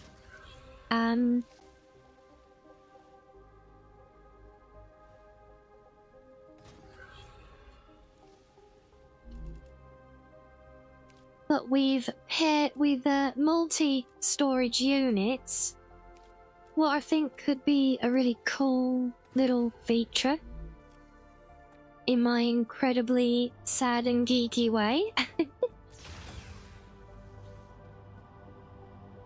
is that we have a slow-moving conveyor. This is a double-speed one, but if I have a pair of... So we have a pair of multi-storage units, because you can put anything in them, and just put literally like one of each product in there. And then have like, almost like an indoor window like this, because you can kind of build over the top here and enclose it a little bit. Or at least I've managed to before anyway. Yeah, so you can actually like enclose it somewhat, you know? So actually have that kind of tucked away as in the back of the building, and just have like almost like a demo carousel, just as a slow showcase rolling by constantly of all the different items that you have in the game, you know? Just all the different things you make, as almost like a little showroom kind of thing. I just think that'd be like a really cool little home feature that I plan to do. But obviously I can't at the moment, because storage units can only be allocated to a single product. And so I cannot do it with those, sadly. And now my conveyor is too big for everything on it, but yeah, you see that in, and yeah, I just think that's a really nice little way to essentially decorate the inside of the home by making a little kind of carousel wall showcasing the various products that are being manufactured at the facility, you know? I mean, hell, if we do like we're talking about, with our dedicated factories doing each different thing, you know, you could almost make each home like a little showroom of the different products that are made at that factory, which I think is a really nice touch. I've kind of done things like that in Satisfactory before, you know? Because in that one, because you can place things on the rail, and like here, you can essentially trap product on a conveyor belt. But of course, here the drones will stay bleeping at you, as opposed to product just sat on a shelf. But I'm actually just going to come back and see if I can show another kind of fun little building thing you can do. Yeah, that should work. We've got... It's not the square. It's actually... That's not bad. Is that too far out? Yeah. I think that will work. Almost. Oh, nearly. Nearly.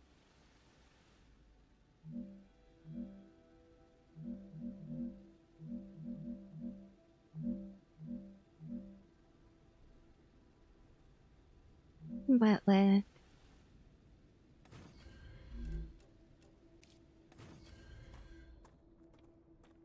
Yeah, because, I I mean, the use of natural rock walls mixed with man-made structures, I think, has always been a... Oh, there it is. It's always been a great almost trope of sci-fi building.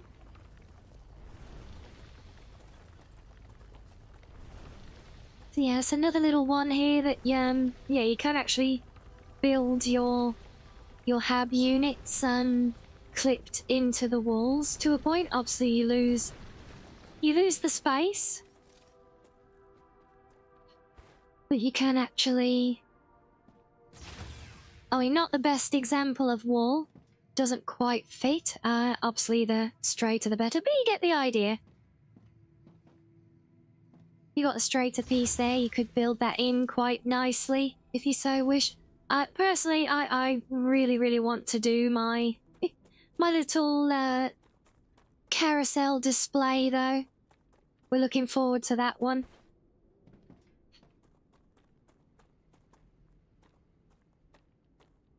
I think that's going to be a very fun one, you know. And let me just go and since I picked up some extra material, so let me just shove that in here. That should be a good bit of extra to keep it going, in fact. We got more than I thought.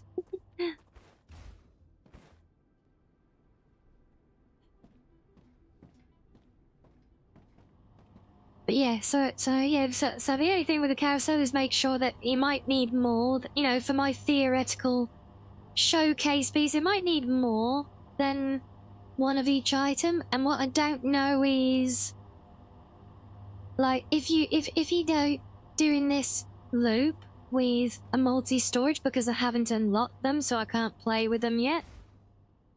If there are, like, say 5 different types of item in there, and there's bigger stacks, you know, because you want to keep it as a constant roll that's always full. Will it try and move all of one item and then the next, or will it do, like, one of each evenly? I'm not sure how it will pull from those yet. There might be ways to manipulate it with the outputs, possibly. But yeah, getting the little carousel wall though is one that that's one that I'm actually quite looking forward to getting up and running. Once I eventually unlock the things, of course, which I'm still quite a ways off from doing, I think. Is that even the one I'm currently working on?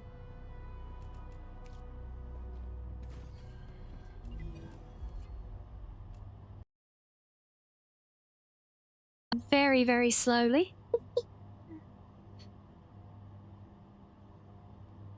So we're almost at 50,000 points out of 500,000 that are needed.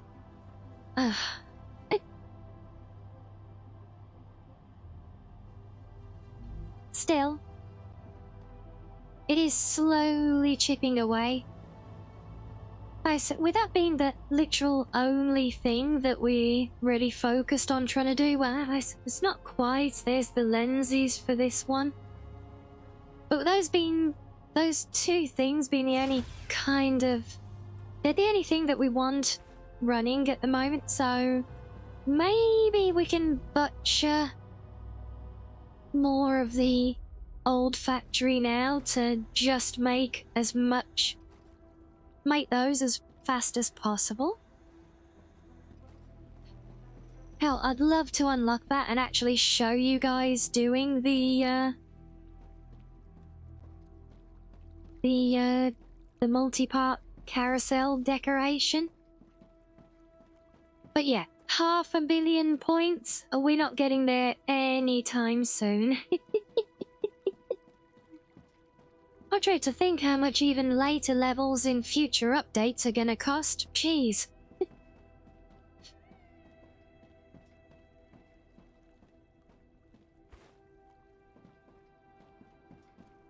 Yeah, we can try and work this out though, because we're basically just waiting to test our our defensive tower, our defensive monstrosity tower. and see,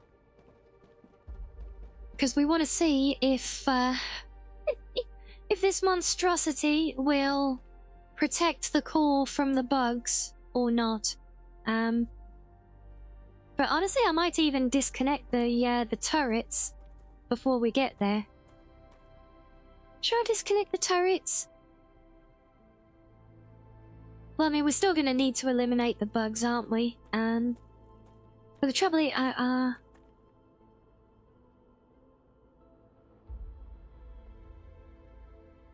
because if they spawn in here, the turrets might actually handle them before they get to it.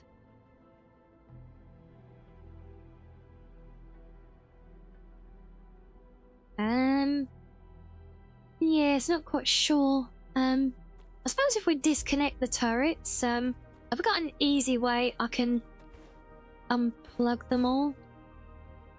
Guess I'll have to empty ammunition out of them all, won't I? Worst case, I can run around and put it all back in. No, because I've got to disconnect it from those as well. Oh. Well, it's not the end of the world. Right? It's not gonna work if the turrets... Our test is not gonna work. Oh wait, yeah, I can just turn it off, can't I? Of course I can. I always forget about that bloody switch. So yeah. Also, that's not even a turret. Idiot. Yeah, I always forget about the switch to turn things off. Yeah, so let's turn the turrets off. Because, you know, normally, i.e. whenever I'm playing this off-stream, the bugs always attack this tower from this core, and they spawn where they're supposed to. And they all get annihilated before getting near the core. Yeah, some of them, the most that normally happens, some of them jump up onto the walkway before getting splatted. But that's it. But yeah, so we'll see what happens there now. So while we're waiting for that, which I think after the next wave, we should be good. Hopefully. So while waiting for that, let's see if we can expand production and speed up unlocking the multi-storage display, because that's a shiny that I really want now.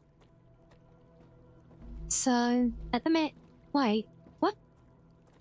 Oh, god damn it, are you kidding me?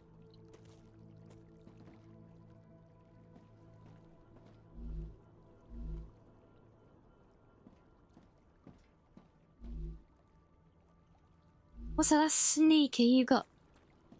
I built the second receiver, but I forgot to plug it in. Oh.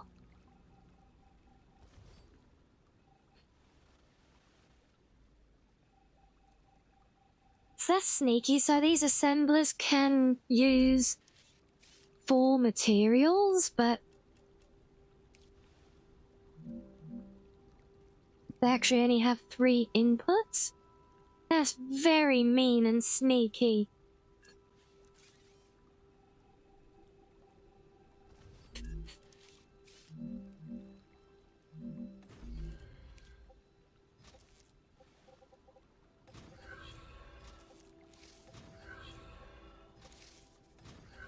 No wonder he hasn't kept moving. Oh.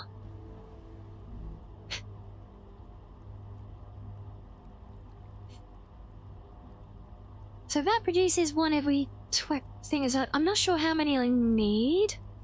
I don't know how many points I need. I don't know how many things I get for the different points.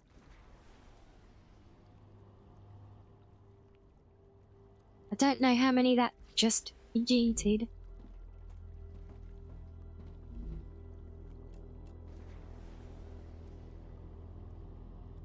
There you go, so it's sending one item at a time, so 49350.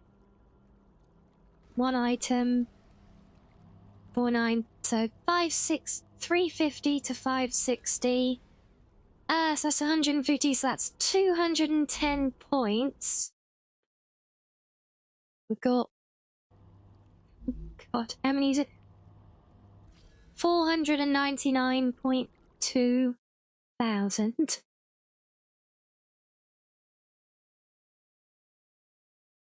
That right? 1992.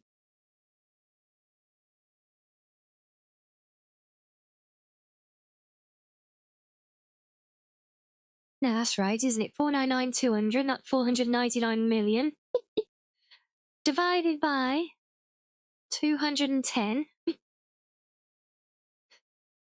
So I need another 2,400 of these things in order to fill that up, and that's producing one every 12 seconds, so that times 12 seconds equals that divided by 60. 475 minutes.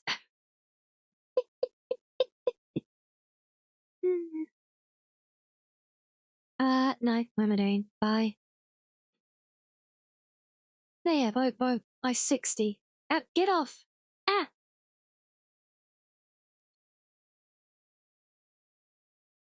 So 8 hours. So if I can keep this thing constantly filled with materials, it will take 8 hours of running the game to unlock the next item, in theory. That's actually not as bad as I thought it would be. It does kind of seem to be keeping on top of things. These heat-resistant sheets are... These things here are a bit slower to top up because they're in use elsewhere, I think. But then it is...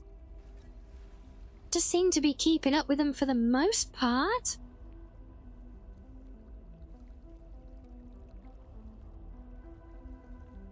Yeah, it is getting the 5 in before they use that. Then why wasn't it at a full 100 before?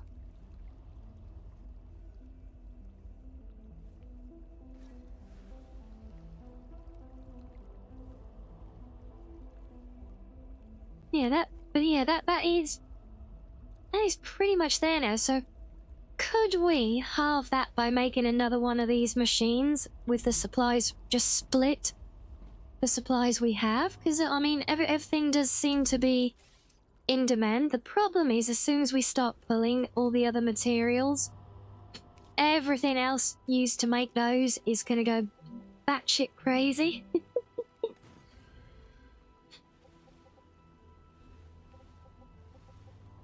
Let's have a look. So we got the 4 lines for them, and we need to try and split all of them. Oh, this is going to get uber messy.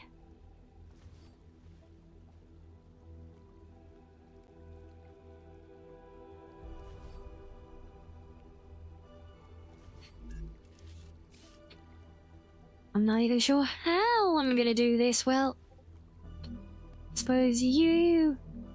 Actually, yeah, if you come in above, and then you can come across to that one.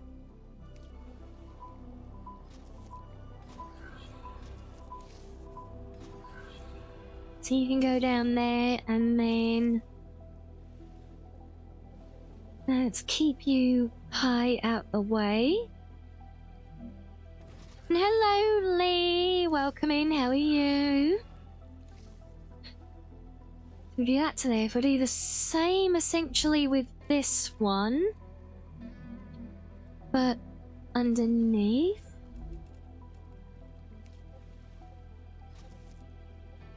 I guess could just do a cross, but I kind of want to...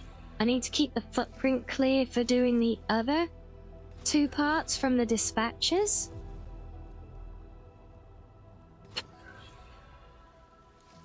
these are both, because, yeah, it's so bloody awkward.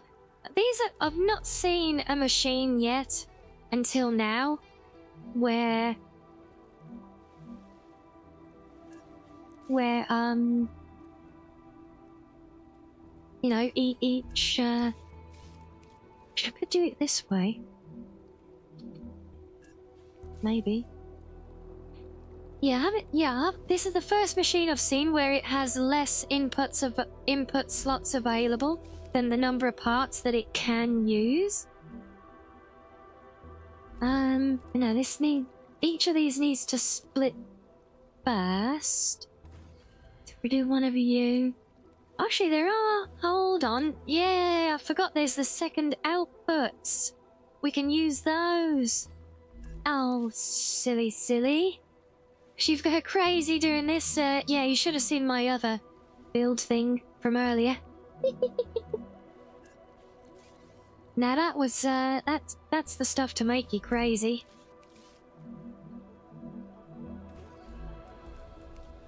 Yeah, so we'll do... Oh, crap, wrong way round. Oh. Oh, there's our wave warning. Why does it have to come when I'm in the middle of something? So inconsiderate. At least let me get the first machine up and running again. So you both go into there, and that goes in there. Then, can we do a very cheeky, quick... Guess we'll bring you down the middle. Bring you from there, maybe? Yeah, from there up to there. And we do a cross from there and bring you into there. You go in there. You go down there. Now we just tell you to make the same thing. And feed this. Okay, that should bring us down to 4 hours of game time to finish that thing. Oh, that's not too bad. See, if it wasn't for the survival needs, you know, you could just leave the I could just leave the thing running overnight then, you know? But technically, I probably could anyway. There's one thing I haven't tested. I don't know if other players have, where, you know, if you die, does the world keep churning away? So could I just essentially, you know, leave the game running, let my character die, but just still pass time and then respawn, like when I get up the next day and have things kind of progressed, you know? Maybe. I know, I might test it, 'cause I mean, worst case is that it doesn't work and I just load back, right? Maybe. Please welcome back, Reggie. It was a successful food hunt, was it? Hopefully you didn't have to fight off too many other folks for the supplies.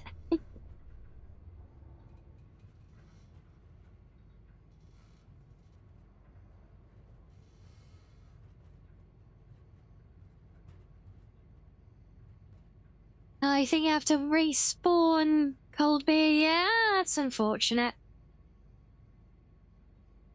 Worst case scenario, it crashes. Yeah, I mean, but if, you know, as long as I do a manual save before I walked away, you know, if it crashes or if it doesn't progress, then, you know, worst case is I just boot up the save and carry on, which I would have done anyway, right?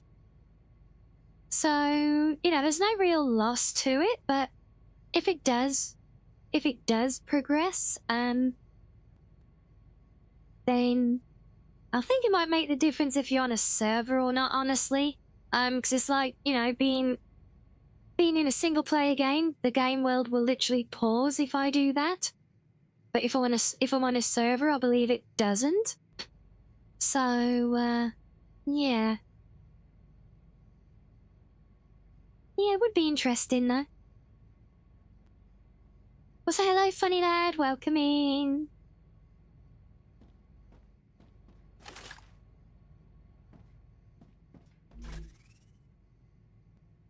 Okay, right. I need to restock heavy ammunition. Because we're hoping, in fact, for a base attack. Once the dust settles from this wave now. So let me run back to my arms factory and get some more.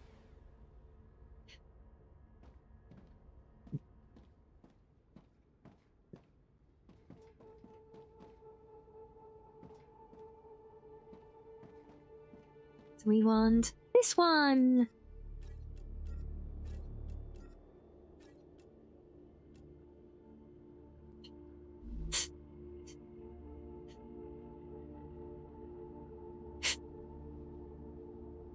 Oh, so you think the survival stats would continue to degrade even...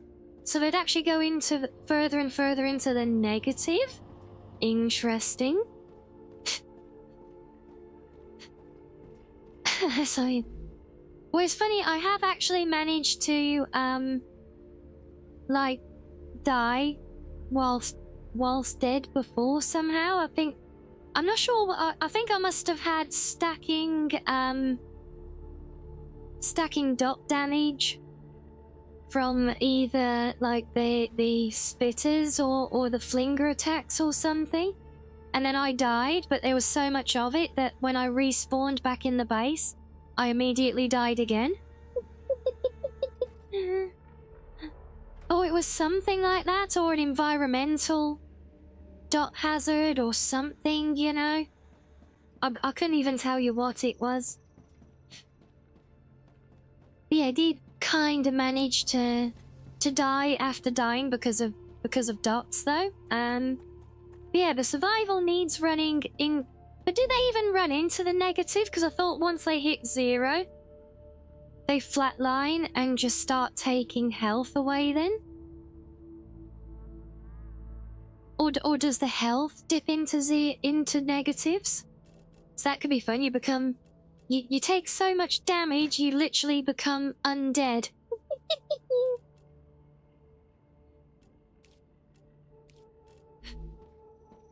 Now that would be interesting. Okay, yeah, so we got ammunition loaded up. Turrets are turned off. Monstrosity is built, so... Yeah, let's see how our... straight up split build of all of this manages. I see, now that's already filled up, and that is already filling up as... Like, can I just build more of these? Because they seem to be managing very quickly. Think it might go to the default upon death, so you wonder what would happen if that falls to 0 while you're still dead. Yeah, I mean, you see, maybe, you know, maybe I'll leave it running when I go to bed tonight. You know, I'll go to a safe space home, just park up there and just leave it, you know, let it will kill me, and, well, you know, either things will have moved on or not. There will be some discrepancy, because obviously I can only look at it from the point that I leave the game, but I mean, I can try and leave my stats as low as possible when I do, so that there's less time before I eventually pass out in-game.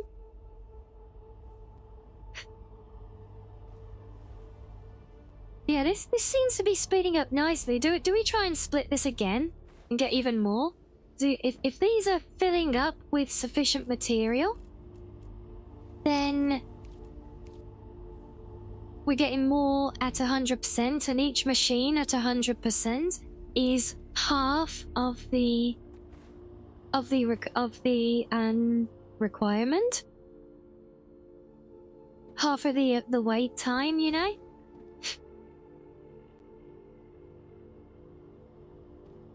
Well, actually, no, I wouldn't. Each one wouldn't be half, but not literally. I'd need 2 more to halve it, obviously. But still, so if we can get another significant reduction, it's got to be worth it, right?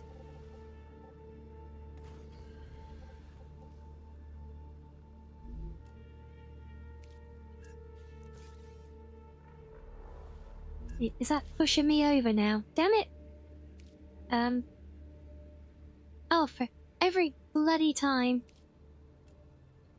That's something new I would offer as a suggestion. Base calling, I feel like I always look for it in energy for some reason. I don't know why, if it's just me. Feels like it's in the wrong place though. Yeah, let's just slap one of you over here. There we go, get some extra calling.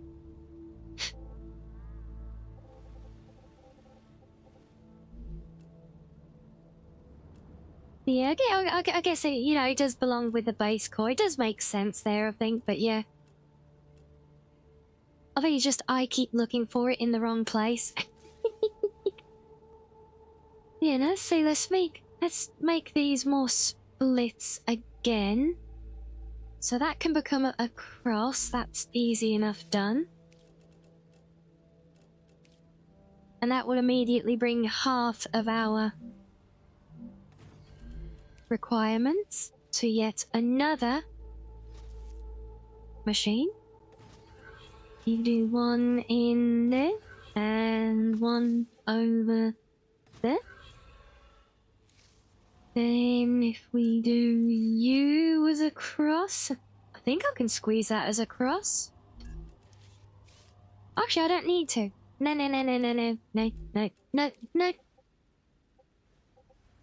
So we've already got an extra split there, so can go there. That can go straight in there, because why the hell not? You are gonna need propping up.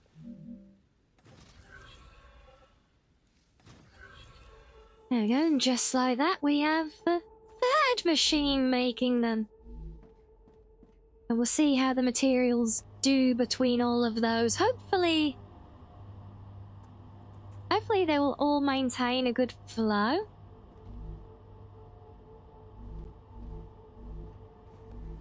Although that one's now already waiting for the heat sheets. That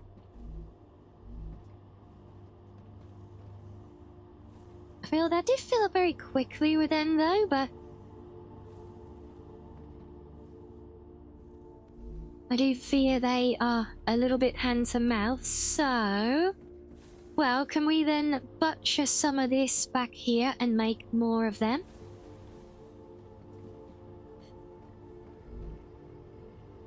So you are working within capacity at 100%, which is good. So... Again, that means if we just split your inputs, in theory... I don't know if I can do a cheeky stack up though. Because most of this is already floating. So yeah, I don't think I can build a floor above, annoyingly.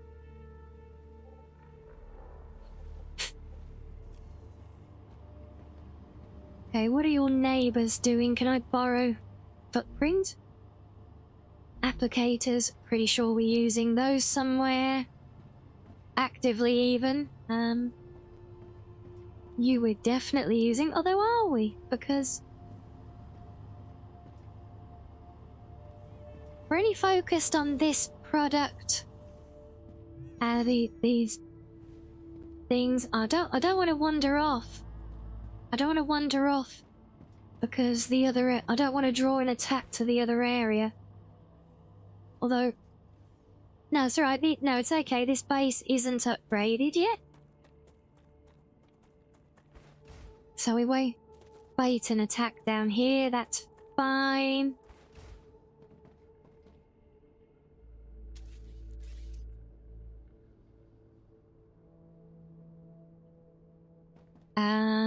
this one's shared with that one. Oops.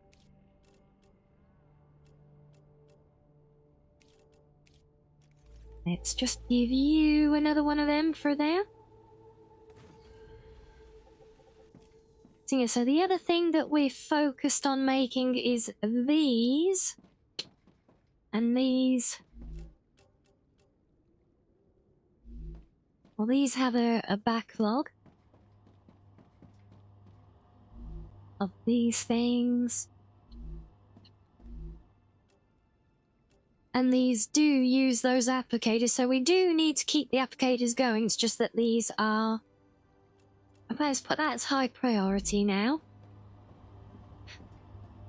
Because we don't really need that sulfur on anything else anymore.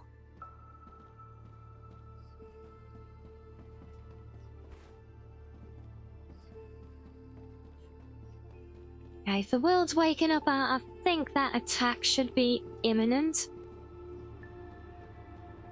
Up here, hopefully. Hopefully, I really want to see how this plays out.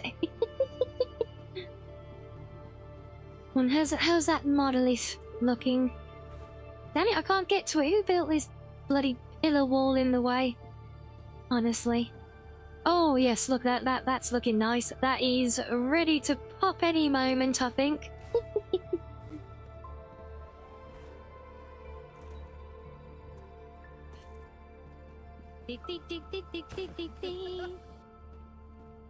Hey, Chad! Hello, welcoming raiders. Yes, hello everyone. Hope we've had a fun stream over there. Hope you had a fun day. Well, for any visitors who don't know me, I'm Rianni, the Cozy Blue Foxo, and today we have been doing some tips and tricks for building in Star Rupture. It's a double hedgehog raid. Oh my, all the hedgehogs.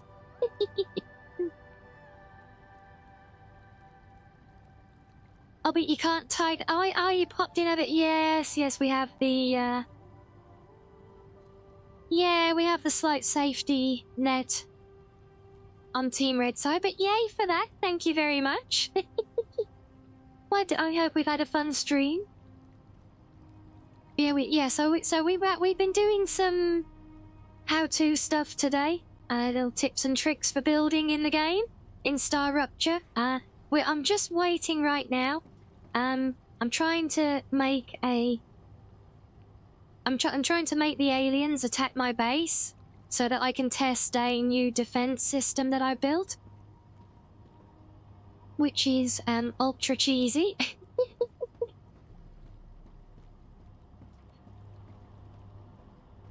Since we have been having fun, we potentially having lots of fun with this because so I don't know. Have you been looking at this game at all? Yeah. Are you familiar with Star Rupture or? I'm only breaking it. Look, I'm not breaking the game at all this time. Not like when I broke out of the world map or anything. That was breaking the game.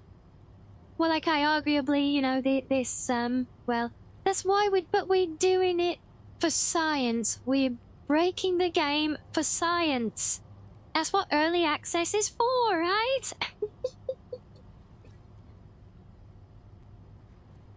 We're testing a theory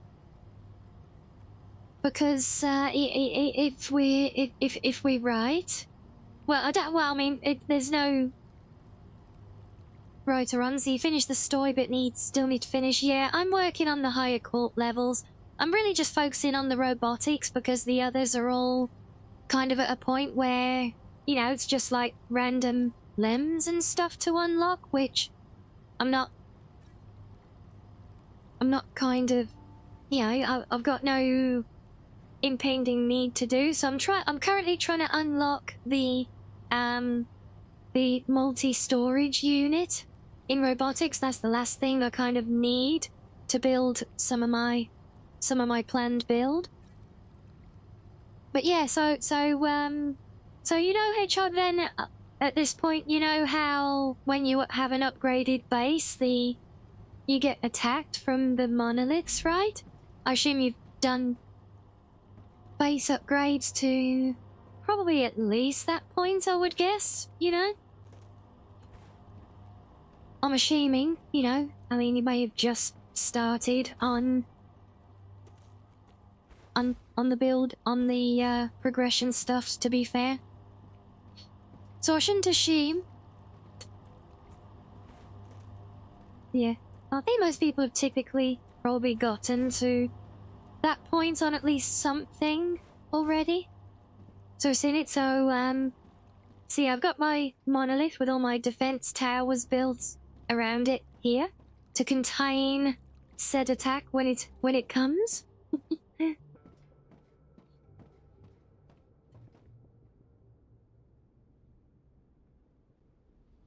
Hey, so you're not upgrading your other bases to keep them safer? Yeah, it's great until you start trying to build a factory with any number of higher level machines in them. But yeah, so I built this base before I knew what the monoliths did, so I actually built this walkway just to make it a decorative feature. And then one day it lit up and I got attacked, and then I learned.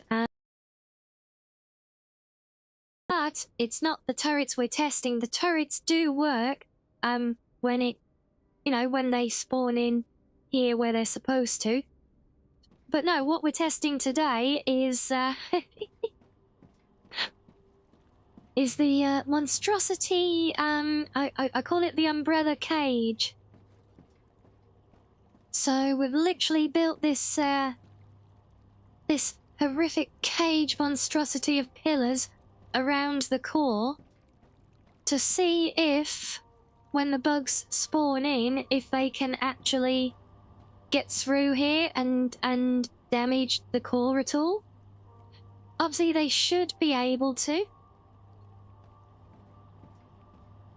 That's why Nelt sat there with waiting with bated breath to see to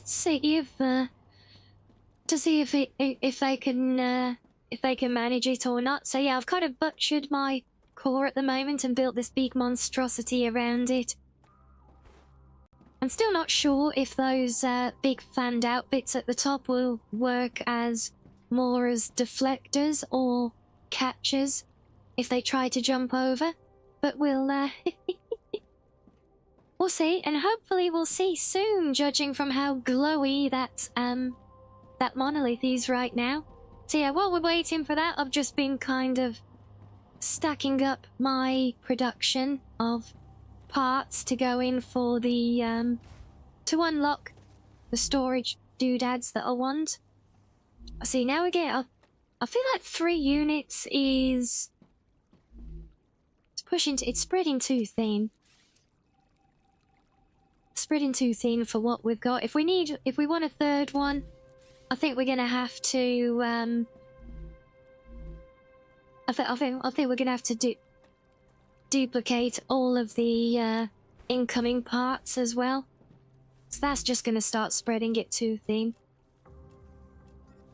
But you can go back in there. You can go in there.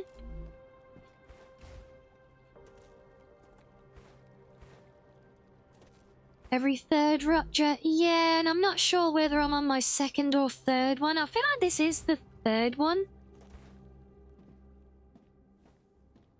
But we're definitely close because of how much it's glowing now, but I know, does it need me to leave the area and come back in? I will try.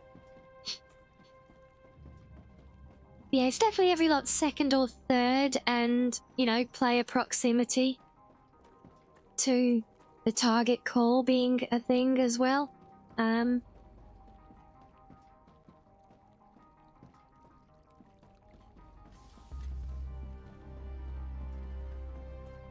Yeah, no, running in from the home is often a trigger as soon as I enter base range. I'm pretty sure that it doesn't need me to enter range. It will trigger if I'm just simply there. It might be that we have to wait for the next rupture for it, which would make me sad.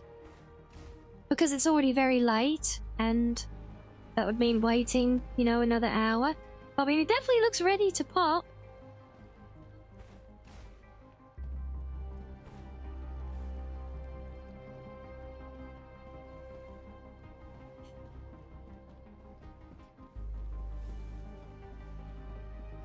Yeah, so I've just kind of been butchering my production here, but I seem to have suddenly slowed down on housings again right now. Do I need to get those straightened out up here? And we'll come back to this bit. Really? You had a base? We had like a proper base attack and you weren't even there? Weird. I've not encountered that phenomena at all. I literally own, like, most times, because I've been working for days at a faraway base, which is all low level, and I've literally been triggering attacks by hand by teleporting back to where my house is, and back and over there. My teleporter is just past it there. So I've literally been triggering attacks here almost on demand by occasionally traveling back there, and they hit as soon as I run into the base here. But it is literally like they've been queued up waiting for me to arrive back at the base, which is... Are you guys... You say we, so are you playing on a server? Maybe that's the difference. It does it like that on a server, on a multiplayer setup, but single player may be triggered by player proximity then? Possibly?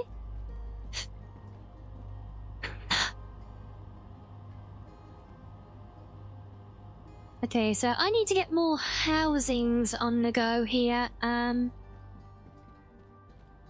which are being made.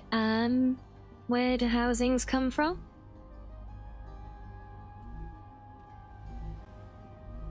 I'm making sheets. You're making the beams. You're making more sheets. I think that was all rod for both. It must be one of the... No, your tubes. Gods, where the hell did I put the housings? Aha! Housings! Right, so we're good for sheets, so we need beams. Right, beams. And I think we've got a decent supply of rods as well. So if we take, we change one that's making rods and reroute it to make beams and bring it straight down here. And I'm bordering on demolishing this whole base, ready to start over for the finished endgame factory, so I'm kind of just getting to, like, butcher different things at this point to maximize what I need. I got the belts and the walkways. Let me travel to... let me reroute this quickly.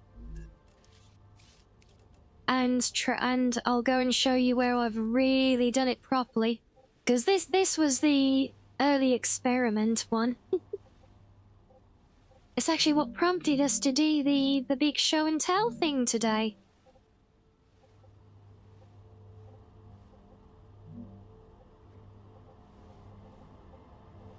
Come on, where can I stick you for now?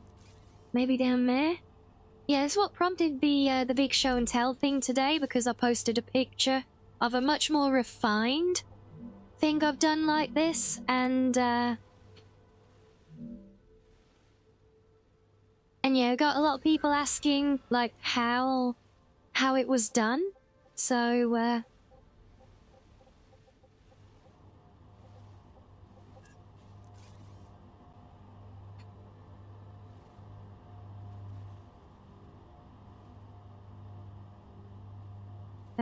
I need to find a spare bit of footprint that I can bring this up on.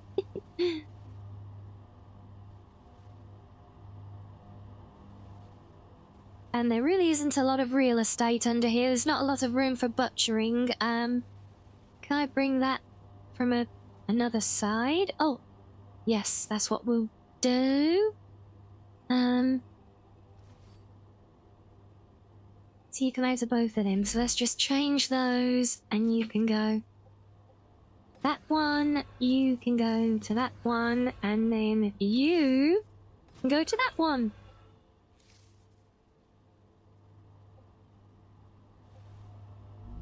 I say more beans, that's what we need. More beans means more housings, means more, of the doodads that we need. Yeah, cause see that this thing's sat waiting for beans, so hopefully that will start cooking things up a bit faster again. But yeah, let me go and show you my proper... Oh, wait, never mind. There's our attack. I said he was going to come on this one. Right. Moment of truth time. Can they get to the core? I need to actually hide out the way so I don't pull them away from it. Oh, 93% already? Well, they're definitely getting to it.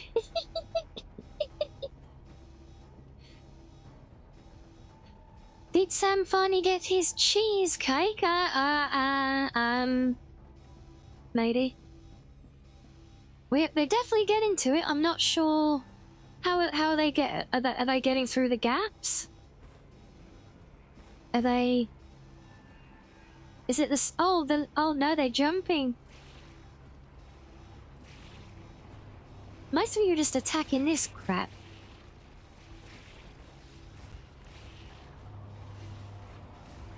Right, let's turn these back on. Okay, so yes, well there you go. I'm not sure how they were getting through it or over it, but I'm guessing the spitters were getting past the barrier. And of course now the problem is if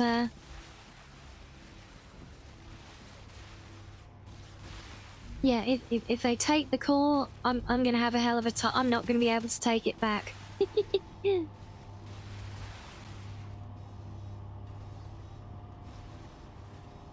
So we'll just leave the turrets to play with those for a minute, and oh yeah, see one of them, yeah, one of them actually managed to jump inside. Look.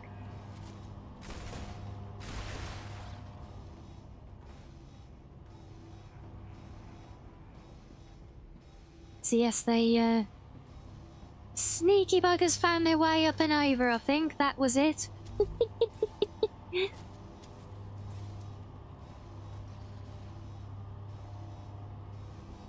Well, at least one of them did. I mean, the damage came awfully quick. Oh, get off.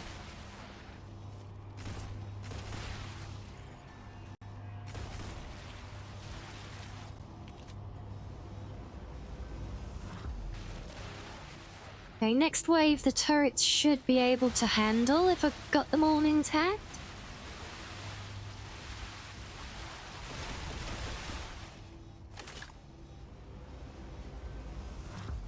Well, there you go. That answers the question now, right? On the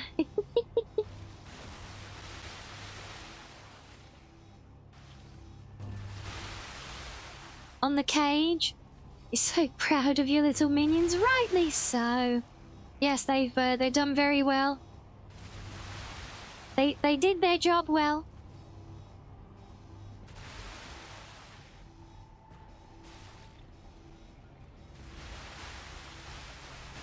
Oh, you stuck past the turrets. Go away. Get off.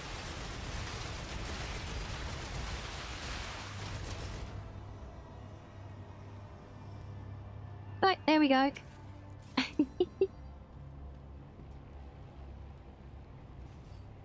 Right, well now I can clean this up then, and then yeah, we'll go and quickly show. I'll show you the below ground stuff that I've done kind of properly that prompted the whole show and tell thing for today.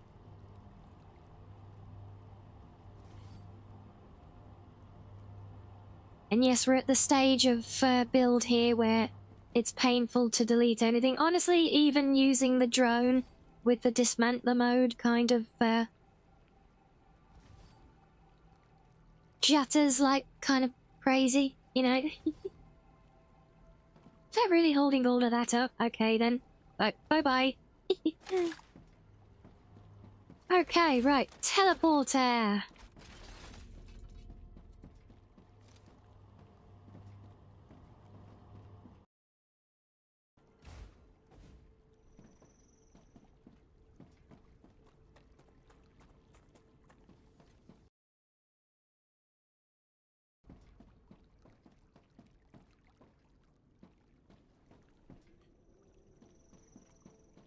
Yeah, so I've kind of done a rebuild of my arms factory, which is where I've started pushing a lot more refinement on the whole underfloor rail routing thing.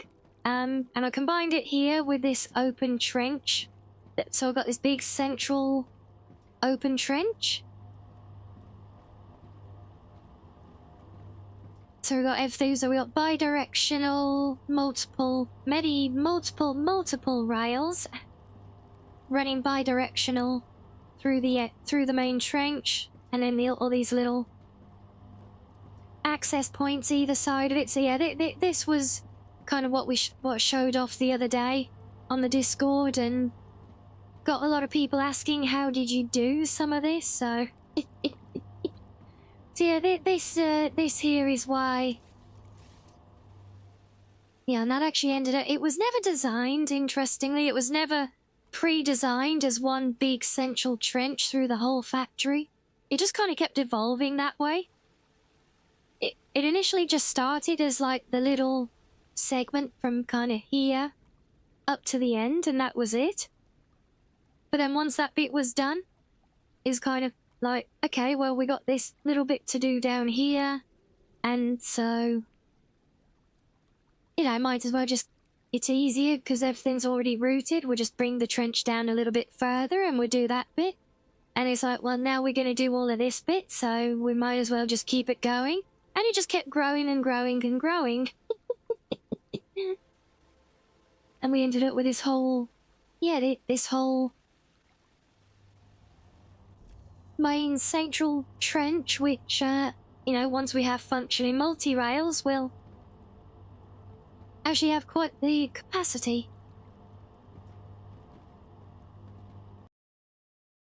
All routed. You see in the distance there, it's all a bit, all more kind of bits mixed up under the floor and everything, but yeah, so that's kind of what we've been looking at today.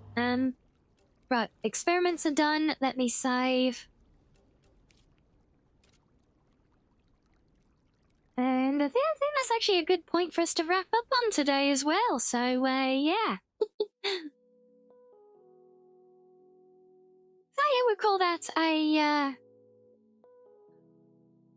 good experiment day, right? Oh, let's let the tails breathe again. No more hiding with fox magic. But yes, we will leave it there for today, guys. Well, I hope you enjoyed. Hope it's maybe even been a little bit helpful for some who perhaps made some new discoveries, learned some new things for how to do stuff in the game, or how to look at problems in the game. No, they are neither detached or reattached. They are there the whole time. You know this. Yes, yes, we'll be back with more fun tomorrow. In the meantime, we'll go show some love to some friendos. So, enjoy the rest of your day, everyone, whatever you end up doing. And I will see you all next time. Yes, good night now, everyone. Yes, good night. Good night.